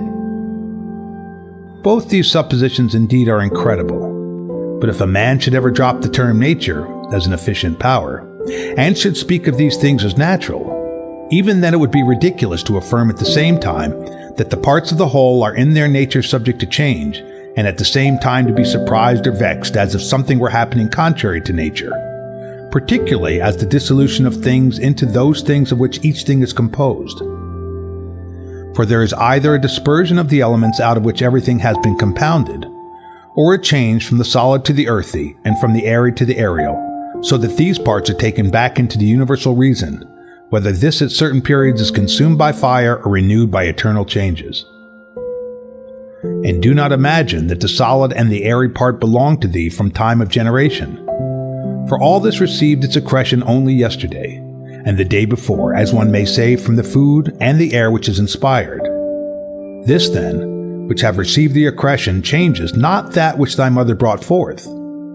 But suppose that this, which thy mother brought forth, implicates thee very much with the other part, which has the peculiar quality of change. This is nothing, in fact, in the way of objection to what is said. 8. When thou hast assumed those names, good, modest, true, rational, a man of equanimity and magnanimous, take care thou dost not change these names, and if thou should lose them, quickly return to them. And remember that the term rational was intended to signify a discriminating attention to every several thing and freedom from negligence, and that equanimity is the voluntary acceptance of the things which are assigned to thee by the common nature, and that magnanimity is the elevation of the intelligent part above the pleasurable or painful sensations of the flesh, and above that poor thing called fame and death and all such things. If then thou maintainest thyself in the possession of these names, without desiring to be called by these names by others, thou wilt be another person and wilt enter on to another life. For to continue to be such as thou hast hitherto been, and to be torn in pieces and defiled in such a life, is the character of a very stupid man, and one overfond of his life, and like those half-devoured fighters with wild beasts, who though covered with wounds and gore still entreat to be kept to the following day, though they will be exposed in the same state to the same claws and bites. Therefore, fix thyself in the possession of these few names, and if thou art able to abide in them, abide as if thou wast removed to certain islands of the happy. But if thou shalt perceive that thou fallest out of them and dost not maintain thy hold, go courageously into some nook where thou shalt maintain them, or even depart at once from life, not in passion, but with simplicity and freedom and modesty, after doing this one laudable thing at least in thy life, to have gone out of it thus. In order, however, to the remembrance of these names, it will greatly help thee if thou rememberest the gods, and that they wish not to be flattered, but wish all reasonable beings to be made like themselves. And if thou rememberest that which does the work of a fig tree is a fig tree, and that which does the work of a dog is a dog, and that which does the work of a bee is a bee, and that which does the work of man is a man. 9. Mimi, war, astonishment, torpor, slavery will daily wipe out those holy principles of thine. How many things without studying nature dost thou imagine, and how many dost thou neglect? But it is thy duty so to look on and so to do everything, that at the same time the power of dealing with circumstances is perfect, and the contemplative faculty is exercised, and the confidence which comes from the knowledge of each several thing is maintained without showing it, by yet not concealed. For when wilt thou enjoy simplicity? When gravity, and when the knowledge of every several thing, both what is in substance and what place it has in the universe, and how long it is formed to exist, and of what things it is compounded, and to whom it can belong, and who are able both to give it and take it away? 10. A spider is proud when it has caught a fly, and another when he has caught a poor hare, and another when he has taken the little fish in the net, and another when he has taken wild boars, and another when he has taken bears, and another when he has taken sarmatians. Are not these robbers, if thou examinest their opinions? 11. Acquire the contemplative way of seeing how all things change into one another, and constantly attend to it, and exercise thyself about this part of philosophy. For nothing is so much adapted to produce magnanimity. Such a man is put off the body, and he sees that he must, no one knows how soon, go away from among men and leave everything here. He gives himself up entirely to just doing in all his actions, and in everything else that happens, he resigns himself to the universal nature. But as to what any man shall say or think about him or do against him, he never even thinks of it, being himself contented with these two things, with acting justly in what he now does, and being satisfied with what is now assigned to him. And he lays aside all distracting and busy pursuits, and desires nothing else than to accomplish the straight course through the law, and by accomplishing the straight course, to follow God. 12. What need is there of suspicious fear, since it is thy power to inquire what ought to be done? And if thou seest clear, go by this way content, without turning back. But if thou dost not see clear, stop and take the best advisers. But if any other things oppose thee, go on according to thy powers with due consideration, keeping to that which appears to be just. For it is best to reach this object, and if thou dost fail, let thy failure be in attempting this. He who follows reason in all things is both tranquil and active at the same time, and also cheerful and collected. 13. Inquire of thyself, as soon as thou wakest from sleep, whether it will make any difference to thee if another does what is just and right. It will make no difference.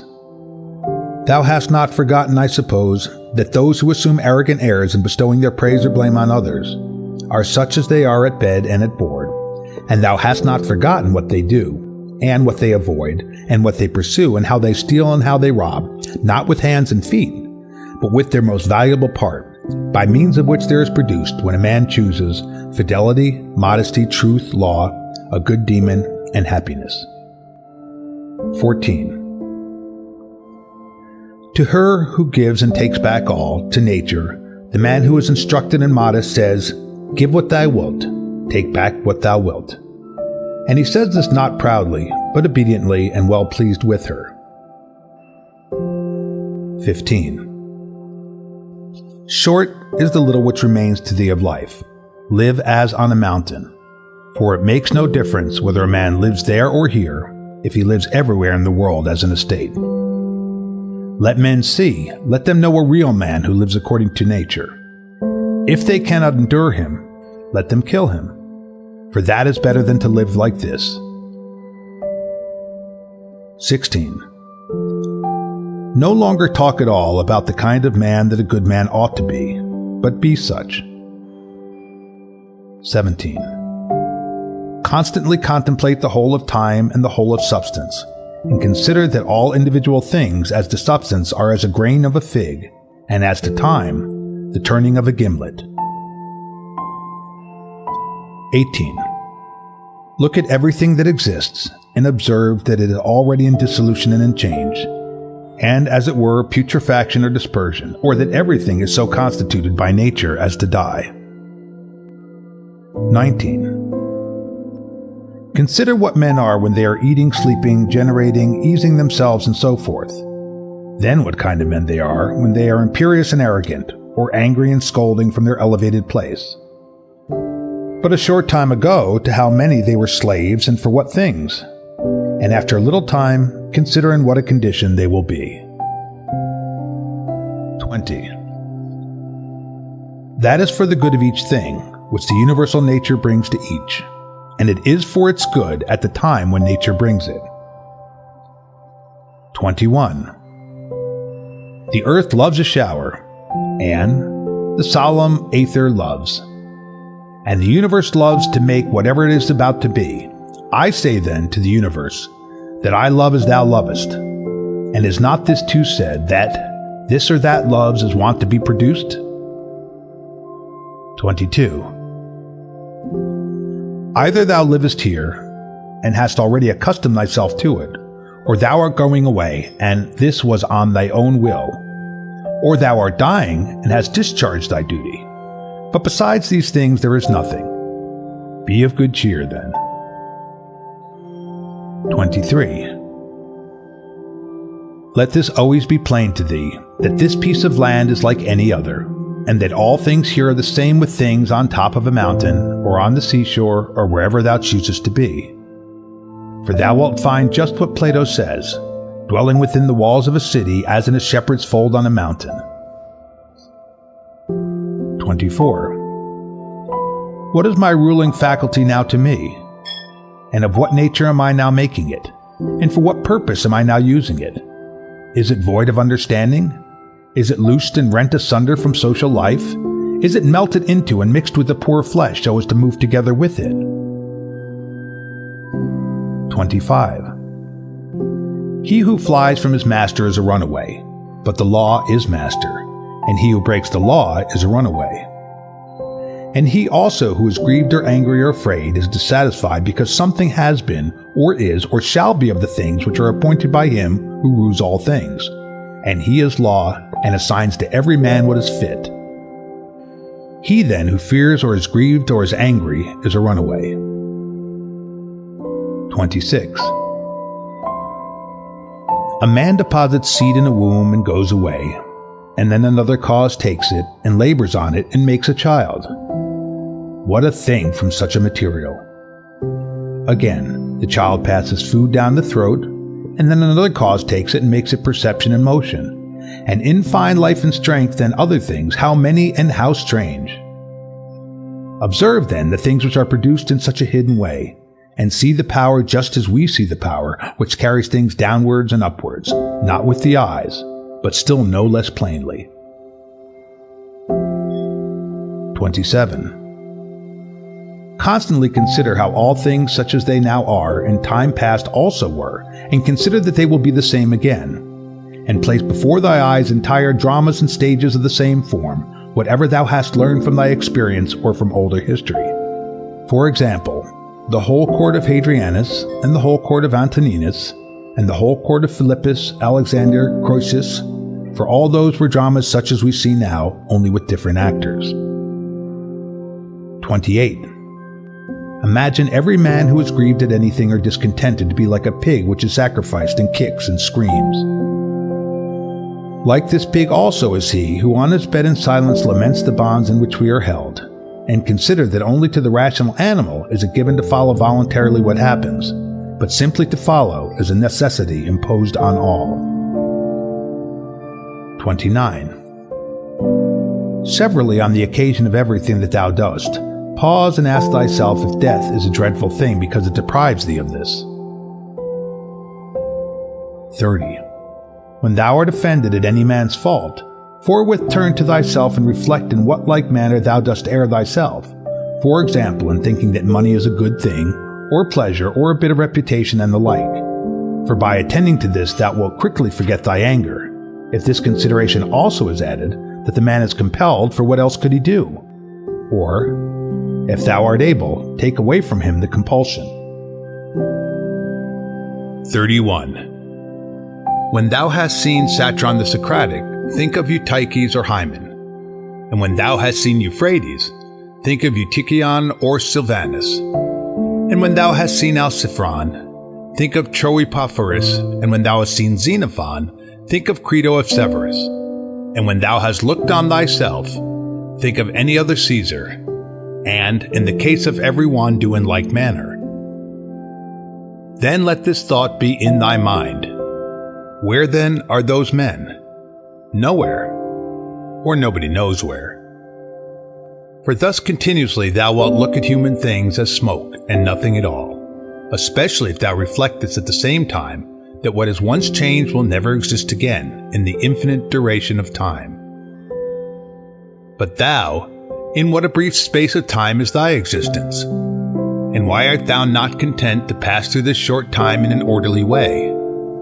What matter and opportunity for thy activity art thou avoiding? For what else are all these things except exercises for the reason, when it has viewed carefully and by examination into their nature the things which happen in life? Persevere then until thou shalt have made these things thy own, as the stomach which is strengthened makes all things its own, as the blazing fire makes flame and brightness out of everything that is thrown into it.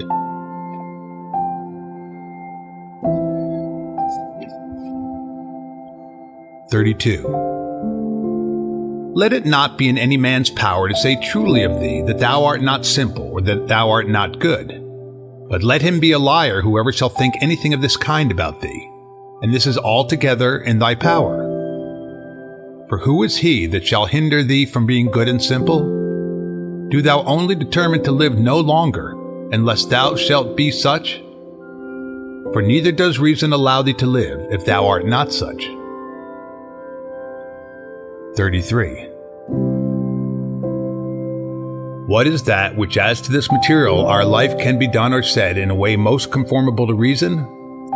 For whatever this may be, it is in thy power to do it or say it, and do not make excuses that thou art hindered.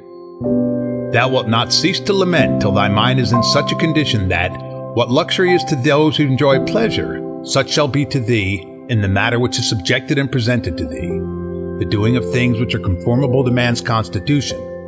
For a man ought to consider as an enjoyment everything which is in his power to do according to his own nature.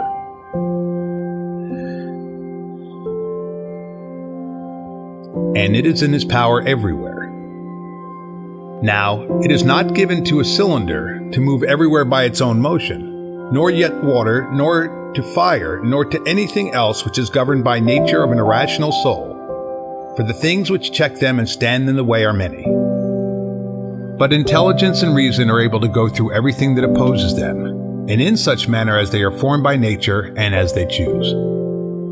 Place before thy eyes this facility with which the reason will be carried through all things, as fire upwards, as a stone downwards, as a cylinder down an inclined surface, and seek nothing further. For all other obstacles either affect the body only, which is a dead thing, or, except through opinion and the yielding of the reason itself, they do not crush nor do any harm of any kind, for if they did, he who felt it would immediately become bad. Now, in the case of all things which have a certain constitution, whatever harm may happen to any of them, that which is so affected becomes consequently worse. But in the like case, a man becomes both better, if one may say so, and more worthy of praise by making a right use of these accidents. And finally, remember that nothing harms him who is really a citizen, which does not harm the state, nor yet does anything harm the state which does not harm law, and of these things which are called misfortunes, not one harms law. What then does not harm law does not harm either state or citizen. 34. To him who is penetrated by true principles, even the briefest precept is sufficient, and any common precept, to remind him that he should be free from grief and fair. For example, leaves, some the wind scatters on the ground. So is the race of men. Leaves also are thy children, and leaves too are they who cry out as if they were worthy of credit and bestow their praise, or on the contrary curse, or secretly blame and sneer. And leaves in like manner are those who shall receive and transmit a man's fame to aftertimes. For all such things as these, quote, are produced in the season of spring, end quote, as the poet says. But the wind casts them down, then the forest produces other leaves in their places. But a brief existence is common to all things, and yet thou avoidest and pursuest all things as if they would be eternal. A little time and thou shalt close thy eyes, and him who has attended thee to thy grave, another soon will lament. 35.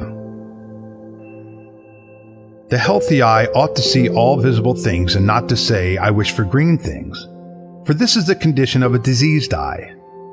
And a healthy hearing and smelling ought to be ready to perceive all that can be heard and smelled. And a healthy stomach ought to be with respect to all food just as the mill with respect to all things which it is formed to grind. And accordingly, the healthy understanding ought to be prepared for everything which happens, but that which says, let my dear children live, and let all men praise whatever I may do, is an eye which seeks for green things, or teeth which seek for soft things. 36. There is no man so fortunate that there shall not be by him when he is dying some who are pleased with what is going to happen. Suppose that he was a good and wise man.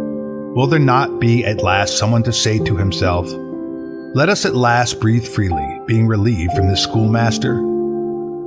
It is true that he was harsh to none of us, but I perceive that he tacitly condemns us. This is what is said of a good man. But in our own case, how many other things are there for which there are many who wish to get rid of us? Thou wilt consider this then when thou art dying, and thou wilt depart more contentedly by reflecting thus. I am going away from such a life, in which even my associates, in behalf of whom I have striven so much, prayed and cared, themselves wished me to depart, hoping perchance to get some little advantage by it. Why, then, should a man cling to a longer stay here? Do not, however, for this reason go away less kindly disposed to them, but preserving thy own character, and friendly and benevolent and mild, and on the other hand not as if thou wast torn away, but as a man who dies a quiet death. The poor soul is easily separated from the body. Such also ought thy departure from men to be, for nature united thee to them, and associated thee. But does she now dissolve the union? Well, I am separated as from kinsmen, not, however, dragged resisting, but without compulsion, for this too is one of the things according to nature. 37. Accustom thyself as much as possible on the occasion of anything being done by any person to inquire with thyself, for what object is this man doing this? But begin with thyself and examine thyself first. 38. Remember that this which pulls the strings is the thing which is hidden within. This is the power of persuasion. This is life. This, if one may say so, is man. In contemplating thyself, never include the vessel which surrounds thee, and these instruments were attached about it. For they are like to an axe, differing only in this, that they grow to the body. For indeed there is no more use in these parts, without the cause which moves and checks them, than in the weaver's shuttle, and the writer's pen, and the driver's whip. End of section 10. The Meditations of Marcus Aurelius by Marcus Aurelius Antoninus. Translated by George Long. Chapter 11. These are the properties of the rational soul. It sees itself, analyzes itself, and makes itself such as it chooses. The fruit which it bears itself enjoys. For the fruit of plants and that in animals which corresponds to fruits others enjoy. It obtains its own end, wherever the limit of life may be fixed. Not as in a dance and in a play and in such like things, where the whole action is incomplete, if anything cuts it short. But in every part and wherever it may be stopped, it makes what has been set before it full and complete, so that it can say, I have what is my own. And further, it traverses the whole universe, and the surrounding vacuum, and surveys its form, and it extends itself into the infinity of time, and embraces and comprehends the periodical renovation of all things. And it comprehends that those who come after us will see nothing new, nor have those before us seen anything more. But in a manner he who is 40 years old, if he has any understanding at all, has seen by virtue of the uniformity that prevails, all things which have been, and all that will be. This too is a property of the rational soul, love of one's neighbor, and truth, and modesty, and to value nothing more than itself, which is also the property of law. Thus then, right reason differs not at all from the reason of justice. Thou wilt set little value on pleasing song and dancing and the pancratium, if thou wilt distribute the melody of the voice into its several sounds, and ask thyself as to each, if thou art mastered by this. For thou wilt be prevented by shame from confessing it. And in the matter of dancing, if at each movement and attitude thou wilt do the same, and the like also in the matter of the pancratium. In all things, then, except virtue and the acts of virtue, remember to apply thyself to their several parts, and by this division to come to value them little, and apply this rule also to thy whole life. What a soul that is which is ready, if at any moment it must be separated from the body, and ready to be extinguished, or dispersed, or continue to exist. But so that this readiness comes from a man's own judgment, not from mere obstinacy, as with the Christians, but considerately and with dignity, and in a way to persuade another without tragic show. Have I done something for the general interest? Well then, I have had my reward. Let this always be present to thy mind, and never stop doing such good. What is thy art? To be good. And how is this accomplished well, except by general principles, some about the nature of the universe, and others about the proper constitution of man? At first, tragedies were brought on the stage as means of reminding men of the things which happen to them, and that it is according to nature for things to happen so, and that if you are delighted with what is shown on the stage, you should not be troubled with that which takes place on the larger stage. For you see that these things must be accomplished thus, and that even they bear them who cry out, O Cytheron! And indeed some things are said well by the dramatic writers, of which kind is the following especially. Me and my children, if the gods neglect, this has its reason too. And again, we must not chafe and fret at that which happens. And life's harvest reap like the wheat's fruitful ear, and other things of the same kind.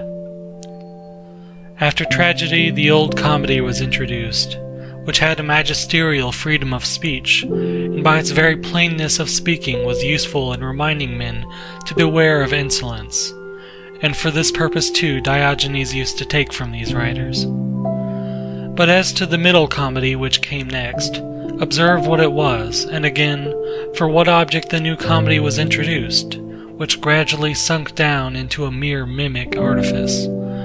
That some good things are said even by these writers, everybody knows.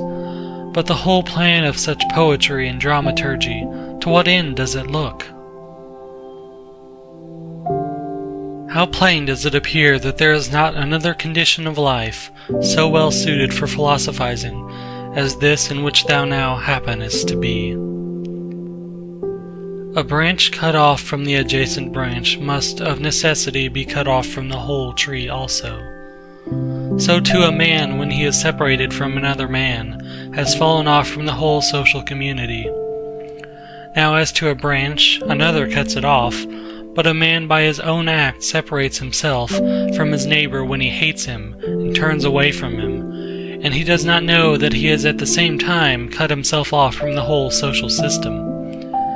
Yet he has this privilege certainly from Zeus who framed society, for it is in our power to grow again to that which is near to us, and again to become a part which helps us to make up the whole. However, if it often happens, this kind of separation, it makes it difficult for that which detaches itself to be brought to unity, and to be restored to its former condition. Finally, the branch, which from the first grew together with the tree, and has continued to have one life with it, is not like that which after being cut off is then ingrafted. For this is something like what the gardeners mean when they say that it grows with the rest of the tree, but that it has not the same mind with it. As those who try to stand in thy way, when thou art proceeding according to right reason, will not be able to turn thee aside from thy proper action, so neither let them drive thee from thy benevolent feelings towards them. But be on thy guard equally in both matters, not only in the matter of steady judgment and action, but also in the matter of gentleness towards those who try to hinder or otherwise trouble thee. For this is also a weakness, to be vexed at them, as well as to be diverted from thy course of action, and to give way through fear. For both are equally deserters from their post, the man who does it through fear, and the man who is alienated from him who is by nature a kinsman and a friend. There is no nature which is inferior to art, for the arts imitate the natures of things. But if this is so, that nature which is the most perfect and the most comprehensive of all natures cannot fall short of the skill of art. Now all arts do the inferior things for the sake of the superior. Therefore the universal nature does so too. And indeed, hence is the origin of justice. And in justice the other virtues have their foundation. For justice will not be observed if we either care for middle things, things indifferent, or are easily deceived, and careless, and changeable. If the things do not come to thee, the pursuits and avoidances of which disturb thee, still in a manner thou goest to them. Let then thy judgment about them be at rest, and they will remain quiet, and thou wilt not be seen either pursuing or avoiding. The spherical form of the soul maintains its figure, when it is neither extended toward any object, nor contracted inwards, nor dispersed, nor sinks down, but is illuminated by light, by which it sees the truth of all things, and the truth that is in itself. Suppose any man shall despise me, let him look to that himself. But I will look to this, that I be not discovered doing or saying anything deserving of contempt. Shall any man hate me? Let him look to it. But I will be mild and benevolent towards every man, and ready to show even him his mistake, not reproachfully, nor yet as making a display of my endurance, but nobly and honestly, like the great Phocion, unless indeed he only assumed it. For the interior parts ought to be such, and a man ought to be seen by the gods neither dissatisfied with anything, nor complaining. For what evil is it to thee, if thou art now doing what is agreeable to thy own nature, and art satisfied with that which at this moment is suitable to the nature of the universe, since thou art a human being placed at thy post, in order that what is for the common advantage may be done in some way. Men despise one another and flatter one another, and men wish to raise themselves above one another, and crouch before one another. How unsound and insincere is he who says, I have determined to deal with thee in a fair way. What art thou doing, man? There is no occasion to give this notice. It will soon show itself by acts. The voice ought to be plainly written on the forehead. Such as a man's character is, he immediately shows it in his eyes, just as he who is beloved forthwith reads everything in the eyes of lovers. The man who is honest and good ought to be exactly like a man who smells strong, so that the bystander, as soon as he comes near him, must smell whether he choose or not. But the affectation of simplicity is like a crooked stick. Nothing is more disgraceful than a wolfish friendship. Avoid this most of all. The good and simple and benevolent show all these things in the eyes, and there is no mistaking. As to living in the best way, this power is in the soul. If it be indifferent to things which are indifferent, and it will be indifferent if it looks on each of these things separately and altogether, and if it remembers that not one of them produces in us an opinion about itself, nor comes to us, but these things remain immovable, and it is we ourselves who produce the judgments about them, and, as we may say, write them in ourselves, it being in our power not to write them, and it being in our power, if perchance these judgments have imperceptibly got a mission to our minds, to wipe them out. And if we remember also that such attention will only be for a short time, and then life will be at an end. Besides, what trouble is there at all in doing this? For if these things are according to nature, rejoice in them, and they will be easy to thee. But if contrary to nature, seek what is conformable to thy own nature, and strive towards this, even if it bring no reputation. For every man is allowed to seek his own good. Consider whence each thing is come, and of what it consists, and into what it changes, and what kind of a thing it will be when it is changed, and that it will sustain no harm. If any have offended against thee, consider first, what is my relation to men, and that we are made for one another, and in another respect I was made to be set over them, as a ram over the flock, or a bull over the herd.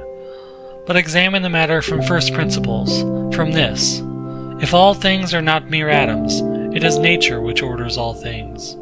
If this is so, the inferior things exist for the sake of the superior, and these for the sake of one another.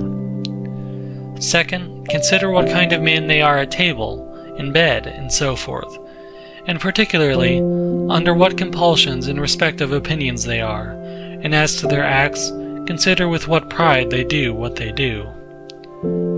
Third, that if men do rightly what they do, we ought not to be displeased, but if they do not right, it is plain that they do so involuntarily and in ignorance. For as every soul is unwillingly deprived of the truth, so also it is unwillingly deprived of the power of behaving to each man according to his deserts. Accordingly, men are pained when they are called unjust, ungrateful, and greedy, and in a word, wrongdoers to their neighbors. Fourth, consider that thou also doest many things wrong, and that thou art a man like others. And even if thou dost abstain from certain faults, still thou hast the disposition to commit them, though either through cowardice, or concern about reputation, or some such mean motive thou dost abstain from such faults. Fifth, consider that thou dost not even understand whether men are doing wrong or not, for many things are done with a certain reference to circumstances. and in short, a man must learn a great deal to enable him to pass a correct judgment on another man's acts. 6th, consider when thou art much vexed or grieved, that man's life is only a moment, and after a short time we are all laid out dead. 7th, that it is not men's acts which disturb us, for those acts have their foundation in men's ruling principles, but it is our own opinions which disturb us.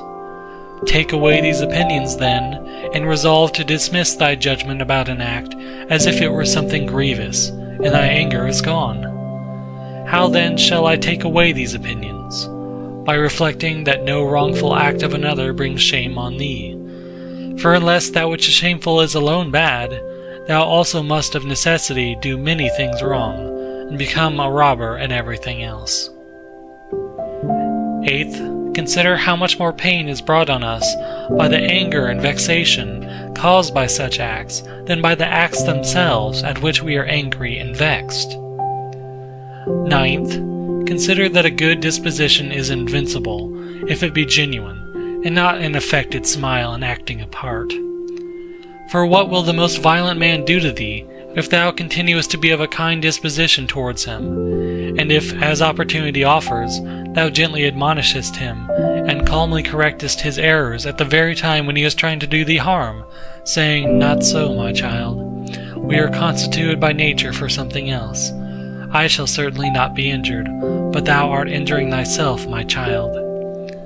And show him with gentle tact and by general principles that this is so, and that even bees do not do as he does, nor any animals which are formed by nature to be gregarious. And thou must not do this neither with any double meaning, nor in the way of reproach, but affectionately, and without any rancor in thy soul, and not as if thou wert lecturing him, nor yet that any bystander may admire, but either when he is alone, and if others are present. Remember these 9 rules, as if thou hadst received them as a gift from the Muses, and begin at last to be a man while thou livest. But thou must equally avoid flattering men and being vexed at them, for both are unsocial and lead to harm. And let this truth be present to thee in the excitement of anger, that to be moved by passion is not manly, but that mildness and gentleness, as they are more agreeable to human nature, so also are they more manly. And he who possesses these qualities possesses strength, nerves, and courage, and not the man who is subject to fits of passion and discontent. For in the same degree in which a man's mind is nearer to freedom from all passion, in the same degree also is it nearer to strength. And as the sense of pain is a characteristic of weakness, so also is anger. For he who yields to pain, and he who yields to anger, both are wounded, and both submit. But if thou wilt, receive also a 10th present from the leader of the Muses, Apollo, and it is this, that to expect bad men not to do wrong is madness, for he who expects this desires an impossibility. But to allow men to behave so to others, and to expect them not to do thee any wrong, is irrational and tyrannical. There are 4 principal aberrations of the superior faculty, against which thou shouldst be constantly on thy guard, and when thou hast detected them, thou shouldst wipe them out, and say on each occasion thus, "This thought is not necessary. This tends to destroy social union. This which thou art going to say comes not from the real thoughts." For thou shouldst consider it among the most absurd of things, for a man not to speak from his real thoughts. But the 4th is when thou shalt reproach thyself for anything. For this is an evidence of the diviner part within thee being overpowered, and yielding to the less honorable, and to the perishable part, the body, and to its gross pleasures. Thy aerial part and all the fiery parts which are mingled in thee, though by nature they have an upward tendency, still in obedience to the disposition of the universe they are overpowered here in the compound mass, the body. And also the whole of the earthy part in thee and the watery, though their tendency is downwards, still are raised up and occupy a position which is not their natural one. In this manner then the elemental parts obey the universal. For when they have been fixed in any place, perforce they remain there, until again the universal shall sound the signal for dissolution. Is it not then strange that thy intelligent part only should be disobedient, and discontented with its own place? And yet no force is imposed on it, but only those things which are conformable to its nature. Still it does not submit, but is carried in the opposite direction. For the movement toward injustice and intemperance, into anger and grief and fear, is nothing else than the act of one who deviates from nature. And also when the ruling faculty is discontented with anything that happens, then too it deserts its post, for it is constituted for piety and reverence toward the gods, no less than for justice. For these qualities also are comprehended under the generic term of contentment with the constitution of things, and indeed they are prior to acts of justice. He who has not one and always the same object in life cannot be one and the same all through his life.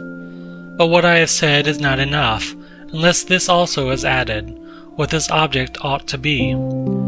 For as there is not the same opinion about all the things which in some way or other are considered by the majority to be good, but only about some certain things, that is, things which concern the common interest, so also we ought to propose to ourselves an object which shall be of a common kind, social and political. For he who directs all his own efforts to this object will make all his acts alike, and thus will always be the same. Think of the country mouse, and of the town mouse, and of the alarm and trepidation of the town mouse. Socrates used to call the opinions of the many by the name of lamii, bugbears to frighten children. The Lacedaemonians, at their public spectacles, used to set seats in the shade for strangers, but themselves sat down anywhere. Socrates excused himself to Perdiccas for not going to him, saying, "It is because I would not perish by the worst of all ends, that is, I would not receive a favor and then be unable to return it." In the writings of the Ephesians there was this precept, constantly to think of someone of the men of former times who practiced virtue. The Pythagoreans bid us in the morning look to the heavens, that we may be reminded of those bodies which continually do the same things, and in the same manner perform their work, and also be reminded of their purity and nudity, for there is no veil over a star. Consider what a man Socrates was when he dressed himself in a skin, after Xanthippe had taken his cloak and gone out, and what Socrates said to his friends who were ashamed of him, and drew back from him when they saw him dressed thus. Neither in writing nor in reading wilt thou be able to lay down rules for others, before thou shalt have learned to obey rules thyself. Much more is this so in life. A slave thou art, free speech is not for thee. And my heart laughed within. Odyssey 9:4-13. And virtue they will curse, speaking harsh words. Hesiod, Works and Days 184. To look for the fig in winter is a madman's act. Such is he who looks for his child when it is no longer allowed. Epictetus 3:24-87. When a man kisses his child, said Epictetus, he should whisper to himself, "Tomorrow perchance thou wilt die." But those are words of bad omen. No word is a word of bad omen, said Epictetus, which expresses any work of nature, or, if it is so, it is also a word of bad omen to speak of the ears of corn being reaped. Epictetus 3:24-88.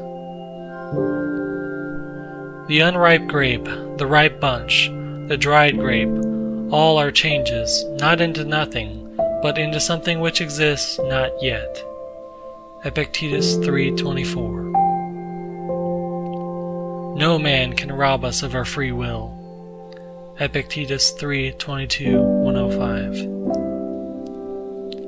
Epictetus also said, a man must discover an art, or rules, with respect to giving his assent, and in respect to his movements he must be careful that they be made with regard to circumstances, that they be consistent with social interests, that they have regard to the value of the object, and as to sensual desire, he should altogether keep away from it, and as to avoidance, he should not show it with respect to any of the things which are not in our power. The dispute, then, he said, is not about any common matter, but about being mad or not. Socrates used to say, what do you want, souls of rational men or irrational? Souls of rational men. Of what rational men, sound or unsound? Sound. Why then do you not seek for them? Because we have them. Why then do you fight and quarrel? End of chapter 11. The Meditations of Marcus Aurelius by Marcus Aurelius Antoninus. Translated by George Long. Chapter 12. All those things at which thou wishest to arrive by a circuitous road, thou canst have now, if thou dost not refuse them to thyself.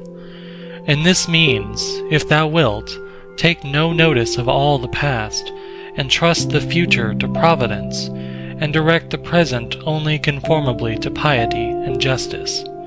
Conformably to piety, that thou mayest be content with the lot which is assigned to thee, for nature designed it for thee, and thee for it. Conformably to justice, that thou mayest always speak the truth freely and without disguise, and do the things which are agreeable to law and according to the worth of each. And let neither another man's wickedness hinder thee, nor opinion, nor voice, nor yet the sensations of the poor flesh which has grown about thee, for the passive part will look to this. If then, whatever the time may be when thou shalt be near to thy departure, neglecting everything else, thou shalt respect only thy ruling faculty, and the divinity within thee, and if thou shalt be afraid, not because thou must sometime cease to live, but if thou shalt fear never to have begun to live according to nature, then thou wilt be a man worthy of the universe which has produced thee, and thou wilt cease to be a stranger in thy native land, and to wonder at things which happen daily as if they were something unexpected, and to be dependent on this or that. God sees the minds of all men bared of the material vesture and rind in impurities. For with his intellectual part alone, he touches the intelligence only which has flowed and been derived from himself into these bodies. And if thou also usest thyself to do this, thou wilt rid thyself of thy much trouble. For he who regards not the poor flesh which envelops him, surely will not trouble himself by looking after raiment and dwelling and fame and such like externals and show. The things are three of which thou art composed: a little body, a little breath, intelligence.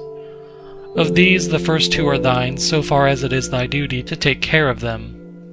But the third alone is properly thine. Therefore, if thou shalt separate from thyself, that is, from thy understanding, whatever others do or say, and whatever thou hast done or said thyself, and whatever future things trouble thee because they may happen, and whatever in the body which envelops thee, or in the breath, which is by nature associated with the body, is attached to thee independent of thy will, and whatever the external circumfluent vortex whirls round, so that the intellectual power exempt from the things of fate can live pure and free by itself, doing what is just, and accepting what happens, and saying the truth.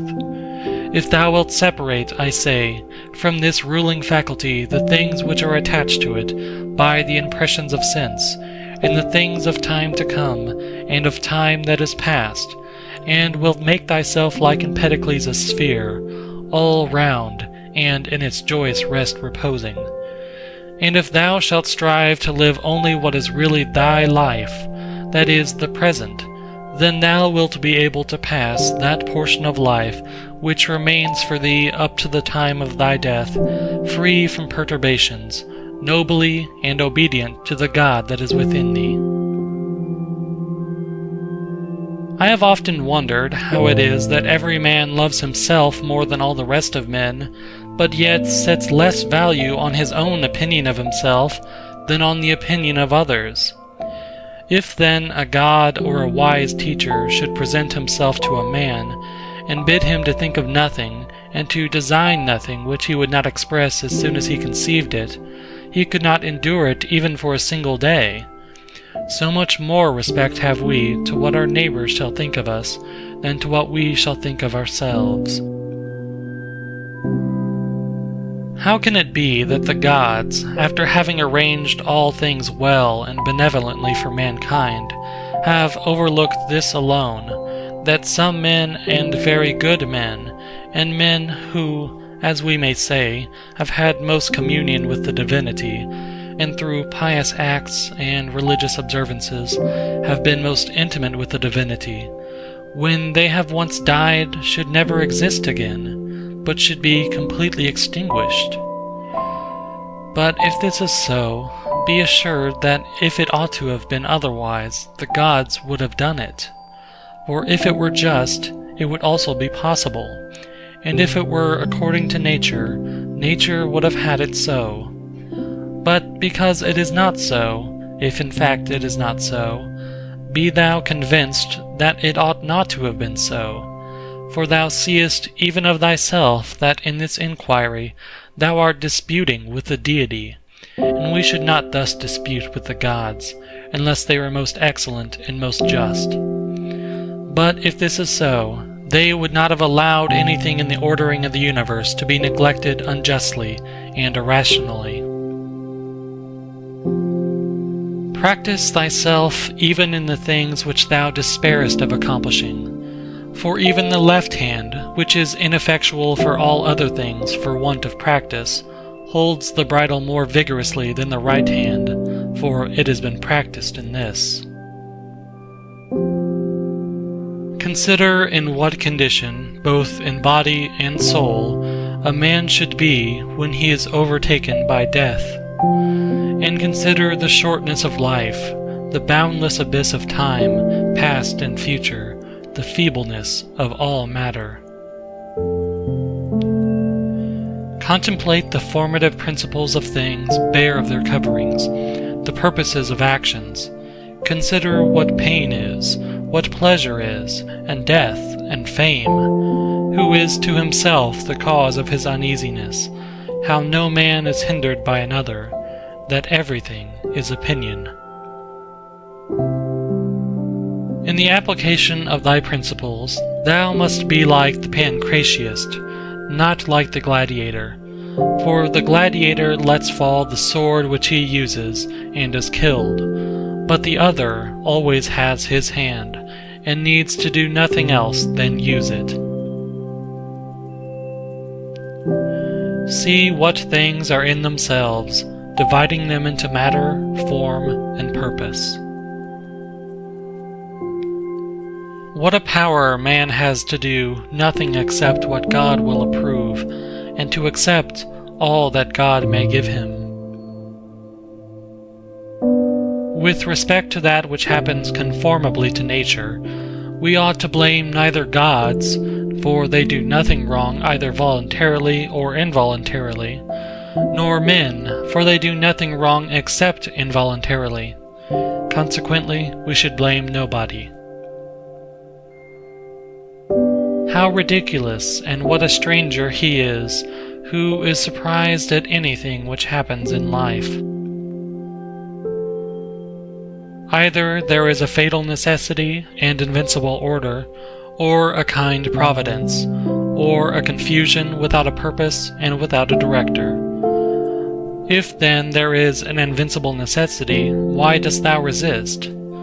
But if there is a providence which allows itself to be propitiated, make thyself worthy of the help of the divinity. But if there is a confusion without a governor, be content that in such a tempest thou hast in thyself a certain ruling intelligence. And even if the tempest carry thee away, let it carry away the poor flesh, the poor breath, everything else, for the intelligence at least it will not carry away. Does the light of the lamp shine without losing its splendor until it is extinguished? And shall the truth which is in thee, and justice and temperance, be extinguished before thy death? When a man has presented the appearance of having done wrong, say, "How then do I know if this is a wrongful act?" And even if he has done wrong, how do I know that he has not condemned himself? And so this is like tearing his own face. Consider that he who would not have the bad man do wrong is like the man who would not have the fig tree to bear juice in the figs, and infants to cry, and the horse to neigh, and whatever else must of necessity be. For what must a man do who has such a character? If then thou art irritable, cure this man's disposition. If it is not right, do not do it. If it is not true, do not say it. In everything, always observe what the thing is which produces for thee an appearance, and resolve it by dividing it into the formal, the material, the purpose, and the time within which it must end. Perceive at last that thou hast in thee something better and more divine than the things which cause the various effects, and as it were pull thee by the strings. What is there now in my mind? Is it fear, or suspicion, or desire, or anything of the kind? First, do nothing inconsiderately, nor without a purpose. Second, make thy acts refer to nothing else than to a social end. Consider that before long thou wilt be nobody and nowhere, nor will any of the things exist which thou now seest, nor any of those who are now living. For all things are formed by nature to change and be turned and to perish, in order that other things in continuous succession may exist. Consider that everything is opinion, and opinion is in thy power. Take away then, when thou choosest, thy opinion, and like a mariner who has doubled the promontory, thou wilt find calm, everything stable, in a waveless bay.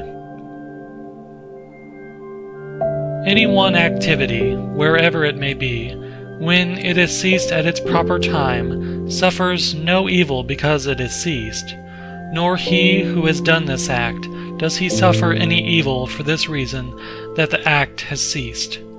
In like manner, then, the whole which consists of all the acts which is our life, if it cease at its proper time, suffers no evil for this reason that it has ceased.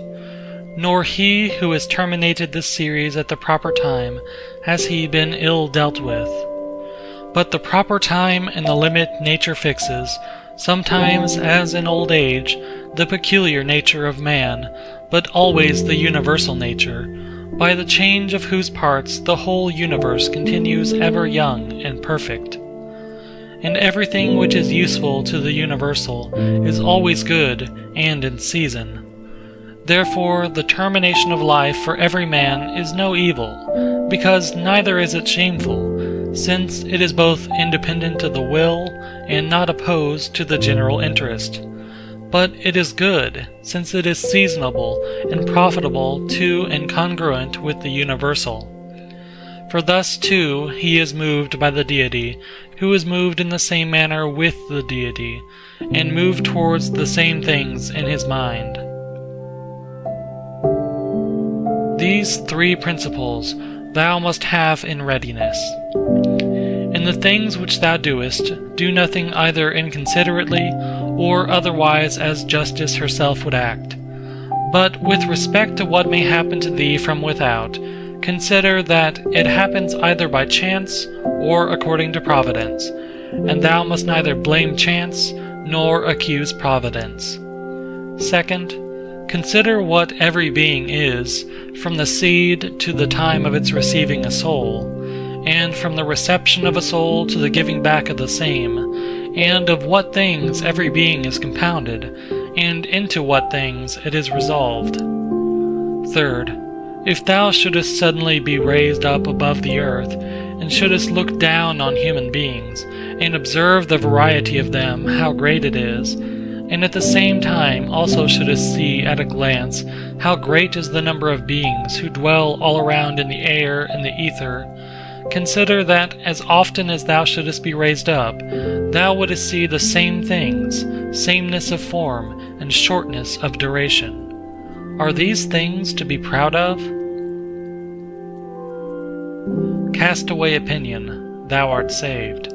Who then hinders thee from casting it away? When thou art troubled about anything, thou hast forgotten this, that all things happen according to the universal nature, and forgotten this, that a man's wrongful act is nothing to thee, and further thou hast forgotten this, that everything which happens always happens so and will happen so, and now happens so everywhere. Forgotten this too, how close is the kinship between a man and the whole human race, for it is a community, not of a little blood or seed, but of intelligence. And thou hast forgotten this too, that every man's intelligence is a god, and is an efflux of the deity. And forgotten this, that nothing is a man's own, but that his child and his body and his very soul came from the deity. Forgotten this, that everything is opinion. And lastly, thou hast forgotten that every man lives the present time only, and loses only this. Constantly bring to thy recollection those who have complained greatly about anything, those who have been most conspicuous by the greatest fame or misfortunes, or enmities, or fortunes of any kind. Then think, where are they all now? Smoke and ash and a tail, or not even a tail. And let there be present to thy mind also everything of this sort, how Fabius Catilinus lived in the country, and Lucius Lupus in his gardens, and Stertonius at Baiae, and Tiberius at Caprii, and Rufus at Velia. And, in fine, think of the eager pursuit of anything conjoined with pride, and how worthless everything is, after which men violently strain, and how much more philosophical it is for a man in the opportunities presented to him to show himself just, temperate, obedient to the gods, and to do this with all simplicity. For the pride which is proud of its want of pride is the most intolerable of all. To those who ask, where hast thou seen the gods, or how dost thou comprehend that they exist, and so worshipest them? I answer, in the first place, they may be seen even with the eyes. In the second place, neither have I seen even my own soul, and yet I honor it. Thus then, with respect to the gods, from what I constantly experience of their power, from this I comprehend that they exist, and I venerate them. The safety of life is this, to examine everything all through, what it is itself, what is its material, what the formal part, with all thy soul to do justice and to say the truth. What remains except to enjoy life by joining one good thing to another, so as not to leave even the smallest intervals between? There is one light of the sun, though it is interrupted by walls, mountains, and other things infinite. There is one common substance, though it is distributed among countless bodies which have their several qualities. There is one soul, though it is distributed among infinite natures and individual circumscriptions. there is one intelligent soul, though it seems to be divided. Now in the things which have been mentioned, all the other parts, such as those which are air and matter, are without sensation and have no fellowship, and yet even these parts the intelligent principle holds together, and the gravitation towards the same.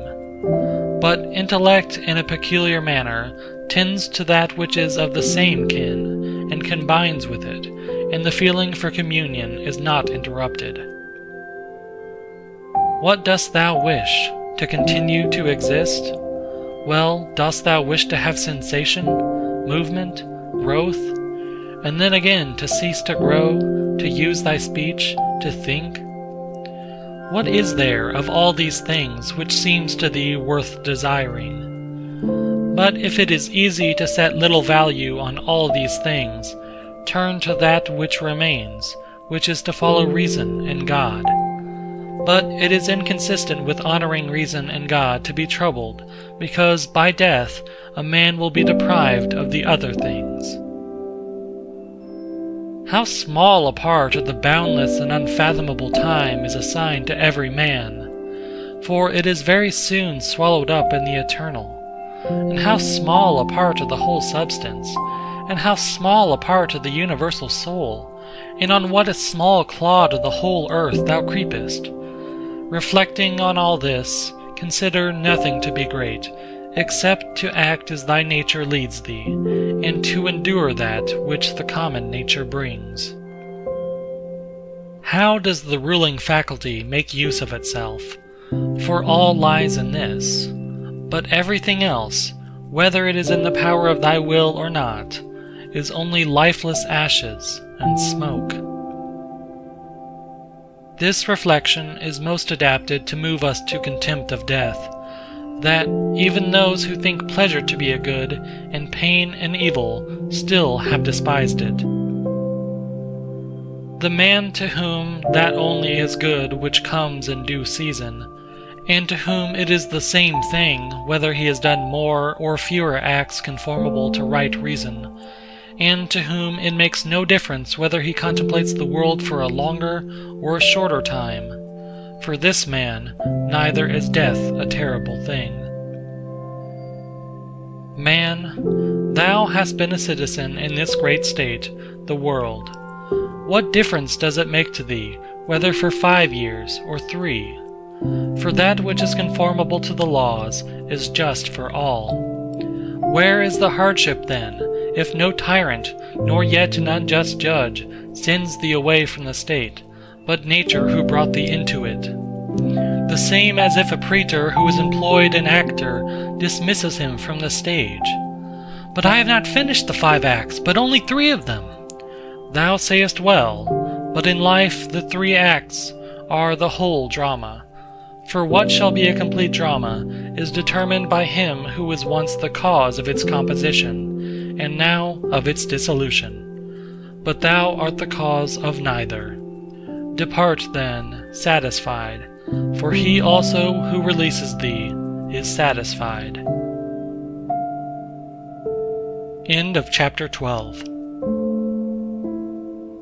Chapter 13. Marcus Aurelius Antoninus, by George Long, M.A. Marcus Antoninus was born at Rome A.D. 121 on the 26th of April. His father Aeneas Verus died while he was praetor. His mother was Domitia Culvilla, also named Lucilla. The emperor Titus Antoninus Pius married Aeneia Galeria Faustina, the sister of Aeneas Verus, and was consequently the uncle of Marcus Antoninus. When Hadrian adopted Antoninus Pius and declared him his successor in the empire, Antoninus Pius adopted both Lucius Saonius Commodus, the son of Aelius Caesar, and Marcus Antoninus, whose original name was Marcus Aeneas Verus. Antoninus then took the name of Marcus Aelius Aurelius Verus, to which was added the title of Caesar in AD 139. The name Aelius belonged to Hadrian's family, and Aurelius was the name of Antoninus Pius. When Marcus Antoninus became Augustus, he dropped the name of Verus and took the name of Antoninus. Accordingly, he is generally named Marcus Aurelius Antoninus, or simply Marcus Antoninus. The youth was most carefully brought up.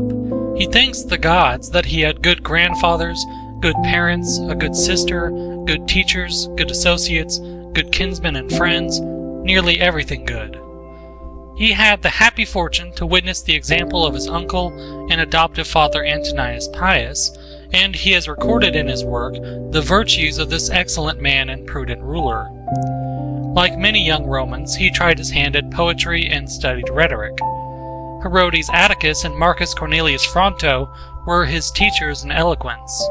There are extant letters between Fronto and Marcus, which show the great affection of the pupil for the master, and the master's great hopes of his industrious pupil.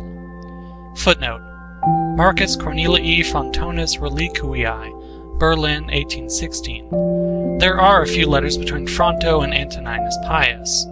End footnote. Marcus Antoninus mentions Fronto among those to whom he was indebted for his education. When he was 11 years old, he assumed the dress of philosophers, something plain and coarse, became a hard student, and lived a most laborious, abstemious life, even so far as to injure his health. Finally, he abandoned poetry and rhetoric for philosophy, and he attached himself to the sect of the Stoics. But he did not neglect the study of law, which was a useful preparation for the high place which he was designed to fill. His teacher was Lucius Volusianus Maecianus, a distinguished jurist. We must suppose that he learned the Roman discipline of arms, which was a necessary part of the education of a man who afterwards led his troops to battle against a warlike race. Antoninus has recorded in his first book the names of his teachers and the obligations which he owed to each of them. The way in which he speaks of what he learned from them might seem to savor of vanity or self-praise if we look carelessly at the way in which he has expressed himself, but if anyone draws this conclusion, he will be mistaken. Antoninus means to commemorate the merits of his several teachers, what they taught, and what a pupil might learn from them. Besides, this book, like the 11 other books, was for his own use, and if we may trust the note at the end of the first book, it was written during one of Marcus Antoninus's campaigns against the Quadi, at a time when the commemoration of the virtues of his illustrious teachers might remind him of their lessons and the practical uses which he might derive from them. Among his teachers of philosophy was Sextus of Chaeronea, a grandson of Plutarch. What he learned from this excellent man is told by himself. His favorite teacher was Quintus Junius Rusticus, a philosopher and also a man of practical good sense in public affairs. Rusticus was the advisor of Antoninus after he became emperor. Young men who are destined for high places are not often fortunate in those who are about them, their companions and teachers, and I do not know any example of a young prince having had an education which can be compared with that of Marcus Antoninus. Such a body of teachers, distinguished by their acquirements and their character, will hardly be collected again, and as to the pupil, we have not had one like him since.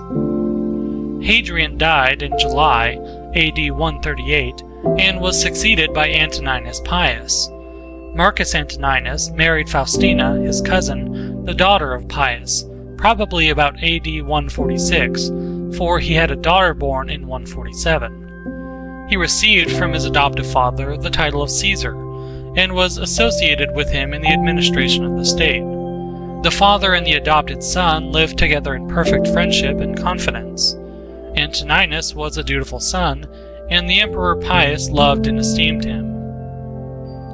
Antoninus Pius died in March AD 161. The Senate, it is said, urged Marcus Antoninus to take the sole administration of the empire, but he associated with himself the other adopted son of Pius, Lucius Seianius Commodus, who is generally called Lucius Verus.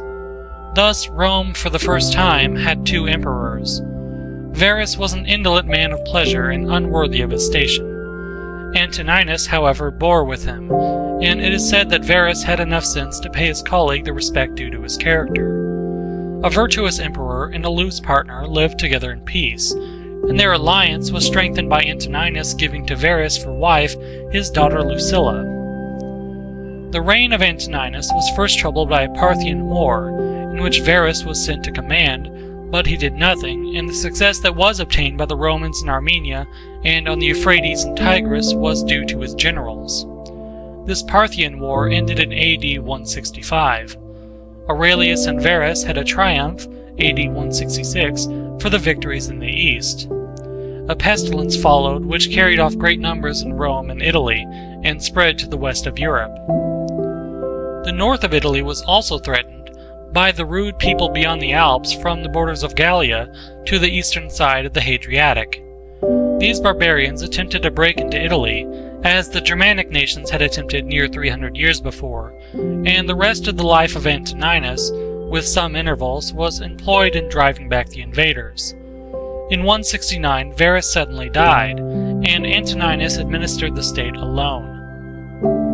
During the German wars, Antoninus resided for 3 years on the Danube at Carnuntum. The Marcomanni were driven out of Pannonia and almost destroyed in their retreat across the Danube, and in AD 174 the emperor gained a great victory over the Quadi. In AD 175, Avidius Cassius, a brave and skillful Roman commander, who was at the head of the troops in Asia, revolted and declared himself Augustus. But Cassius was assassinated by some of his officers, and so the rebellion came to an end.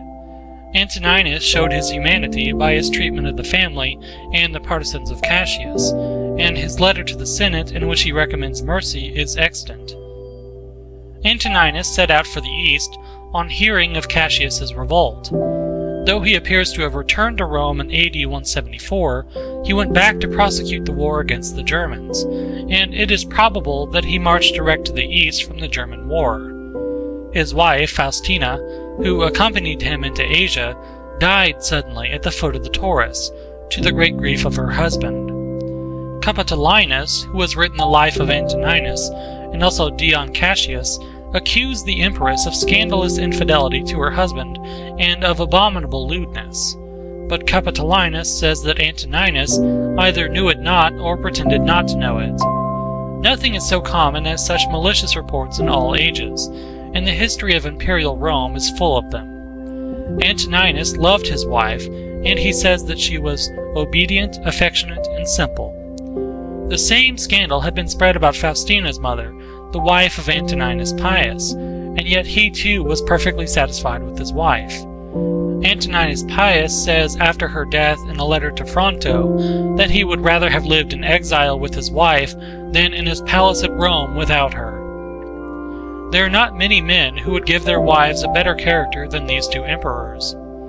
Capitolinus wrote in the time of Diocletian. He may have intended to tell the truth, but he is a poor, feeble biographer. Dion Cassius, the most malignant of historians, always reports, and perhaps he believed, any scandal against anybody. Antoninus continued his journey to Syria and Egypt, and on his return to Italy through Athens, he was initiated into the Eleusinian mysteries. It was the practice of the emperor to conform to the established rites of the age, and to perform religious ceremonies with due solemnity. We cannot conclude from this that he was a superstitious man, though we might perhaps do so if his book did not show that he was not. But this is only one among many instances that a ruler's public acts do not always prove his real opinions. A prudent governor will not roughly oppose even the superstitions of his people, and though he may wish that they were wiser, he will know that he cannot make them so by offending their prejudices. Antoninus and his son Commodus entered Rome in triumph, perhaps for some German victories, on the 23rd of December AD 176. In the following year, Commodus was associated with his father in the empire and took the name of Augustus. This year, AD 177, is memorable in ecclesiastical history. Attalus and others were put to death at Lyon for their adherence to the Christian religion. The evidence of this persecution is a letter preserved by Eusebius. The letter is from the Christians of Vienna and Lugdunum in Gallia, Vienne and Lyon, to their Christian brethren in Asia and Phrygia, and it is preserved perhaps nearly entire. It contains a very particular description of the tortures inflicted on the Christians in Gallia, and it states that while the persecution was going on, Attalus, a Christian and a Roman citizen, was loudly demanded by the populace and brought into the amphitheater. But the governor ordered him to be reserved with the rest who were in prison, until he had received instructions from the emperor. Many had been tortured before the governor thought of applying to Antoninus. The imperial rescript, says the letter, was that the Christians should be punished, but if they would deny their faith, they must be released. On this, the work began again. The Christians, who were Roman citizens, were beheaded, the rest exposed to the wild beasts in the amphitheater. Some modern writers on ecclesiastical history, when they use this letter, say nothing of the wonderful stories of the martyrs' sufferings. Sanctus, as the letter says, was burnt with plates of hot iron, till his body was one sore, and he had lost all human form, but on being put to the rack, he recovered his former appearance under the torture, which was thus a cure instead of a punishment. He was afterwards torn by beasts, and placed on an iron chair and roasted. He died at last. The letter is one piece of evidence. The writer, whoever he was that wrote in the name of the Gallic Christians, is our evidence both for the ordinary and the extraordinary circumstances of the story, and we cannot accept his evidence for one part and reject the other. We often receive small evidence as a proof of a thing which we believe to be within the limits of probability or possibility, and we reject exactly the same evidence when the thing to which it refers appears very improbable or impossible. But this is a false method of inquiry, though it is followed by some modern writers, who select what they like from a story and reject the rest of the evidence, or if they do not reject it, they dishonestly suppress it. A man can only act consistently by accepting all this letter or rejecting it all, and we cannot blame him for either. But he who rejects it may still admit that such a letter may be founded on real facts, and he would make this admission as the most probable way of accounting for the existence of the letter. But if, as he would suppose, the writer has stated some things falsely, he cannot tell what part of his story is worthy of credit. The war on the northern frontier appears to have been uninterrupted during the visit of Antoninus to the east, and on his return the emperor again left Rome to oppose the barbarians. The Germanic people were defeated in a great battle, AD 179. During this campaign, the emperor was seized with some contagious malady, of which he died in the camp at Sirmium, Mitrovitz, on the Sava in Lower Pannonia, but at Vindobona, Vienna, according to other authorities, on the 17th March, AD 180, in the 59th year of his age. His son Commodus was with him. The body or the ashes probably of the emperor were carried to Rome, and he received the honor of deification. Those who could afford it had his statue or bust, and when Capitolinus wrote, many people still had statues of Antoninus among the Dea Penates, or household deities. He was in a manner made a saint.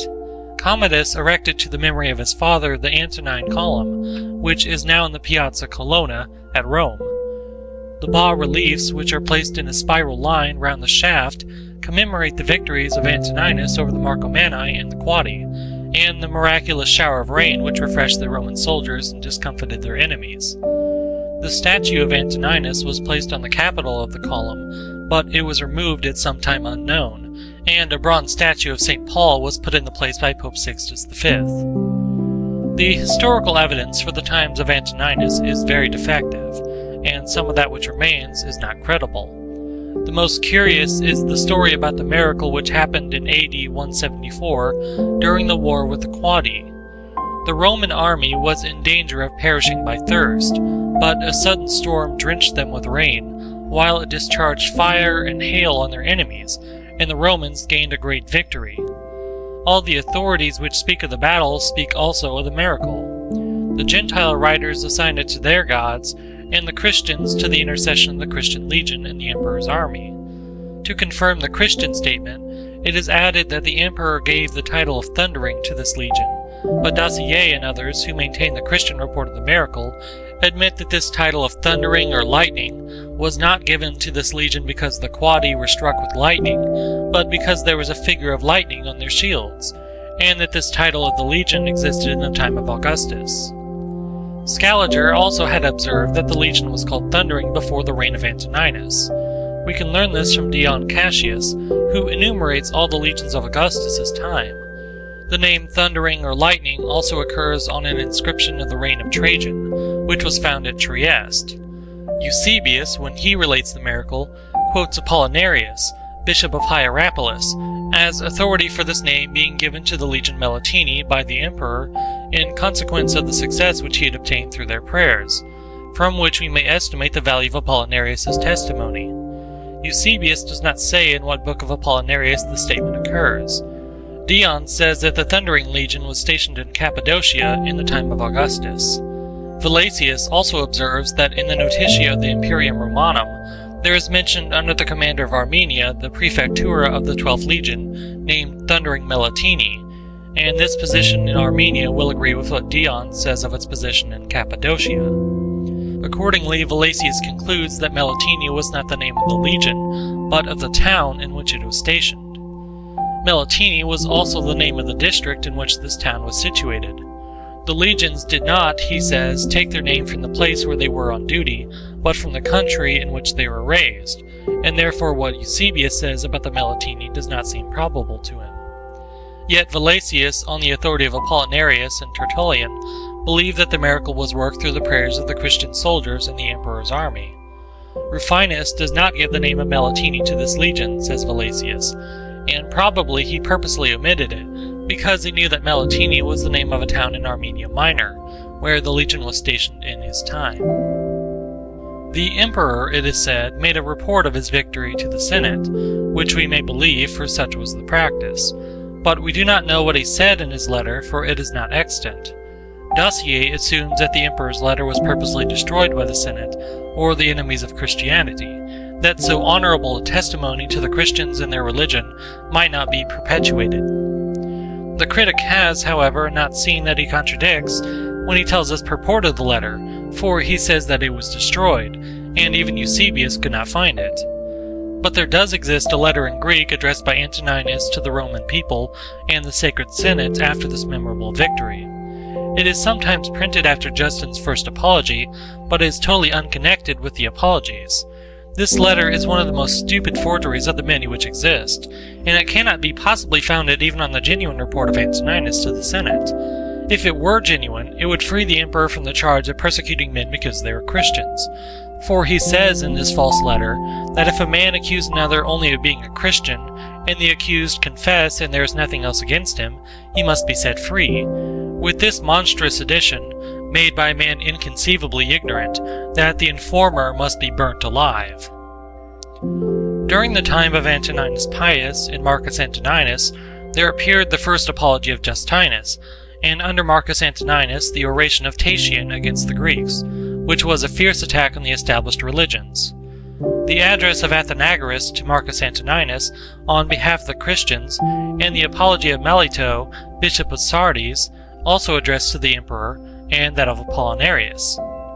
The first apology of Justinus is addressed to Titus Antoninus Pius, and his two adopted sons, Marcus Antoninus and Lucius Verus, but we do not know whether they read it.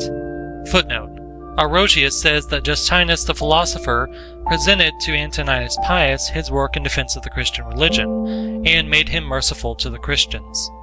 End footnote.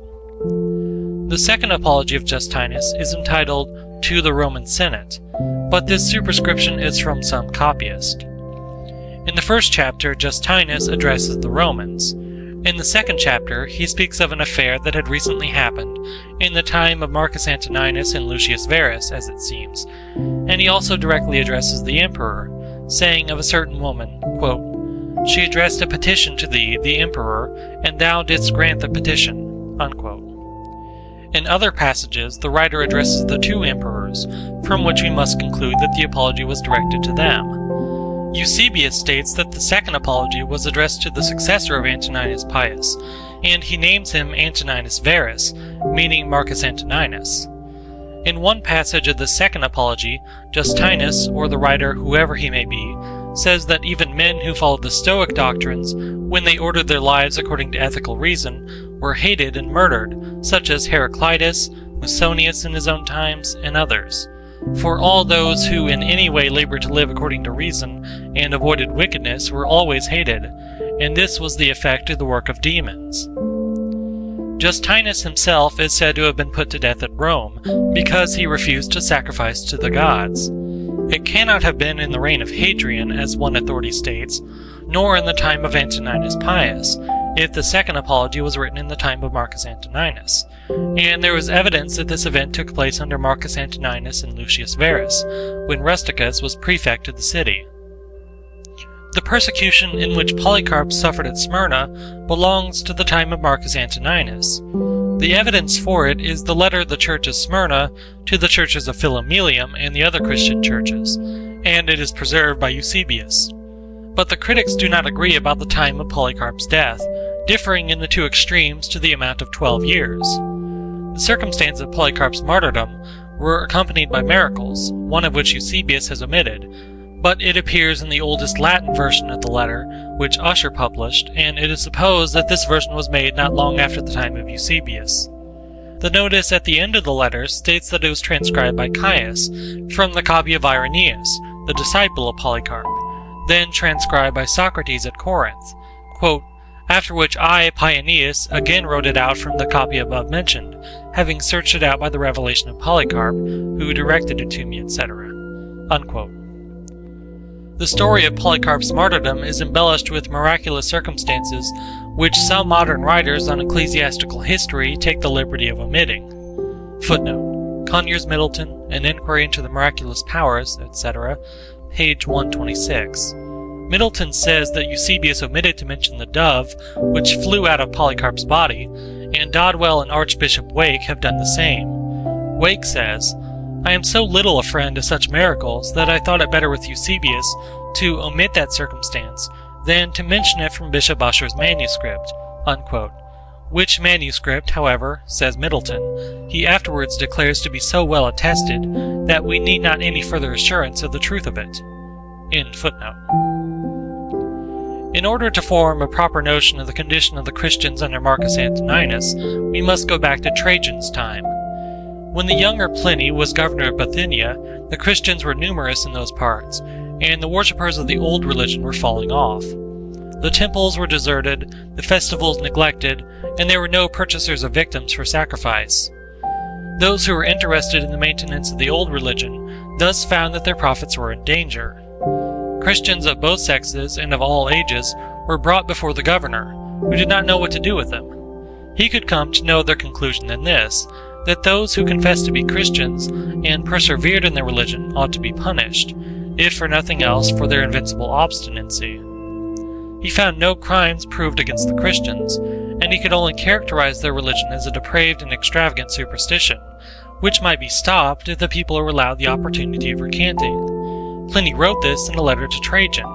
Footnote: The Martyrium Ignatii, first published in Latin by Archbishop Ussher, is the chief evidence for the circumstances of Ignatius's death. End footnote. In the time of Hadrian, it was no longer possible for the Roman government to overlook the great increase of the Christians and the hostility of the common sword to them. If the governors in the provinces were willing to let them alone, they could not resist the fanaticism of the heathen community, who looked on the Christians as atheists. The Jews, too, who were settled all over the Roman Empire, were as hostile to the Christians as the Gentiles were. Footnote: We have the evidence of Justinus to this effect, quote, the Christians are attacked by the Jews as if they were men of a different race, and are persecuted by the Greeks, and those who hate them cannot give the reason of their enmity, unquote. End footnote. With the time of Hadrian began the Christian apologies, which show plainly what the popular feeling towards the Christians then was. A rescript of Hadrian to Minucius Fundanus, the proconsul of Asia, which stands at the end of Justin's first apology, instructs the governor that innocent people must not be troubled, and false accusers must not be allowed to extort money from them. The charges against the Christians must be made in due form, and no attention must be paid to popular clamors. When Christians were regularly prosecuted and convicted of illegal acts, they must be punished according to their deserts, and false accusers also must be punished. Footnote: And in Eusebius, Aurelius says that Hadrian sent this rescript to Minucius Fundanus, proconsul of Asia, after being instructed in books written on the Christian religion by Quadratus, a disciple of the apostles, and Aristides, an Athenian, an honest and wise man, and Cyrenus Granius. In the Greek text of Hadrian's rescript, there is mentioned Cyrenus Granianus, the predecessor of Minucius Fundanus, in the government of Asia. This rescript of Hadrian has clearly been added to the Apology by some editor. End footnote. Antoninus Pius is said to have published rescripts to the same effect. The terms of Hadrian's rescript seem very favorable to the Christians, but if we understand it in this sense, that they are only to be punished like other people for illegal acts, it would have no meaning, for that could have been done without asking the emperor's advice. The real purpose of the rescript is that Christians must be punished if they persisted in their belief, and would not prove their renunciation of it by acknowledging the heathen religion. This was Trajan's rule, and we have no reason for supposing that Hadrian granted more to the Christians than Trajan did. There is also printed at the end of Justin's first apology a rescript of Antoninus Pius to the commune of Asia, and it is also in Eusebius. The date of the rescript is the third consulship of Antoninus Pius. The rescript declares that the Christians, for they are meant, though the name Christians does not occur in the rescript, were not to be disturbed unless they were attempting something against the Roman rule, and no man was to be punished simply for being a Christian. But this rescript is spurious. Any man moderately acquainted with Roman history will see by the style and tenor that it is a clumsy forgery. In the time of Marcus Antoninus, the opposition between the old and the new belief was still stronger, and the adherents of the heathen religion urged those in authority to a more regular resistance to the invasions of the Christian faith. Melito, in his apology to Marcus Antoninus, represents the Christians of Asia as persecuted under new imperial orders. Shameless informers, he says, men who were greedy after the property of others, used these orders as a means of robbing those who were doing no harm. He doubts if a just emperor could have ordered anything so unjust, and if the last order was really not from the emperor, the Christians entreat him not to give them up to their enemies. We conclude from this that there were at least imperial rescripts, or constitutions of Marcus Antoninus, which were made the foundations of these persecutions. The fact of being a Christian was now a crime and punished, unless the accused denied their religion. Then come the persecutions at Smyrna, which some modern critics place in AD 167, 10 years before the persecution of Lyon. The governors of the provinces under Marcus Antoninus might have found enough even in Trajan's rescript to warrant them in punishing Christians, and the fanaticism of the people would drive them to persecution, even if they were unwilling. But besides the fact of the Christians rejecting all the heathen ceremonies, we must not forget that they plainly maintained that all the heathen religions were false.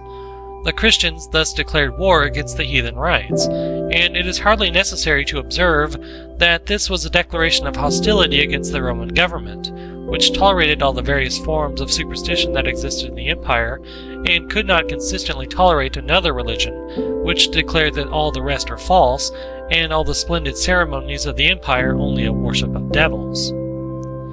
If we had a true ecclesiastical history, we should know how the Roman empires attempted to check the new religion, how they enforced their principle of finally punishing Christians, simply as Christians, which Justin in his Apology affirms that they did, and I have no doubt that he tells the truth. How far popular clamor and riots went in this matter, and how far many fanatical and ignorant Christians, for there were many such, contributed to excite the fanaticism on the other side, and to embetter the quarrel between the Roman government and the new religion. Our extant ecclesiastical histories are manifestly falsified, and what truth they contain is grossly exaggerated. But the fact is certain that in the time of Marcus Antoninus, the heathen populations were in open hostility to the Christians, and that under Antoninus's rule, men were put to death because they were Christians. Eusebius, in the preface to his 5th book, remarks that in the 17th year of Antoninus's reign, in some parts of the world the persecution of the Christians became more violent, and that it proceeded from the populace in the cities. And he adds, in his usual style of exaggeration, that we may infer from what took place in a single nation that myriads of martyrs were made in the habitable earth. The nation which he alludes to is Gallia, and he then proceeds to give the letter to the churches of Vienna and Lugdunum. It is probable that he has assigned the true cause of the persecutions, the fanaticism of the populace, and that both governors and emperor had a great deal of trouble with these disturbances. How far Marcus was cognizant of these cruel proceedings we do not know, for the historical records of his reign are very defective. He did not make the rule against the Christians, for Trajan did that, and if we admit that he would have been willing to let the Christians alone, we cannot affirm that it was in his power, for it would be a great mistake to suppose that Antoninus had the unlimited authority which some modern sovereigns have had. His power was limited by certain constitutional forms, by the Senate, and by the precedents of his predecessors. We cannot admit that such a man was an active persecutor, for there is no evidence that he was, though it is certain that he had no good opinion of the Christians, as appears from his own words. Footnote: except that of Aurelius, who says that during the Parthian War there were grievous persecutions of the Christians in Asia and Gallia under the orders of Marcus, praecepto eius, and, quote, many were crowned with the martyrdom of saints, unquote. End footnote. But he knew nothing of them except their hostility to the Roman religion, and he probably thought that they were dangerous to the state, notwithstanding the professions false or true of some of the apologists. So much I have said, because it would be unfair not to state all that can be urged against a man whom his contemporaries in subsequent ages venerated as a model of virtue and benevolence. If I admitted the genuineness of some documents, he would be altogether clear from the charge of even allowing any persecutions. But as I seek the truth, and am sure that they are false, I leave him to bear whatever blame is his due. Footnote: Dr. F.C. Bauer, in his work entitled Das Christentum und die Christliche Kirche der drei ersten Jahrhunderte, etc., has examined this question with great good sense and fairness, and I believe he has stated the truth as near as our authorities enable us to reach it. End footnote. I add that it is quite certain that Antoninus did not derive any of his ethical principles from a religion of which he knew nothing. Footnote: in the digest there is the following excerpt from Modestinus, quote, Si cuis aliquid feceret, quo levas hominum anima, superstitiona naminis terrerenter. Divus Marcus huias mada hominis, in insulam relegere rescripsit. Unquote. There is no doubt that the emperor's reflections, or his meditations, as they are generally named, is a genuine work. In the first book he speaks of himself, his family, and his teachers, and in other books he mentions himself. Suidas notices a work of Antoninus in 12 books, which he names The Conduct of His Own Life, and he cites the book under several words in his dictionary, giving the emperor's name but not the title of the work. There are also passages cited by Suidas from Antoninus without mention of the emperor's name. The true title of the work is unknown. Xylander, who published the first edition of this book with a Latin version, used a manuscript which contained the 12 books, but it is not known where the manuscript is now. The only other complete manuscript which is known to exist is in the Vatican Library, but it has no titles and no inscriptions of the several books. The 11th only has the inscription marked with an asterisk. The other Vatican manuscripts and the 3 Florentine contain only excerpts from the emperor's book. All the titles of the excerpts nearly agree with that which Xylander prefixed to his edition. This title has been used by all subsequent editors. We cannot tell whether Antoninus divided his work into books or somebody else did it. If the inscriptions at the end of the first and second books are genuine, he may have made the division himself. It is plain that the emperor wrote down his thoughts or reflections as the occasions arose, and since they were intended for his own use, it is no improbable conjecture that he left a complete copy behind him, written with his own hand, for it is not likely that so diligent a man would use the labor of a transcriber for such a purpose, and expose his most secret thoughts to any other eye. He may have also intended the book for his son Eusebius Combatus, who, however, had no taste for his father's philosophy. Some careful hand preserved the precious volume, and a work by Antoninus is mentioned by other late writers besides Suidas. Many critics have labored on the text of Antoninus. The most complete edition is that by Thomas Gadaker, 1652, quarto. The second edition of Gattaker was superintended by George Stanhope, 1697, quarto. There is also an edition of 1704. Gattaker made and suggested many good corrections, and he also made a new Latin version, which is not a very good specimen of Latin, but it generally expresses the sense of the original, and often better than some of the more recent translations. He added in the margin opposite to each paragraph references to the other parallel passages, and he wrote a commentary, one of the most complete that has been written on any ancient author. This commentary contains the editor's exposition of the more difficult passages, and quotations from all the Greek and Roman writers for the illustration of the text. It is a wonderful monument of learning and labor, and certainly no Englishman has yet done anything like it. At the end of his preface, the editor says that he wrote it at Rotherhithe, near London in a severe winter, when he was in the 78th year of his age, 1651, a time when Milton, Selden, and other great men of the Commonwealth time were living, and the great French scholar Salmasius, with whom Gattaker corresponded and received help from him for his edition of Antoninus.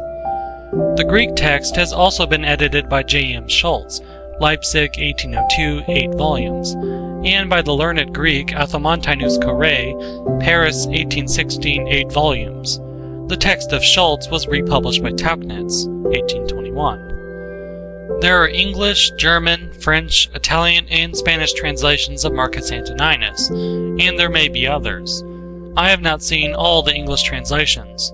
There is one by Jeremy Collier, 1702, 8 volumes, a most coarse and vulgar copy of the original.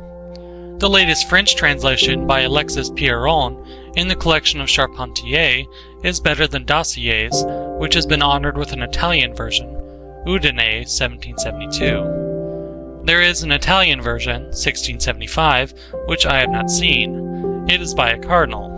Quote, "A man illustrious in the Church, the Cardinal Francis Barberini the Elder, nephew of Pope Urban VII, occupied the last years of his life in translating into his native language the thoughts of the Roman Emperor, in order to diffuse among the faithful the fertilizing and vivifying seeds. He dedicated this translation to his soul, to make it, as he says in his energetic style, redder than his purple at the sight of the virtues of this Gentile." Unquote. I have made this translation at intervals after having used the book for many years. It is made from the Greek, but I have not always followed one text, and I have occasionally compared other versions with my own. I made this translation for my own use, because I found that it was worth the labor, but it may be useful to others also, and therefore I determined to print it. As the original is sometimes very difficult to understand, and still more difficult to translate, it is not possible that I have always avoided error. But I believe that I have not often missed the meaning, and those who will take the trouble to compare the translation with the original should not hastily conclude that I am wrong, if they do not agree with me.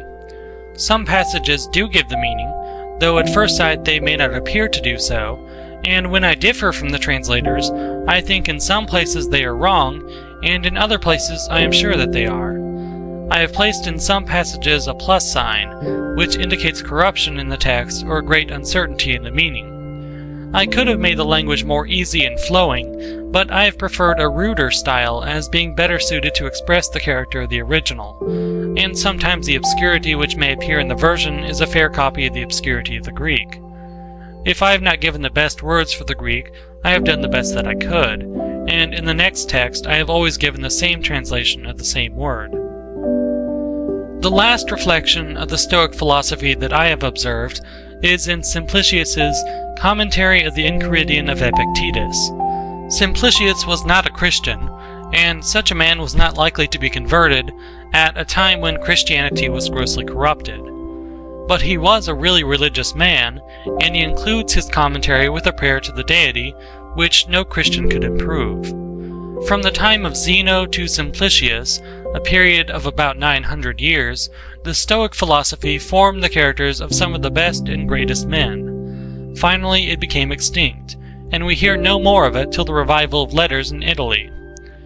Angelo Poliziano met with two very inaccurate and incomplete manuscripts of Epictetus's Enchiridion, which he translated into Latin and dedicated to his great patron Lorenzo de' Medici, in whose collection he had found the book. Poliziano's version was printed in the first Ball edition of the Enchiridion, AD 1531, Apud Andream Curtandrum. Poliziano recommends the Enchiridion to Lorenzo as a work well suited to his temper, and useful in the difficulties by which he was surrounded. Epictetus and Antoninus have had readers ever since they were printed. The little book of Antoninus has been the companion of some great men. Machiavelli's Art of War and Marcus Antoninus were the two books which were used when he was a young man by Captain John Smith, and he could not have found two writers better fitted to form the character of a soldier and a man. Smith is almost unknown and forgotten in England, his native country, but not in America, where he saved the young colony of Virginia. He was great in his heroic mind and his deeds in arms, but greater still in the nobleness of his character. For a man's greatness lies not in wealth and station, as the vulgar believe, nor yet in his intellectual capacity, which is often associated with the meanest moral character, the most abject servility to those in high places, and arrogance to the poor and lowly. But a man's true greatness lies in the consciousness of an honest purpose in life, founded on a just estimate of himself and everything else, on frequent self-examination, and a steady obedience to the rule which he knows to be right, without troubling himself, as the emperor says he should not, about what others may think or say, or whether they do or do not do that which he thinks and says and does. End of chapter 13. The Meditations of Marcus Aurelius, section 14. It has been said that Stoic philosophy first showed its real value when it passed from Greece to Rome. The doctrines of Zeno and his successors were well suited to the gravity and practical good sense of the Romans, and even in the Republican period we have an example of a man, M. Cato Utensis, who lived the life of a Stoic and died consistently with the opinions which he professed. He was a man, says Cicero, who embraced the Stoic philosophy from conviction, not for the purpose of vain discussion as most did, but in order to make his life conformable to the Stoic precepts. In the wretched times from the death of Augustus to the murder of Domitian, there was nothing but Stoic philosophy which could console and support the followers of the old religion under imperial tyranny and amidst universal corruption. There were even then noble minds that could dare and endure, sustained by good conscience and elevated idea of the purposes of man's existence. Such were Paetus Thasia, Helvidius Priscus, Cornutus, C. Musonius Rufus, and the poets Persius and Juvenal, whose energetic language and manly thoughts may be as instructive to us now as they might have been to their contemporaries. Persius died under Nero's bloody reign, but Juvenal had the good fortune to survive the tyrant Domitian and to see the better times of Nerva, Trajan, and Hadrian. His best precepts are derived from the Stoic school, and they are enforced in his finest verses by the unrivaled vigor of the Latin language. The two best expounders of the later Stoical philosophy were a Greek slave and a Roman emperor. Epictetus, a Phrygian Greek, was brought to Rome, we know not how, but he was there the slave and afterwards the freedman of an unworthy master, Epaphroditus by name, himself a freeman, and a favorite of Nero. Epictetus may have been a hearer of C. Musonius Rufus while he was still a slave, but he could hardly have been a teacher before he was made free. He was one of the philosophers whom Domitian's order banished from Rome. He retired to Nicopolis in Epirus, and he may have died there.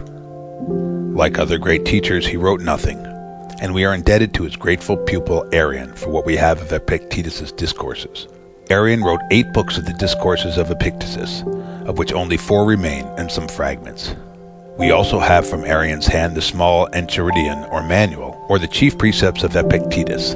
There is a valuable commentary on the Enchiridion by Simplicis, who lived at the time of the Emperor Justinian.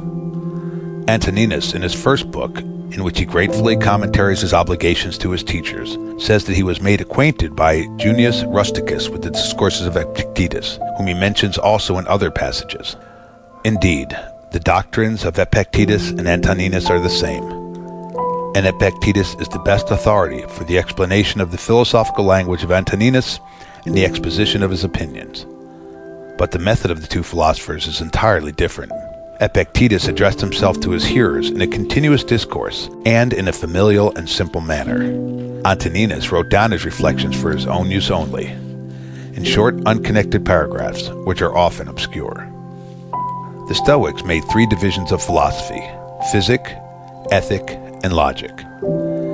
This division, we are told by Diogenes, was made by Zeno of Citium, the founder of the Stoic sect, and by Chrysippus.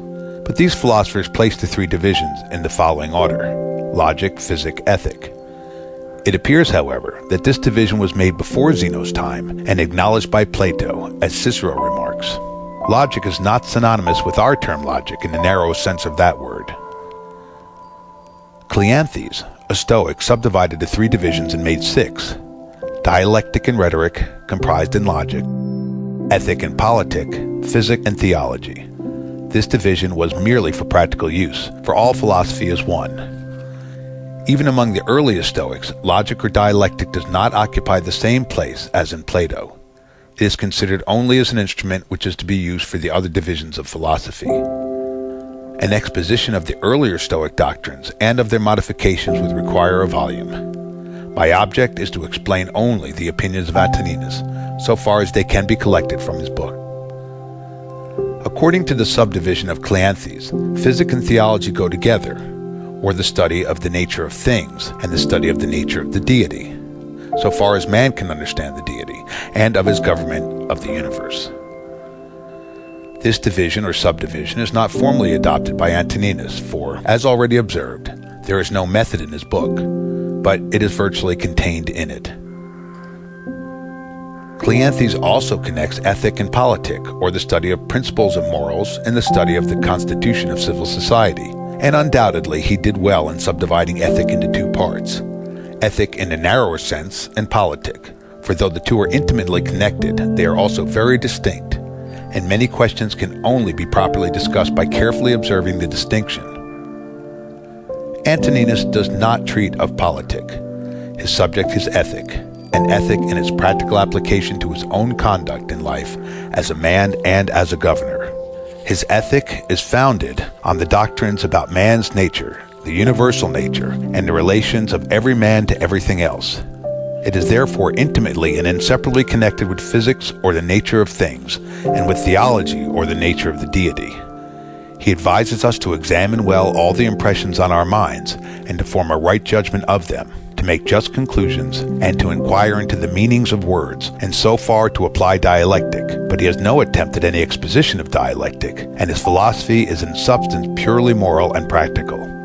He says, quote, "Constantly, and, if it be possible, on the occasion of every impression on the soul, apply it to the principles of physic, of ethic, and of dialectic," end quote. Which is only another way of telling us to examine the impression in every possible way. In another passage he says, quote, "To the age which have been mentioned, let this one still be added.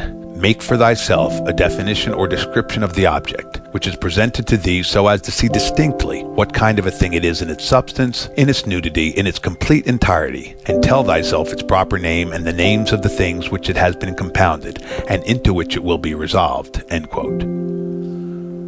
Such an examination implies a use of dialectic, which Antoninus accordingly employed as a mean towards establishing his physical, theological, and ethical principles.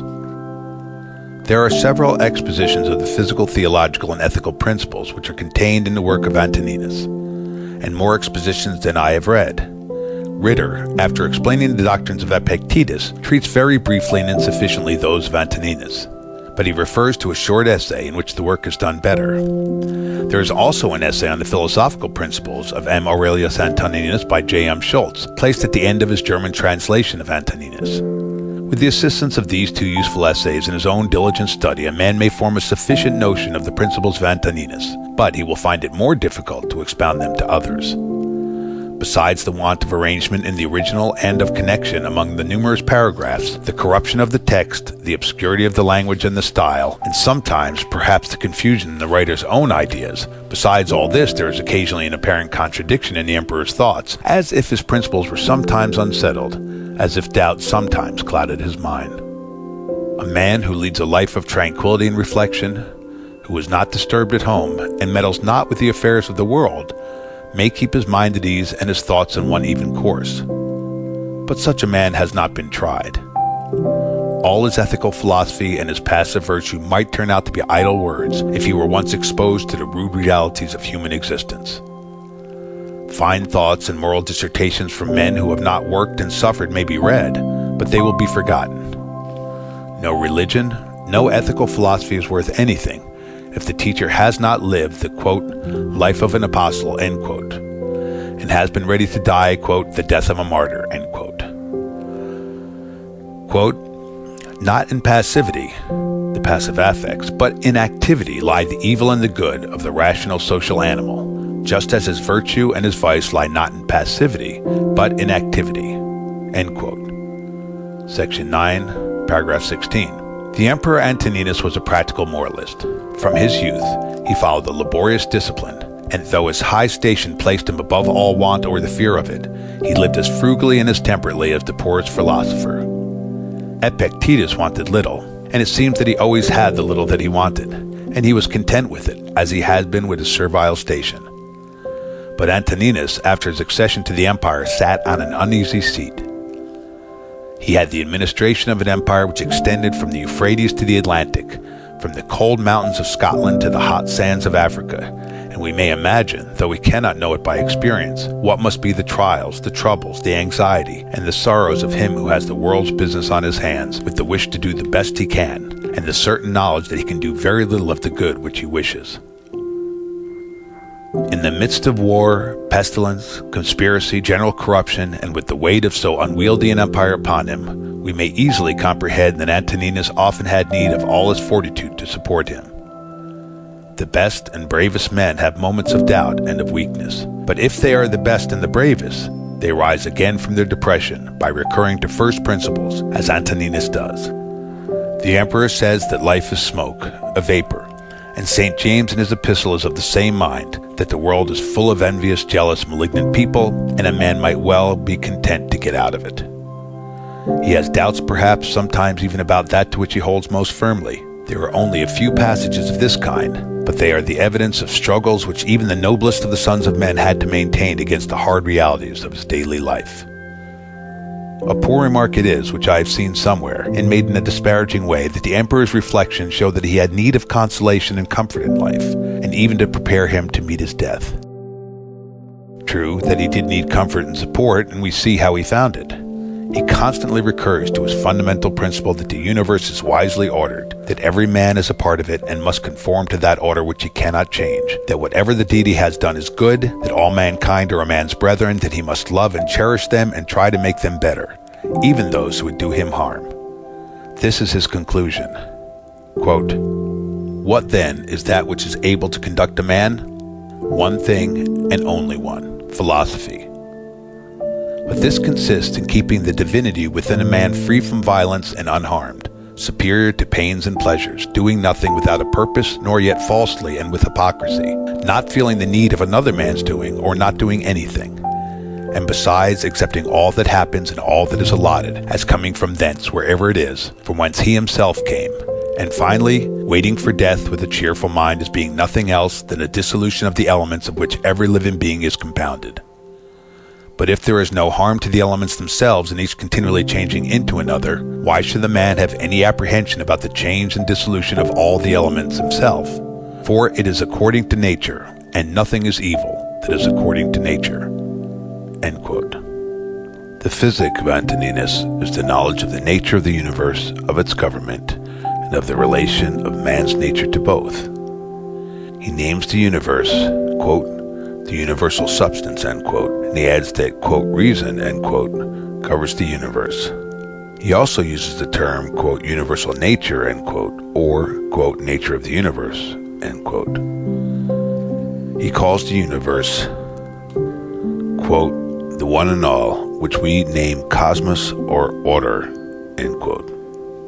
If he ever seems to use these general terms as significant of all that man can in any way conceive to exist, he still on other occasions plainly distinguishes between matter, material things, and cause, origin, reason. This is conformable to Zeno's doctrine that there are two original principles of all things, that which acts and that which is acted upon.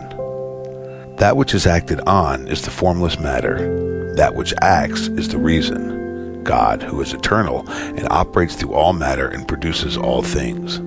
So Antoninus speaks of the reason which pervades all substance and through all time by fixed periods (revolutions) administers the universe. God is eternal and matter is eternal. It is God who gives form to matter, but he is not said to have created matter. According to this view, which is as old as Anaxagoras, God and matter exist independently, but God governs matter. This doctrine is simply the expression of the fact of the existence both of matter and of God. The Stoics did not perplex themselves with the insoluble question of the origin and nature of matter.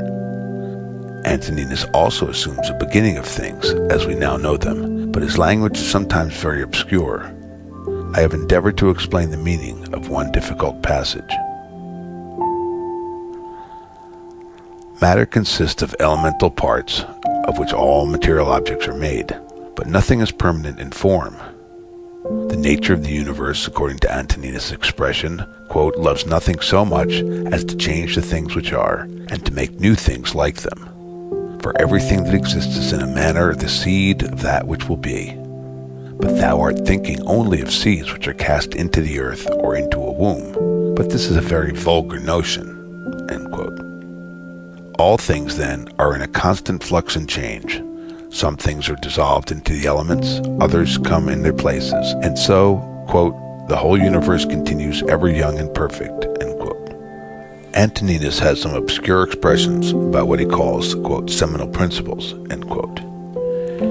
He opposes these to the Epicurean atoms, and consequently, quote, his seminal principles, end quote, are not material atoms which wander about at hazard and combine nobody knows how. In one passage he speaks of living principles, souls after the dissolution of their bodies being received into the, quote, seminal principle of the universe, end quote. Schultz thinks that by, quote, seminal principles, Antoninus means the relation of the various elemental principles, which relations are determined by the deity, and by which alone the production of organized beings is possible, end quote. This may be the meaning, but if it is, nothing of any value can be derived from it. Antoninus often uses the word, quote, nature, end quote, and we must attempt to fix its meaning. The simple etymological sense is, quote, production, end quote, the birth of what we call things. The Romans used natura, which also means birth originally, but neither the Greeks nor Romans stuck to this simple meaning, nor do we.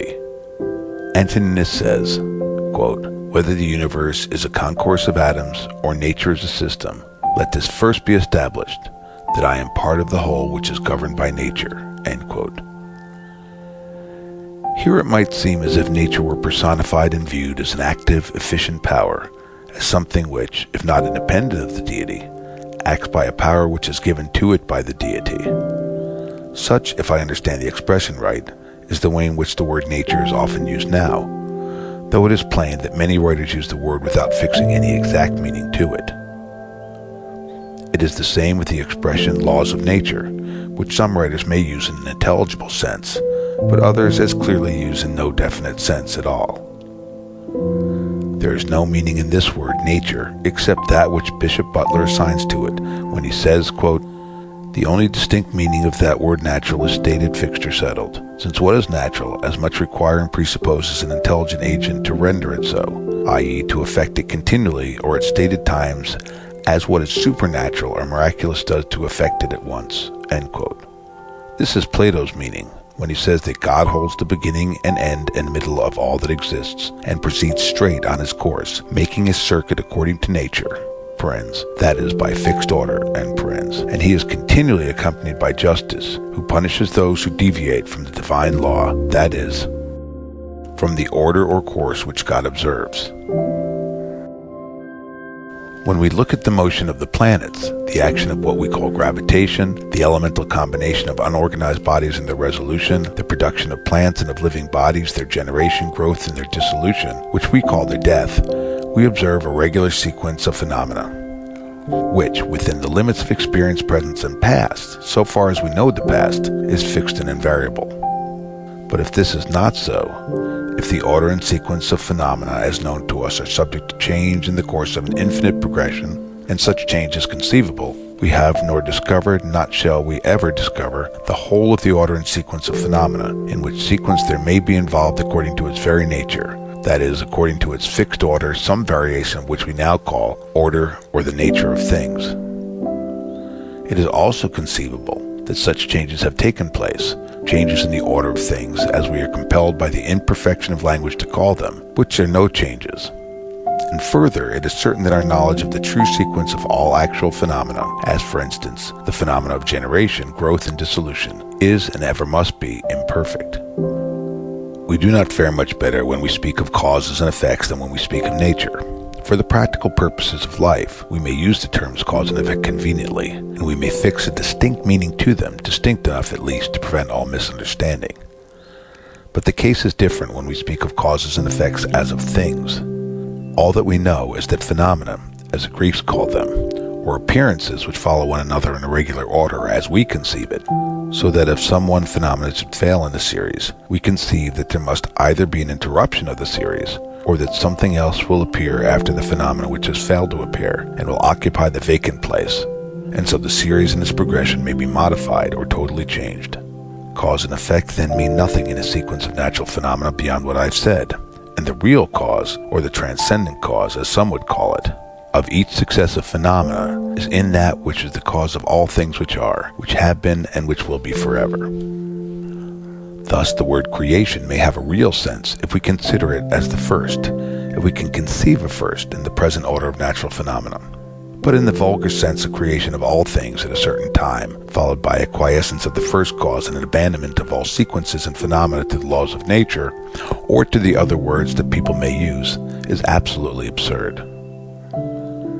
Now, though there is great difficulty in understanding all the passages of Antoninus in which he speaks of nature, of the changes of things, and of the economy of the universe, I am convinced that his sense of nature and natural is the same as that which I have stated. And as he was a man who knew how to use words in a clear way and with a strict consistency, we ought to assume, even if his meaning in some passages is doubtful, that his view of nature was in harmony with his fixed belief in the all-pervading, ever-present, and ever-active energy of God.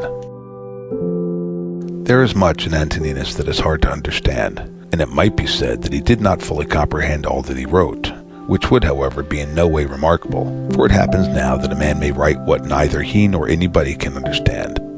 Antoninus tells us to look at things and see what they are, resolving them into the material, the causal, and the relation, or the purpose, by which he seems to mean something in nature of what we call effect or end. The word cause is the difficulty. There is the same word in the Sanskrit, and the subtle philosophers of India and of Greece and the less subtle philosophers of modern times have all used this word or an equivalent word in a vague way. Yet the confusion sometimes may be the inevitable ambiguity of language rather than in the mind of the writer, for I cannot think that some of the wisest of men did not know what they intended to say. When Antoninus says that, quote, everything that exists is in a manner the seed of that which will be, end quote, he might be supposed to say what some of the Indian philosophers have said, and thus a profound truth might be converted into a gross absurdity. But he says, quote, in a manner, end quote. And in a manner he said true, and in another manner, if you mistake his meaning, he said false. When Plato said, quote, nothing ever is, but is always becoming, end quote, he delivered a text out of which we may derive something, for he destroys by it not all practical, but all speculative notions of cause and effect. The whole series of things as they appear to us must be contemplated in time, that is, in succession, and we conceive or suppose intervals between one state of things and another state of things, so that there is priority and sequence, and interval and being, and a ceasing to be, and beginning and ending. But there is nothing of this kind in the nature of things. It is an everlasting continuity. When Antoninus speaks of generation, he speaks of one cause acting, and then another cause taking up the work, which the former left in a certain state, and so on. And we might conceive that he had some notion like what has been called, quote, the self-evolving power of nature, end quote. A fine phrase indeed, the full import of which I believe that the writer of it did not see, and thus he laid himself open to the imputation of being a follower of one of the Hindu sects, which makes all things come by evolution out of nature or matter, or out of something which takes the place of the deity but is not deity. I would have all men think as they please, or as they can, and I only claim the same freedom which I give. When a man writes anything, we may fairly try to find out all that his words must mean, even if the result is that they mean what he did not mean. And if we find this contradiction, it is not our fault, but his misfortune. Now Antoninus is perhaps somewhat in a condition in what he says, though he speaks at the end of the paragraph of the power which acts unseen by the eyes, but still no less clearly. But whether in this passage he means the power is conceived to be in different successive causes, or in something else, nobody can tell. From other passages, however, I do collect that his notion of the phenomena of the universe is what I have stated. The deity works unseen, if we may use such language, and perhaps I may, as Job did, or he who wrote the book of Job. Quote, "In him we live and move and are," end quote, said St. Paul to the Athenians. And to show his bearers that this was no new doctrine, he quoted the Greek poets. One of these poets was the Stoic Cleanthes, whose noble hymn to Zeus or God is an elevated expression of devotion and philosophy. It deprives nature of her power and puts her under the immediate government of the deity. Quote, "Thee all this heaven, which whirls around the earth, obeys and willing follows where thou leadest. Without thee, God, nothing is done on earth, nor in the ethereal realms, nor in the sea, save what the wicked through their folly do." End quote. Antoninus' conviction of the existence of a divine power and government was founded on his perception of the order of the universe. Like Socrates, he says that though we cannot see the form of divine powers, we know that they exist because we see their works. Quote, "To those who ask, where hast thou seen the gods, or how dost thou comprehend that they exist, and so worshipeth them? I answer, in the first place, that they may be seen even with the eyes. In the second place, neither have I seen my own soul, and yet I honor it. Thus then, with respect to the gods, from what I constantly experience of their power, from this I comprehend that they exist, and I venerate them." End quote. This is a very old argument, which has always had great weight with most people, and has appeared sufficient. It does not acquire the least additional strength by being developed in a learned treatise. It is as intelligible in its simple enunciation as it can be made. If it is rejected, there is no arguing with him who rejects it. And if it is worked out into innumerable particulars, the value of the evidence runs the risk of being buried under a mass of words. Man being conscious that he has a spiritual power or intellectual power, or that he has such a power, in whatever way he conceives that he has it, for I wish simply to state a fact, from this power which he has in himself he is led, as Antoninus says, to believe that there is a greater power, which, as the old Stoics tell us, pervades the whole universe as the intellect pervades man. God exists then, but what do we know of his nature? Antoninus says that the soul of man is an efflux from the divinity. We have bodies like animals, but we have reason, intelligence as the gods. Animals have life, and what we call instincts are natural principles of action, but the rational animal man alone has rational intelligent soul. Antoninus insists on this continually. God is in man, and so we must constantly attend to the divinity within us, for it is only in this way that we can have any knowledge of the nature of God. The human soul is in a sense a portion of the divinity, and the soul alone has any communication with the deity, for, as he says, quote, "With his intellectual part alone God touches the intelligence only which has flowed and has been derived from himself into these bodies." End quote. In fact, he says that which is hidden within a man is life. That is the man himself. All the rest is vesture, covering, organs, instrument which the living man, the real man, uses for purposes of his present existence. The air is universally diffused for him who is able to respire, and so for him who is willing to partake of it, the intelligent power which holds within it all things is diffused as wide and as free as the air. It is by living a divine life that man approaches to a knowledge of the divinity. It is by following the divinity within, as Antoninus calls it, that man comes nearest to the deity, the supreme good, for a man can never attain to perfect agreement with his internal guide. Quote, "Live with the gods." And he does live with the gods who constantly shows them that his own soul is satisfied with that which is assigned to him, and that it does all the demon wishes, which Zeus hath given to every man for his guardian and guide, a portion of himself. And this demon is every man's understanding and reason. End quote. There is in man, that is in the reason, the intelligence, a superior faculty, which if exercised rules all the rest. This is the ruling faculty which Cicero renders by the Latin word principatus, quote, "to which nothing can or ought to be superior," end quote. Antoninus often uses this term in others which are equivalent. He names it, quote, "the governing intelligence," end quote. The governing faculty is the master of the soul. A man must reverence only his ruling faculty and the divinity within him. As we must reverence that which is supreme in the universe, so we must reverence that which is supreme in ourselves, and this is that which of the like kind with that which is the supreme in the universe. So, as Plotinus says, the soul of man can only know the divine so far as it knows itself. In one passage, Antoninus speaks of a man's condemnation of himself when the diviner part within him has been overpowered and yields to the less honorable and to the perishable part, the body and its gross pleasures. In a word, the views of Antoninus on this matter, however his expressions may vary, are exactly what Bishop Butler expresses when he speaks of, quote, the natural supremacy of the reflection or conscious, end quote, of the faculty, quote, which surveys, approves, or disapproves the several affectations of our mind and actions of our lives, end quote. Much matter might be collected from Antoninus on the notion of the universe being one animated being, but all that he says amounts to no more, as Schultz remarks, than this. The soul of man is most intimately united to his body, and together they make one animal which we call man. So the deity is most intimately united to the world or the material universe, and together they form one whole. But Antoninus did not view God and the material universe as the same any more than he viewed the body and soul of man as one.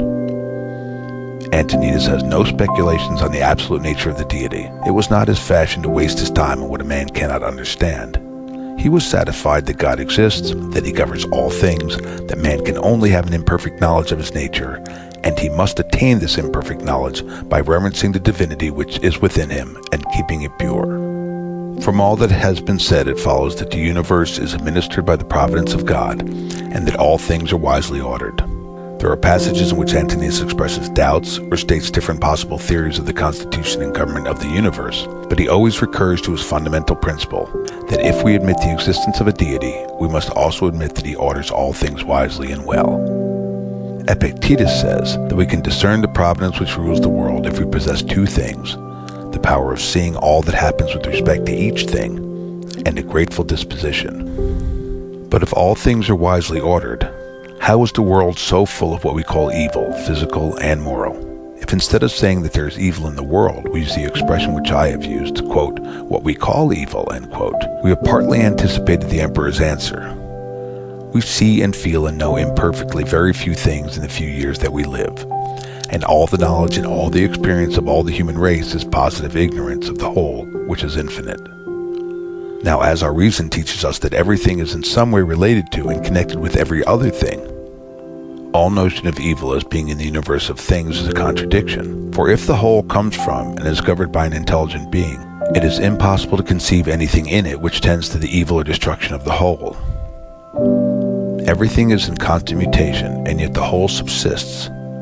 We might imagine the solar system resolved into its elemental parts, and yet the whole would still subsist, quote, ever young and perfect, end quote. All things, all forms, are dissolved and new forms appear. All living things undergo the change which we call death. If we call death an evil, then all change is an evil. Living beings also suffer pain, and man suffers most of all, for he suffers both in and by his body, and by his intelligent part. Men suffer also from one another, and perhaps the largest part of human suffering comes to man from those whom he calls his brothers. Antoninus says, quote, generally, wickedness does no harm at all to the universe, and particularly the wickedness of one man does no harm to another. It is only harmful to him who has it in his power to be released from it as soon as he shall choose, end quote. The first part of this is perfectly consistent with the doctrine that the whole can sustain no evil or harm. The second part must be explained by the Stoic principle that there is no evil in anything which is not in our power. What wrong we suffer from another is his evil, not ours. But this is an admission that there is evil in a sort, for he who does wrong does evil, and if others can endure the wrong, still there is evil in the wrongdoer. Antoninus gives many excellent precepts with respect to wrongs and injuries, and his precepts are practical. He teaches us to bear what we cannot avoid, and his lessons may be just as useful to him who denies the being and the government as God, as to him who believes in both. There is no direct answer in Antoninus to the objections which may be made to the existence and providence of God because of the moral disorder and suffering which are in the world, except this answer which he makes in reply to the supposition that even the best men may be extinguished by death. He says, if it is so, we may be sure that if it ought to have been otherwise, the gods would have ordered it otherwise. His conviction of the wisdom which we may observe in the government of the world is too strong to be disturbed by any apparent irregularities in the order of things. That these disorders exist is a fact, and those who would conclude from them against the being and government of God conclude too hastily. We all admit that there is an order in the material world, a nature, in the sense in which the word has been explained, a constitution, what we call a system, a relation of parts to one another, and a fitness of the whole for something. So in the constitution of plants and animals there is an order, a fitness for some end. Sometimes the order as we conceive it is interrupted, and the end as we conceive it is not attained. The seed, the plant, or the animal sometimes perishes before it has passed through all its changes and done all its uses. It is according to nature, that is, a fixed order, for some to perish early, and for others to do all their uses and leave successors to take their place. So man has a corporeal and intellectual and moral constitution fit for certain uses, and on the whole, man performs these uses, dies, and leaves other men in his place. So society exists, and a social state is manifestly the natural state of man, the state for which his nature fits him, and society amidst innumerable irregularities and disorders still subsists. And perhaps we may say that the history of the past and our present knowledge give us a reasonable hope that its disorders will diminish and that order, its governing principle, may be more firmly established. As order, then, a fixed order, we may say, subject to deviations real or apparent, must be admitted to exist in the whole of nature of things. That which we call disorder, or evil as it seems to us, does not in any way alter the fact of the general constitution of things having a nature, or fixed order. Nobody will conclude from the existence of disorder that order is not the rule, for the existence of order, both physical and moral, is proved by daily experience and all past experience. We cannot conceive how the order of the universe is maintained. We cannot even conceive how our own life from day to day is continued, nor how we perform the simplest movements of the body, nor how we grow and think and act, though we know many of the conditions which are necessary for all these functions. Knowing nothing, then, of the unseen power which acts in ourselves except by what is done, we know nothing of the power which acts through what we call all time and all space. But seeing that there is a nature or fixed order in all things known to us, it is conformable to the nature of our minds to believe that this universal nature has a cause which operates continually, and that we are totally unable to speculate on the reason of any of those disorders or evils which we perceive. This, I believe, is the answer which may be collected from all that Antoninus has said. The origin of evil is an old question. Achilles tells Priam that Zeus has two casks, one filled with good things and the other with bad, and that he gives to men out of each according to his pleasure, and so we must be content, for we cannot alter the will of Zeus. One of the Greek commentators asked how we must reconcile this doctrine with what we find in the first book of the Odyssey, where the king of the gods says, "Men say evil comes to them from us, but they bring it on themselves through their own folly." The answer is plain enough, even to the Greek commentator. The poets make both Achilles and Zeus speak appropriately to their several characters. Indeed, Zeus says plainly that men do attribute their sufferings to the gods, but they do it falsely, for they are the cause of their own sorrows. Epictetus, in his Enchiridion, makes short work of the question of evil. He says, quote, "As a mark is not set up for the purpose of missing it, so neither does the nature of evil exist in the universe." End quote. This will appear obscure enough to those who are not acquainted with Epictetus, but he always knows what he is talking about. We do not set up a mark in order to miss it, though we may miss it. God, whose existence Epictetus assumes, has not ordered all things so that his purpose shall fail. Whatever there may be of what we call evil, the nature of evil as he expresses it does not exist. That is, evil is not part of the constitution or nature of things. If there were a principle of evil in the constitution of things, evil would no longer be evil, as Simplicius argues, but evil would be good. Simplicius has a long and curious discourse on this text of Epictetus, and it is amusing and instructive. One passage more will conclude this matter. It contains all that the emperor could say, quote, "To go from among men, if there are gods, is not a thing to be afraid of, for the gods will not involve thee in evil. But if indeed they do not exist, or if they have no concern about human affairs, what is it to me to live in a universe devoid of gods or devoid of providence? But in truth they do exist, and they do care for human things, and they have put all the mean in man's power to enable him not to fall into real evils. And as to the rest, if there was anything evil, they would have provided for this also, that it should be altogether in a man's power not to fall into it. But that which does not make a man worse, how can it make a man's life worse? But neither through ignorance, nor having the knowledge, but not the power to guard against or correct these things, is it possible that the nature of the universe has overlooked them? Nor is it possible that it has made so great a mistake, either through want of power or want of skill, that good and evil shall happen indiscriminately to the good and the bad. But death certainly, and life, honor, and dishonor, pain and pleasure, all these things equally happen to good and bad men, being things which make us neither better nor worse. Therefore, they are neither good nor evil." End quote. The ethical part of Antoninus' philosophy follows from his general principles. The end of all his philosophy is to live conformably to nature, both a man's own nature and the nature of the universe. Bishop Butler has explained what the Greek philosophers meant when they spoke of living according to nature, and he says that when it is explained as he has explained it and as they understood it, it is, quote, "a manner of speaking not loose and undeterminate, but clear and distinct, strictly just and true." End quote. To live according to nature is to live according to a man's whole nature, not according to a part of it, and to reverence the divinity within him as the governor of all his actions. Quote, "To the rational animal, the same act is according to nature and according to reason." End quote. That which is done contrary to reason is also an act contrary to nature, to the whole nature, though it is certainly conformable to some part of man's nature, or it could not be done. Man is made for action, not for idleness or pleasure. As plants and animals do the uses of their nature, so man must do his.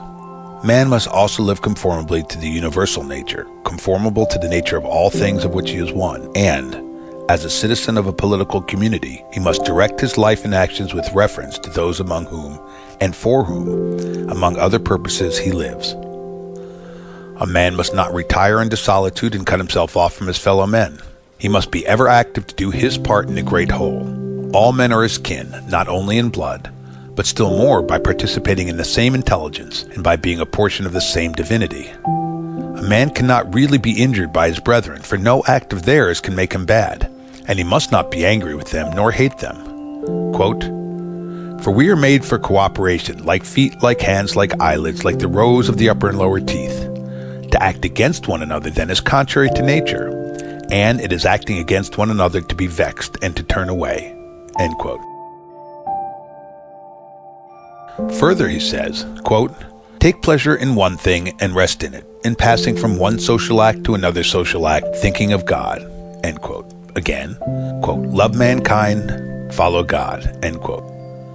It is the characteristic of the rational soul for man to love his neighbor. Antoninus teaches in various passages the forgiveness of injuries, and we know that he also practiced what he taught. Bishop Butler remarks that, quote, "This divine precept to forgive injuries and to love our enemies, though to be met with gentile moralists, yet is in a particular sense a precept of Christianity, as our Savior has insisted more upon it than on any other single virtue." End quote. The practice of this precept is the most difficult of all virtues. Antoninus often enforces it and gives us aid towards following it. When we are injured, we feel anger and resentment, and the feeling is natural, just, and useful for the conservation of society. It is useful that wrongdoers should feel the natural consequences of their actions, among which is the disapprobation of society and the resentment of him who is wronged. But revenge, in the proper sense of that word, must not be practiced. Quote, "The best way of avenging thyself," end quote, says the emperor, quote, "is not to become like the wrongdoer," end quote. It is plain by this that he does not mean that we should in any case practice revenge, but he says to those who talk of revenging wrongs, "Be not like him who has done the wrong." Socrates in the Credo says the same in other words, and St. Paul, quote, "When a man has done thee any wrong, immediately consider with what opinion about good or evil he has done wrong. For when thou hast seen this, thou wilt pity him, and wilt neither wonder nor be angry." End quote. Antoninus would not deny that wrong naturally produces the feeling of anger and resentment, for this is implied in the recommendation to reflect on the nature of the man's mind who has done the wrong, and then you will have pity instead of resentment. And so it comes to the same as St. Paul's advice to be angry and sin not, which, as Butler well explains it, is not a recommendation to be angry, which nobody needs, for anger is a natural passion, but it is a warning against allowing anger to lead us into sin. In short, the Emperor's doctrine about wrongful acts is this: wrongdoers do not know what good and bad are. They offend out of ignorance, and in the sense of the Stoics, this is true.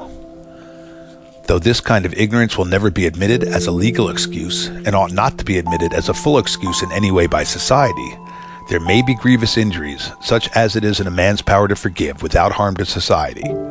And if he forgives because he sees that his enemies know not what they do, he is acting in the spirit of the sublime prayer, quote, "Father, forgive them, for they know not what they do," end quote. The Emperor's moral philosophy was not a feeble, narrow system which teaches man to look directly to his own happiness, though a man's happiness or tranquility is indirectly promoted by living as he ought to do.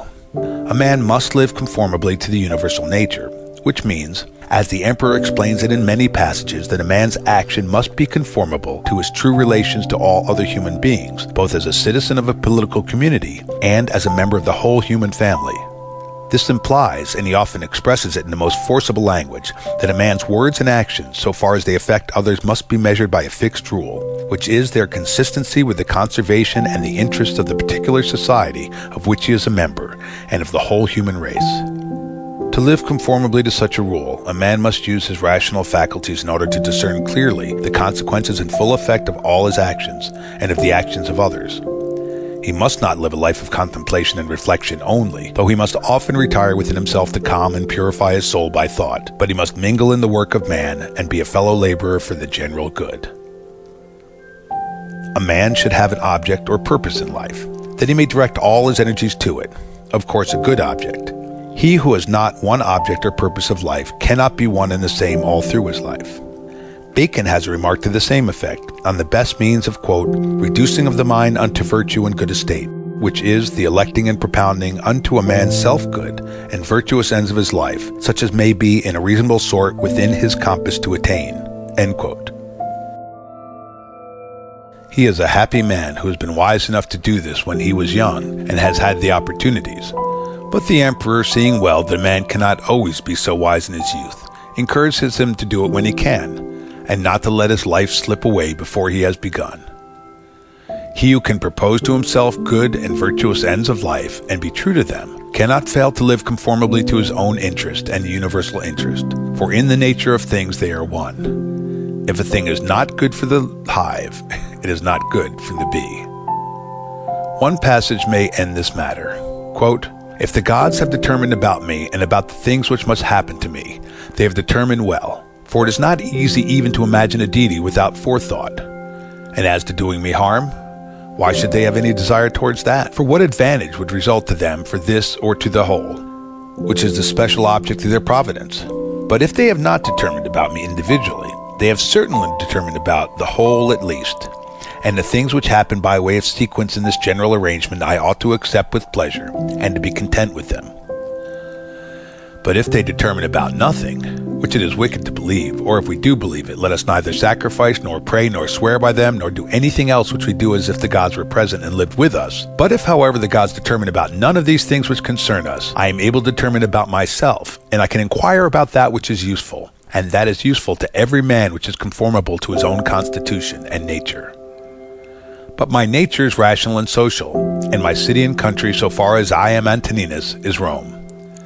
But so far as I am a man, it is the world. The things then which are useful to these cities are alone useful to me. It would be tedious, and it is not necessary, to state that the Emperor's opinions on all the ways in which a man may profitably use his understanding towards perfecting himself in practical virtue. The passages to this purpose are in all parts of his book, but as they are in no order or connection, a man must use the book a long time before he will find out all that is in it. A few words may be added here. If we analyze all other things, we find how insufficient they are for human life, and how truly worthless many of them are. Virtue alone is indivisible, one and perfectly satisfying. The notion of virtue cannot be considered vague or unsettled, because a man may find it difficult to explain the notion fully to himself, or to expound it to others in such a way as to prevent concealing. Virtue as a whole, and no more consists of parts than man's intelligence does. And yet we speak of various intellectual faculties as a convenient way of expressing the various powers which man's intellect shows by his works. In the same way, we may speak of various virtues or parts of virtue in a practical sense, for the purpose of showing what particular virtues we ought to practice in order to exercise of the whole of virtue, that is, as much as man's nature is capable of. The prime principle in man's constitution is social. The next in orders is not to yield to the persuasions of the body, when they are not conformable to the rational principle, which must govern. The third is freedom from error and from deception. Quote, "Let then the ruling principle holding fast to these things go straight on, and it has what is its own." End quote. The emperor selects justice as the virtue which is the basis of all the rest, and this had been said long before his time. It is true that all people have some notion of what is meant by justice as a disposition of the mind, and some notion about acting in conformity to this disposition. But experience shows that men's notions about justice are as confused as their actions are inconsistent with the true notion of justice. The emperor's notion of justice is clear enough, but not practical enough for all mankind. Quote, "Let there be freedom from perturbations with respect to the things which come from the external cause, and let there be justice in the things done by virtue of the internal cause. That is, let there be a movement and action terminating in this, in social acts, for this is according to thy nature." End quote. In another place, he says that, quote, "He who acts unjustly acts impiously," end quote, which follows, of course, from all that he says in various places. He insists on the practice of truth as a virtue and as a means to virtue, which it no doubt is, for lying even in indifferent things weakens the understanding, and lying maliciously is as great a moral offense as man can be guilty of, viewed both as showing an habitual disposition and viewed with respect to consequences. He couples the notion of justice with action. A man must not pride himself on having some fine notion of justice in his head, but he must exhibit his justice in act, like St. James' notion of faith. But this is enough. The Stoics, and Antoninus among them, call some things beautiful and some ugly. And as they are beautiful, so they are good, and as they are ugly, so they are evil or bad. All these things, good and evil, are in our power absolutely. Some of the stricter Stoics would say, in a manner only, as those who would not depart altogether from common sense would say, practically they are to a great degree in the power of some persons and in some circumstances, but in a small degree only in other persons and in other circumstances. The Stoics maintain man's free will as to the things which are in his power, for as to the things which are out of his power, free will terminating in action is, of course, excluded by the very terms of the expression. I hardly know if we can discover exactly Antoninus' notion of the free will of man, nor is the question worth the inquiry. What he does mean and does say is intelligible. All the things which are not in our power are indifferent. They are neither good nor bad, morally. Such are life, health, wealth, power, disease, poverty, and death. Life and death are all men's portion. Health, wealth, power, disease, and poverty happen to men indifferently, to the good and to the bad, to those who live according to nature and to those who do not.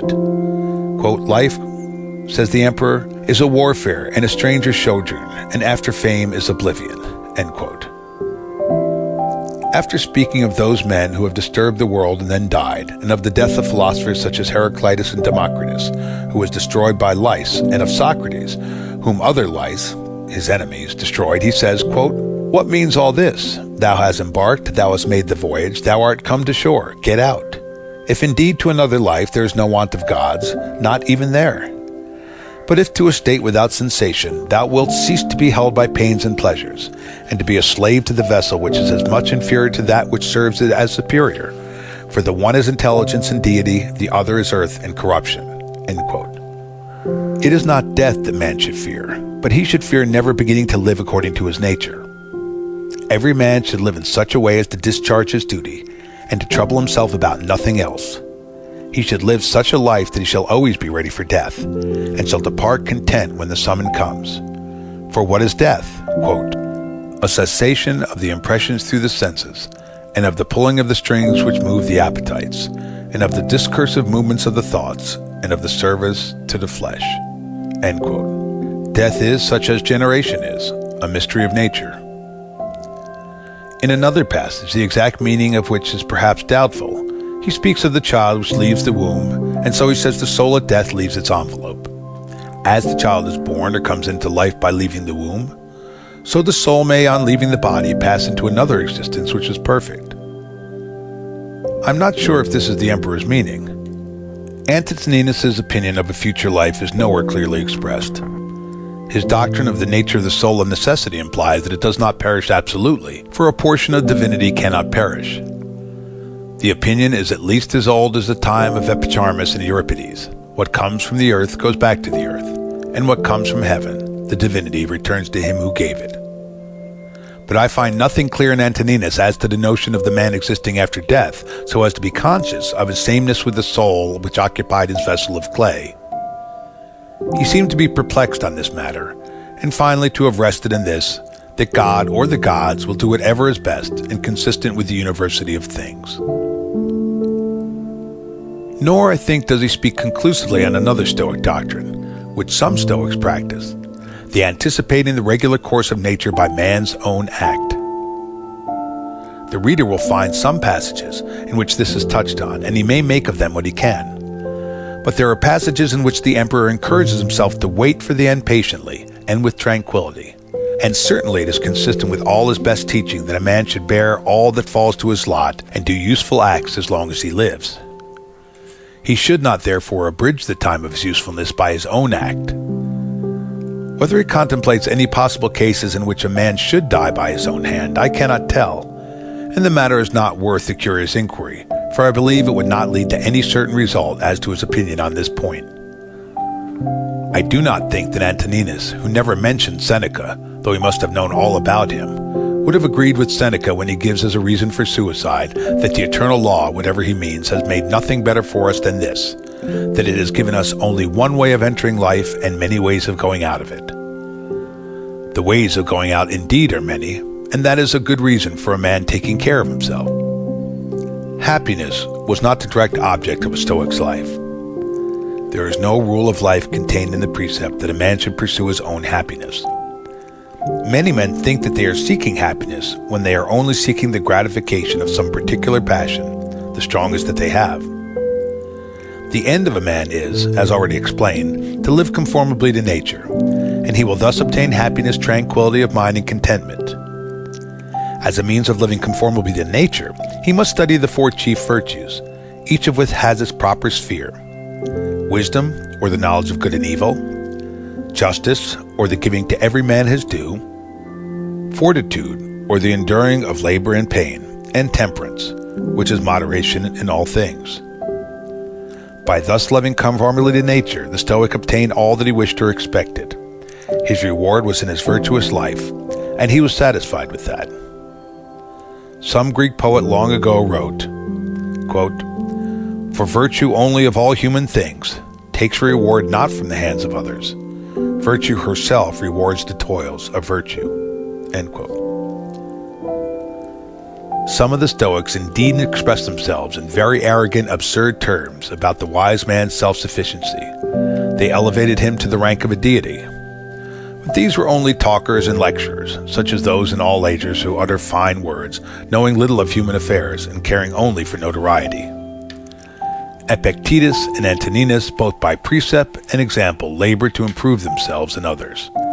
And if we discover imperfections in their teaching, we must still honor these great men who attempted to show that there is in a man's nature and in the constitution of things sufficient reason for living a virtuous life.